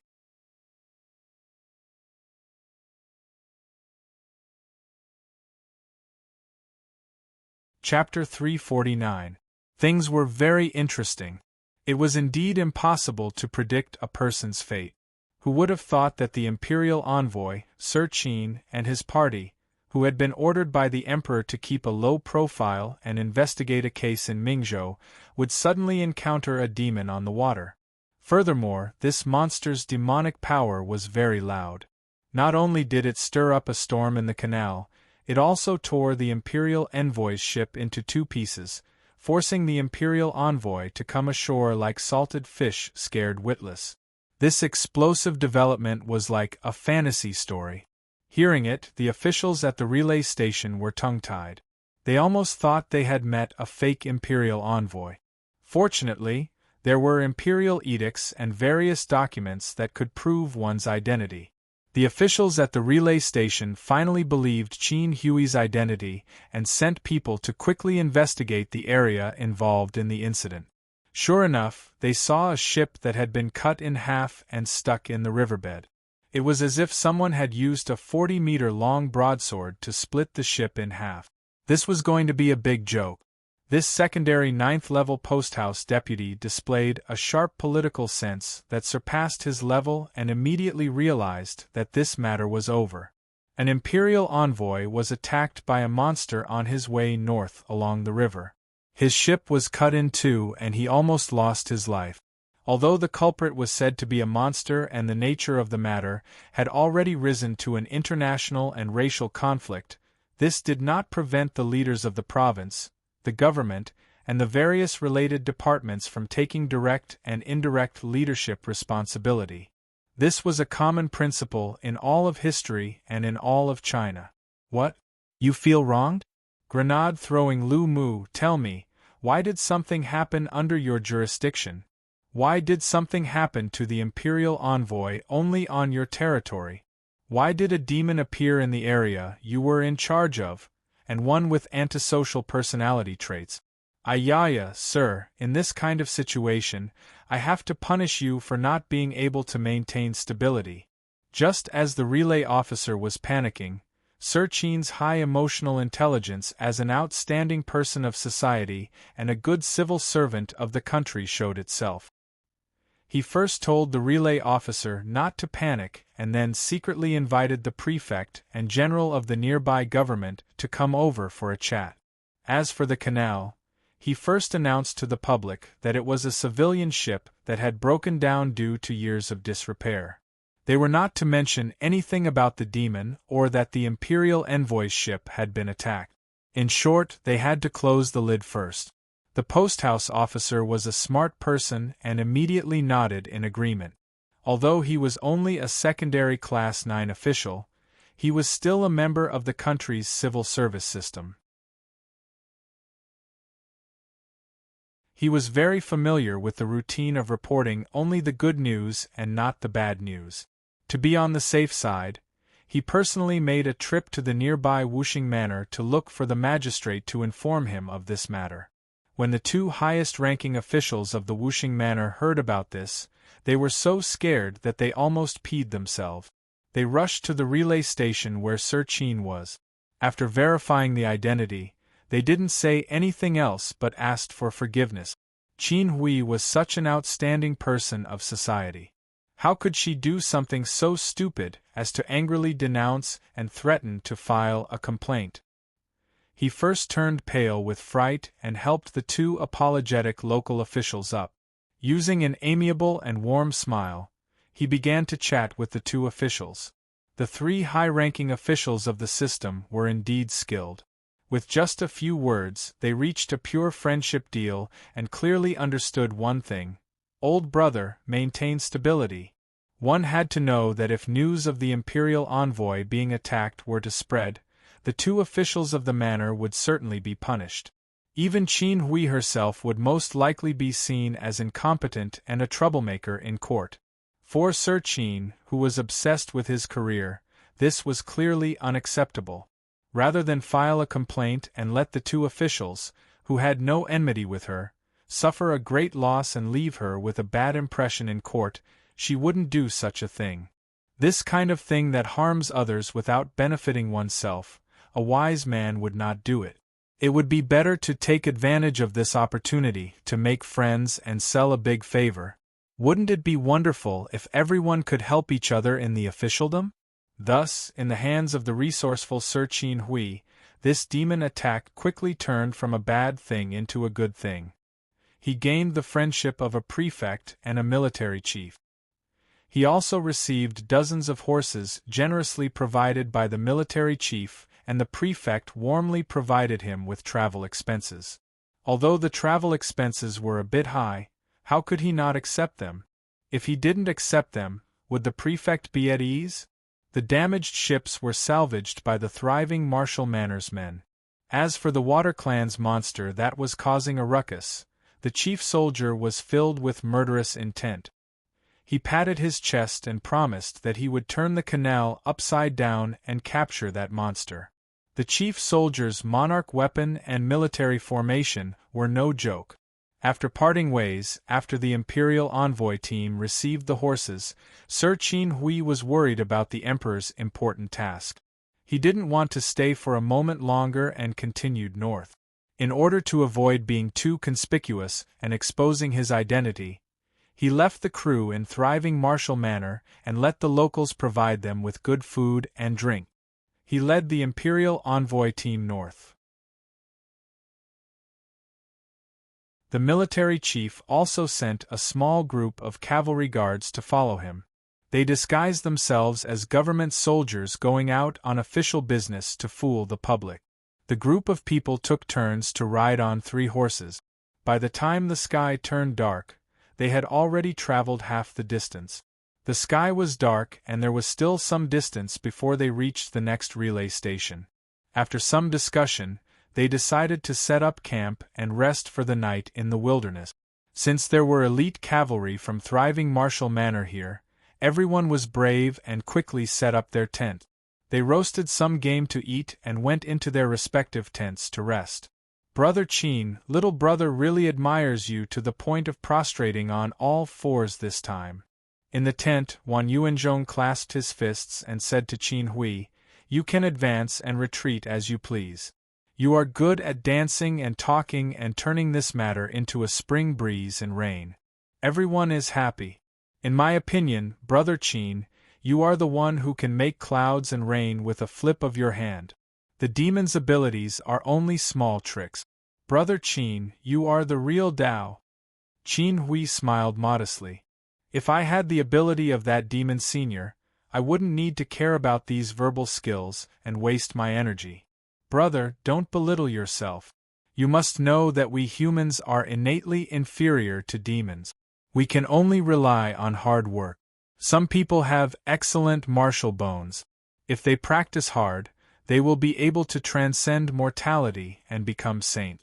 However, those who are not so talented, such as me, will have to find another way. Speaking of which, I have no choice but to do so. However, all things and all methods lead to the same destination. As long as you work hard, there will be results." These words made Wan Yuanzhong admire Qin Hui even more. He clasped his fists again and again. Suddenly, he thought of something and frowned. "You still call him a demon senior? Humph, after you revealed your identity as an imperial envoy, this demon still casually attacked us and made things difficult for you. He is simply looking down on the imperial court. Brother, why didn't you urge the army commander to arrest him?" Qin Hui hesitated for a moment but still said softly, "This kind of martial artist is arrogant. If I blindly threaten him, I'm afraid he will feel indignant and this matter will become twisted. That's why I advised him to be careful. It's fine if he doesn't do this. Only then can he arouse the arrogance in his heart." He looked at the lantern and said indifferently, "In addition, Brother Yuanzhong, you must be broad-minded. This matter is not our private matter. A big demon dares to casually assassinate an imperial envoy. This is simply looking down on the imperial authority of the empire. This means that after the war, the demons are beginning to stir again. After finishing the task in Mingzhou, I will visit these 2 brothers of mine in Wuxing Manor on the way back. After discussing it, I will submit a memorial to the imperial court. Humph, if His Majesty is angry, the entire state apparatus will be mobilized. It will be much easier to crush that demon than to station an army in a prefecture." Wan Yuanzhong listened and nodded. "Brother, you have great foresight. I am not as good as you." Qin Hui sighed. "All of this will be built on the basis that I properly complete this task. If I mess it up, then there is nothing left to say. Brother Qin will definitely complete the task entrusted by His Majesty this time. When you return to the imperial court, you will be conferred a title and rise to the top." Wan Yuanzhong thought of the embarrassment during the day and said hatefully, "That demon is so rude. If it falls into my hands in the future, I will definitely teach it a lesson. Isn't it just a piece of trash in the water? When the time comes, I will steam it and roast it. I will definitely teach it a lesson." Qin Hui frowned and advised, "Brother Yuanzhong, it is useless to make empty threats." Moreover, Wan Yuanzhong laughed and said, "Brother Qin is so cautious. If that monster isn't a fish or shrimp, then it's an eel. It doesn't have any legs, so it'll die as soon as it comes ashore. How did it find its way here? I'll just curse it a few times here." Lord Qin said with a subtle expression, "Among the aquatic creatures, There are still some that can come ashore. Wan Yuanzhong was still laughing. Come ashore? Crabs only know how to walk sideways. Turtles are as slow as ants. No matter if it is a crab or a tortoise, we have already traveled hundreds of miles with 3 horses. Can that demon catch up? If it can. Pattern. Pattern. Forest break. Heaven and earth trembled. The majestic roar was like the cold wind from the north, and the powerful notes turned into a hurricane.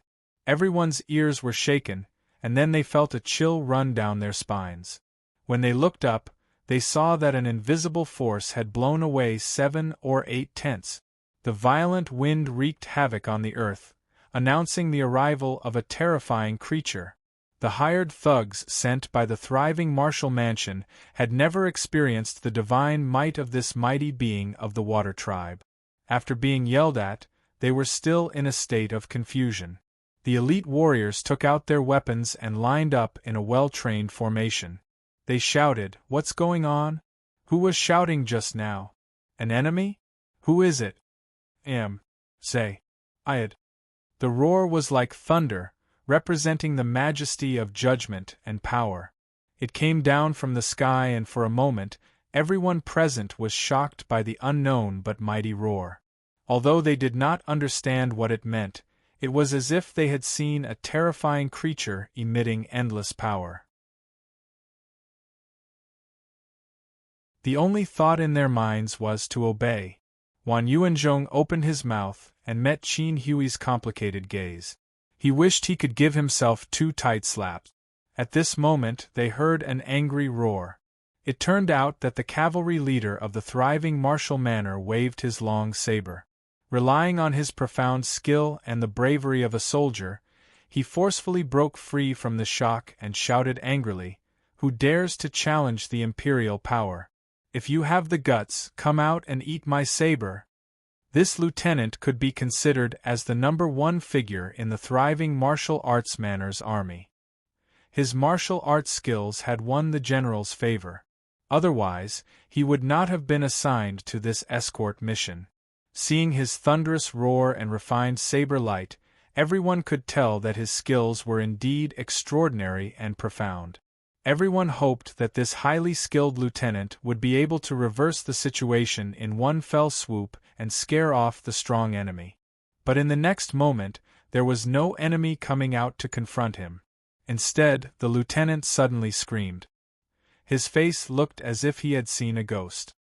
His entire body rose into the air, as if he had been captured by an invisible hand. He was dragged into the distant darkness like he was riding on a cloud. Accompanied by the lieutenant's horrified screams, a terrifying roar came from the darkness once again. "Wan. Sekender. Pritz." It was still a language that they could not understand, but this time, the roar was no less than the call of the King of Hell. They looked at each other and then shouted, repeating the escape during the day. One after another, they rushed onto their war horses and galloped away. For a moment, people shouted and horses neighed. The situation was chaotic. It had become a pot of porridge. Wan Yuanzhong rode his warhorse and guarded Qin Hui closely. For a moment, he was about to cry, "My lord! My lord! This is really not me." Qin Hui did not know whether to laugh or cry. She shouted, "Everyone! This is not good. This monster is most likely coming for me. I can't implicate everyone. Let's split up and run for our lives." Her words were sincere. At this critical moment it was even more humanistic.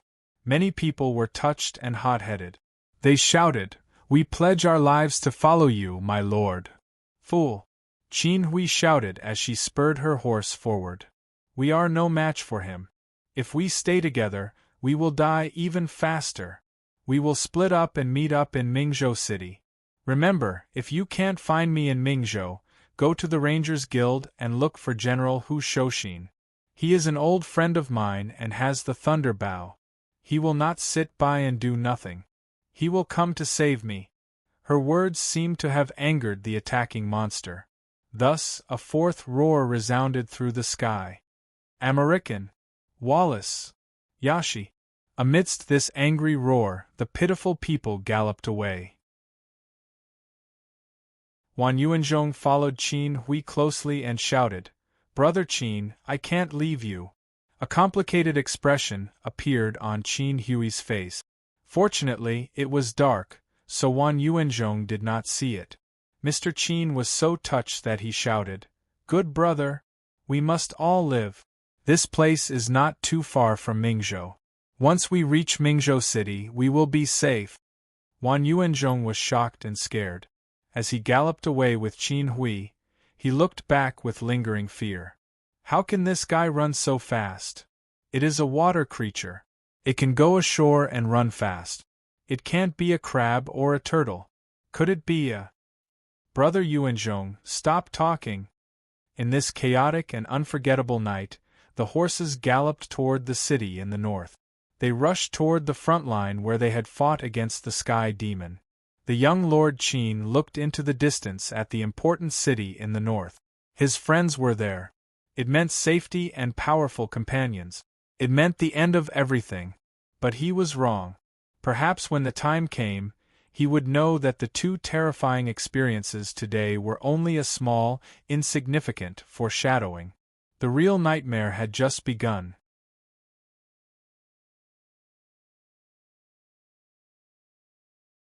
Chapter 350. Licking his dry lips, Qin Hui trembled as he looked into the distance. The rising sun had already cast its first ray of light, and there was hope in front of them.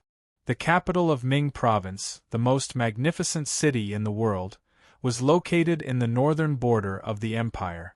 It had once stopped the Sky Demon from invading the south. 2 years after the end of the war, it still stood in the vast northern land. It was so majestic, so magnificent, and made people feel safe. Wan Yuanzhong, who was beside him, had already become a frightened bird. He trembled as he asked, "Sir, is that Ming Province?" The calamity of this night could not be described with words. The two of them went from fear to numbness. The changes in their emotions during this time could not be described with words. He, Qin Hui, came from a family of civil officials. He was proud of his success and was good at acting. At a young age, he was entrusted with an important task by the emperor and became an imperial envoy to the north to investigate a case. Then they encountered a monster. He was temperamental and impossible to communicate with. At first, he seemed to be reasonable, but for some reason, he went crazy. First, he cut the group's warship in half, and then he chased the two of them all the way to Ming Province. That night, Qin Hui and the others rode on their horses. Every time they wanted to stop and rest, there would be an unknown roar in the sky, followed by all kinds of terrifying natural phenomena. The monster attacked like a ghost, and every time it would kidnap a person, accompanied by Wan, Sekender, Pritz, and the victim's shocked and desperate screams, and then there was no sound. It seemed that the monster was a terrifying monster that liked to choose people to eat. In such a dark night it was terrifying. After the ambush, Mr. Qin only had Wan Yuanzhong by his side. No matter how scared Brother Yuanzhong was, he still had hope in his heart. He didn't leave and was loyal to Qin Hui. This made her feel both touched and frustrated. Brother Yuanzhong's mouth, as expected, when Wan Yuanzhong heard that victory was in sight, he could not help but feel refreshed. A trace of hatred flashed in his eyes. He said angrily, "That monster is too much. Sir, Ming Province City is in sight. Since it's the capital of a large province in the north, there must be countless masters stationed there. That monster obviously won't dare to come again."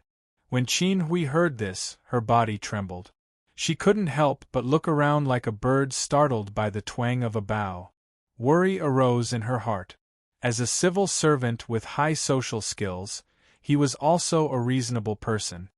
He knew that he shouldn't put all the blame on Brother Yuanzhong, but every time Brother Yuanzhong talked about the monster to the point where he forgot himself, the monster would inevitably appear.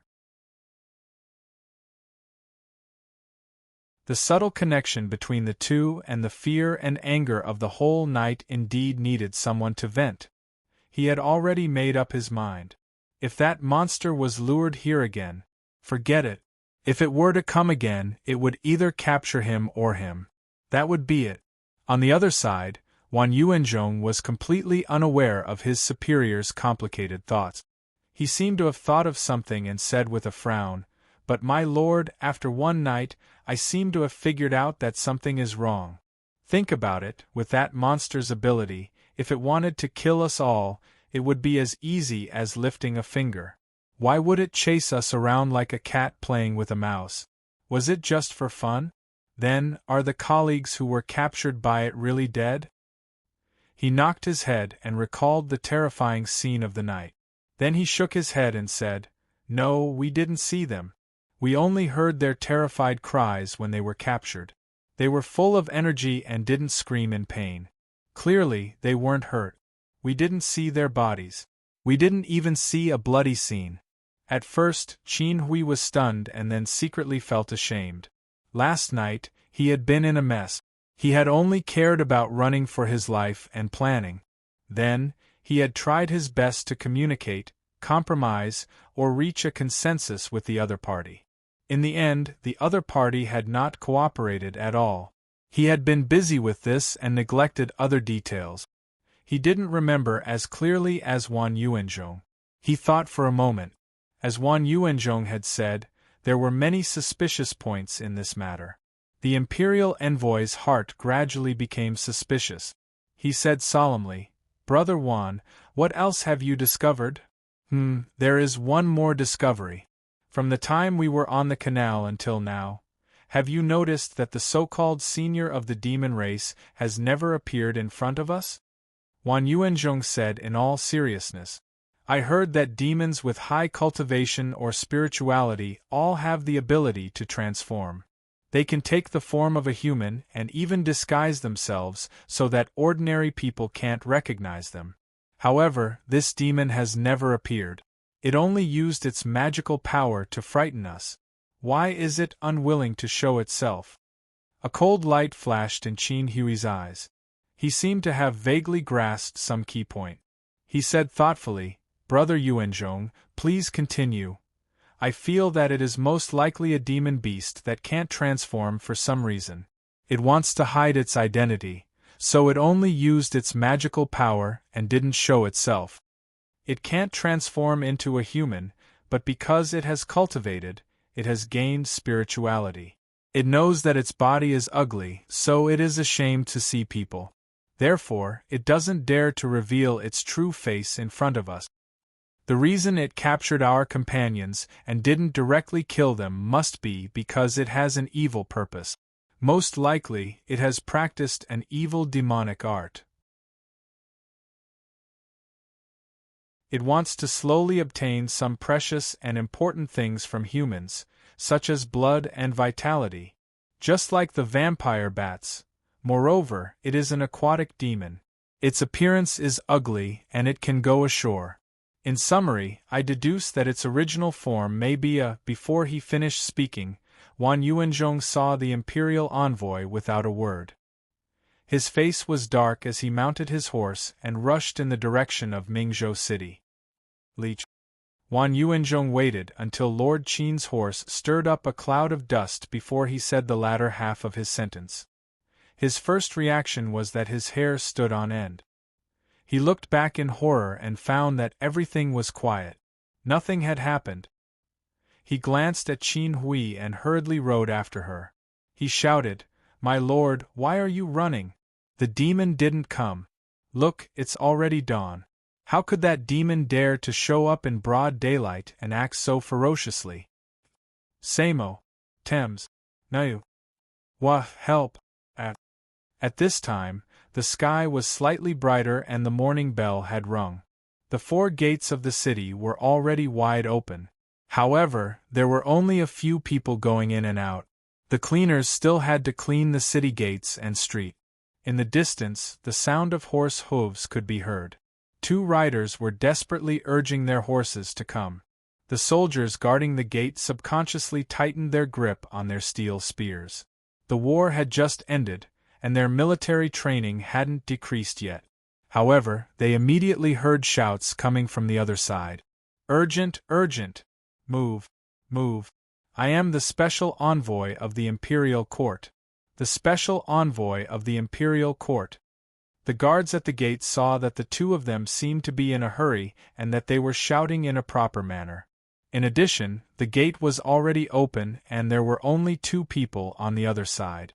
Therefore, they shouted loudly for the people at the gate to disperse. They cautiously took a few steps back and watched as the two of them rode in. Qin Hui and Wan Yuanzhong's faces were extremely pale. There was a hint of madness in their fear. Wan Yuanzhong followed behind and shouted with difficulty, "My lord! Are we going to the provincial governor's office or the general's office?" Qin Hui gritted her teeth and said, "We're not going anywhere. Let's go to Mingzhou's loyalty tower first." Fortunately, Lord Qin was a mature man and had done a lot of homework before coming. He memorized the map of Mingzhou City in his heart and remembered the important places clearly. At this time, he was able to distinguish the direction with a glance. He shouted for the people to move out of the way as he rushed toward Loyalty Tower with all his might. When the two arrived, the ranger on duty inside heard the sound of horses and came out curiously to take a look. However, he saw two battered men rolling off their horses. The one in the lead looked like a dog that had almost been raped by a wolf. He took 2 steps forward and bowed deeply. In a trembling voice, he said, "May I trouble you to report to General Hu Shouxin that an old friend has come to visit? Please ask him to take the time to meet me. This humble one is very grateful." Old friend again. The ranger looked as if he had just been hit by a dog. He sized up Qin Hui and cursed in his heart. Motherf *cur, an old friend of Guildhead who's came knocking on our door 2 days ago. He beat up the entire Zhongyi Tower, including the Guildhead. If you ask me, your circle of old friends is really messy. Today, another old friend of yours came, and he looked as if he had been beaten up badly. Could it be that this old friend of yours was beaten up by another old friend and came to seek justice from General Hu? However, although he cursed inwardly, he still had to do the job. The ranger courteously invited the two of them in to serve them tea. He then asked someone to inform Hu Shouxin on the 3rd floor. Not long after, the sound of footsteps could be heard. Hu Shouxin came down the stairs and happened to meet Qin Hui's eyes.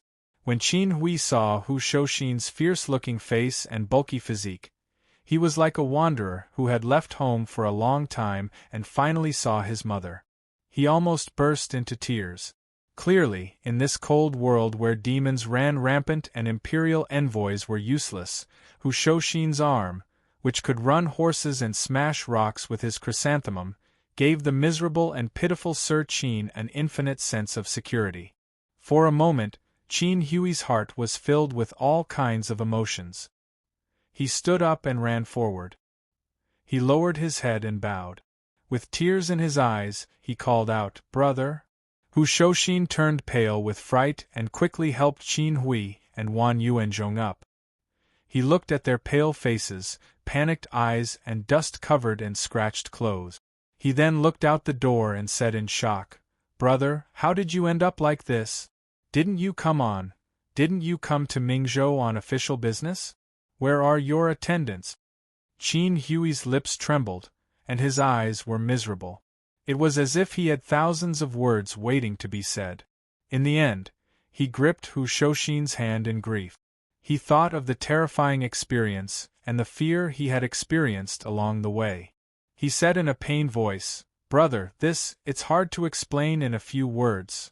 Hu Shouxin saw that this was not a problem, so he shouted to a ranger, "Go, take care of my brother's horse, and then go find 2 sets of new clothes, boil some water, prepare some food, and pick out 2 sets of good rooms for my brother to rest in." Before he finished speaking, Qin Hui gripped Hu Shouxin's hand a little tighter. The imperial envoy shook his head and said, "Brother, these are all small matters. I have something important to report to you." Only then did Hu Shouxin come back to his senses. This old brother in front of him had come to Mingzhou by imperial edict. He had the identity of an imperial envoy, but now he had only escaped in a sorry state with one of his attendants. The imperial envoy guards were nowhere to be seen. It had to be known that the imperial envoy represented the emperor in exercising his power. If something happened, it was equivalent to slapping the emperor in the face. This was no small matter. He nodded solemnly and brought the two to the study on the third floor.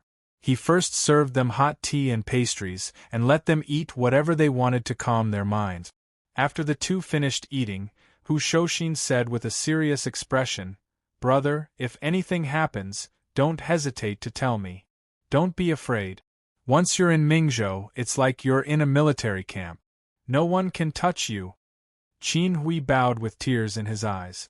"Brother is so righteous. I am extremely grateful." "Don't say that. You scholars talk too much nonsense. You and I are brothers who have gone through life and death together. We have a friendship formed by killing in the past." Hu Shoshin helped Qin Hui up and said with a frown, "Tell me what happened first. I received a letter saying that as an imperial envoy, you came to Mingzhou to judge a case on behalf of the emperor. Why? Where are the guards?" Qin Hui was ashamed and said with tears in his eyes, "I'm useless. I provoked a demon on the canal. The guards. I'm afraid they're in danger." Before he finished speaking, the two of them felt their skin go numb. Then, a thunderous sound rang in their ears. Wan Yuanzhong raised his head and found that the purple light in Hu Shoshin's eyes was jumping. The power of thunder was surging in this Tianyuan general's body. Hu Shoshin's eyes became fierce. "Demon? Attacking an imperial envoy? How dare you?" He was murderous. An imperial envoy was equivalent to the emperor himself. Attacking the imperial envoy guards was no different from assassinating the emperor. For any soldier of the empire, this was no different from a humiliation and provocation. Hu Shoshin said coldly, "These demons are getting more and more dishonest. We must let these animals know that this world is a flourishing age for humans. They don't have the right to be presumptuous." Old Hu looked at Qin Hui and said firmly, "Brother, don't worry. I'll help you vent your anger. The Thunder Bao has not met a worthy opponent for a long time. I can't wait any longer. Today, I'll use this blind demon as a bargaining chip." "Brother, what's the demon's background?" Qin Hui sighed. "I'm ashamed. I really don't know. That demon has never appeared in front of us. Its power is amazing, and its methods are strange. It never showed up, but we were played in the palm of its hand. First, it broke my ship, then it kidnapped our attendants one by one. I'm ashamed to say that it's like a cat playing with a mouse. Huh." Wan Yuanzhong nodded and added, "Yes, I've never seen such a strange monster. Can't transform, and it can't even speak human language. It's always roaring some strange cries that people can't understand. It can write, but it doesn't write much. The most common word with the most strokes is go. In addition, I think it might be go." Qin Hui looked at Hu Shoshin and asked curiously, "Brother, your expression looks a little strange. What's wrong?" "You're tuning in to the Phoenix Nights YouTube channel. Don't forget to subscribe and join us on this journey to catch the most captivating stories."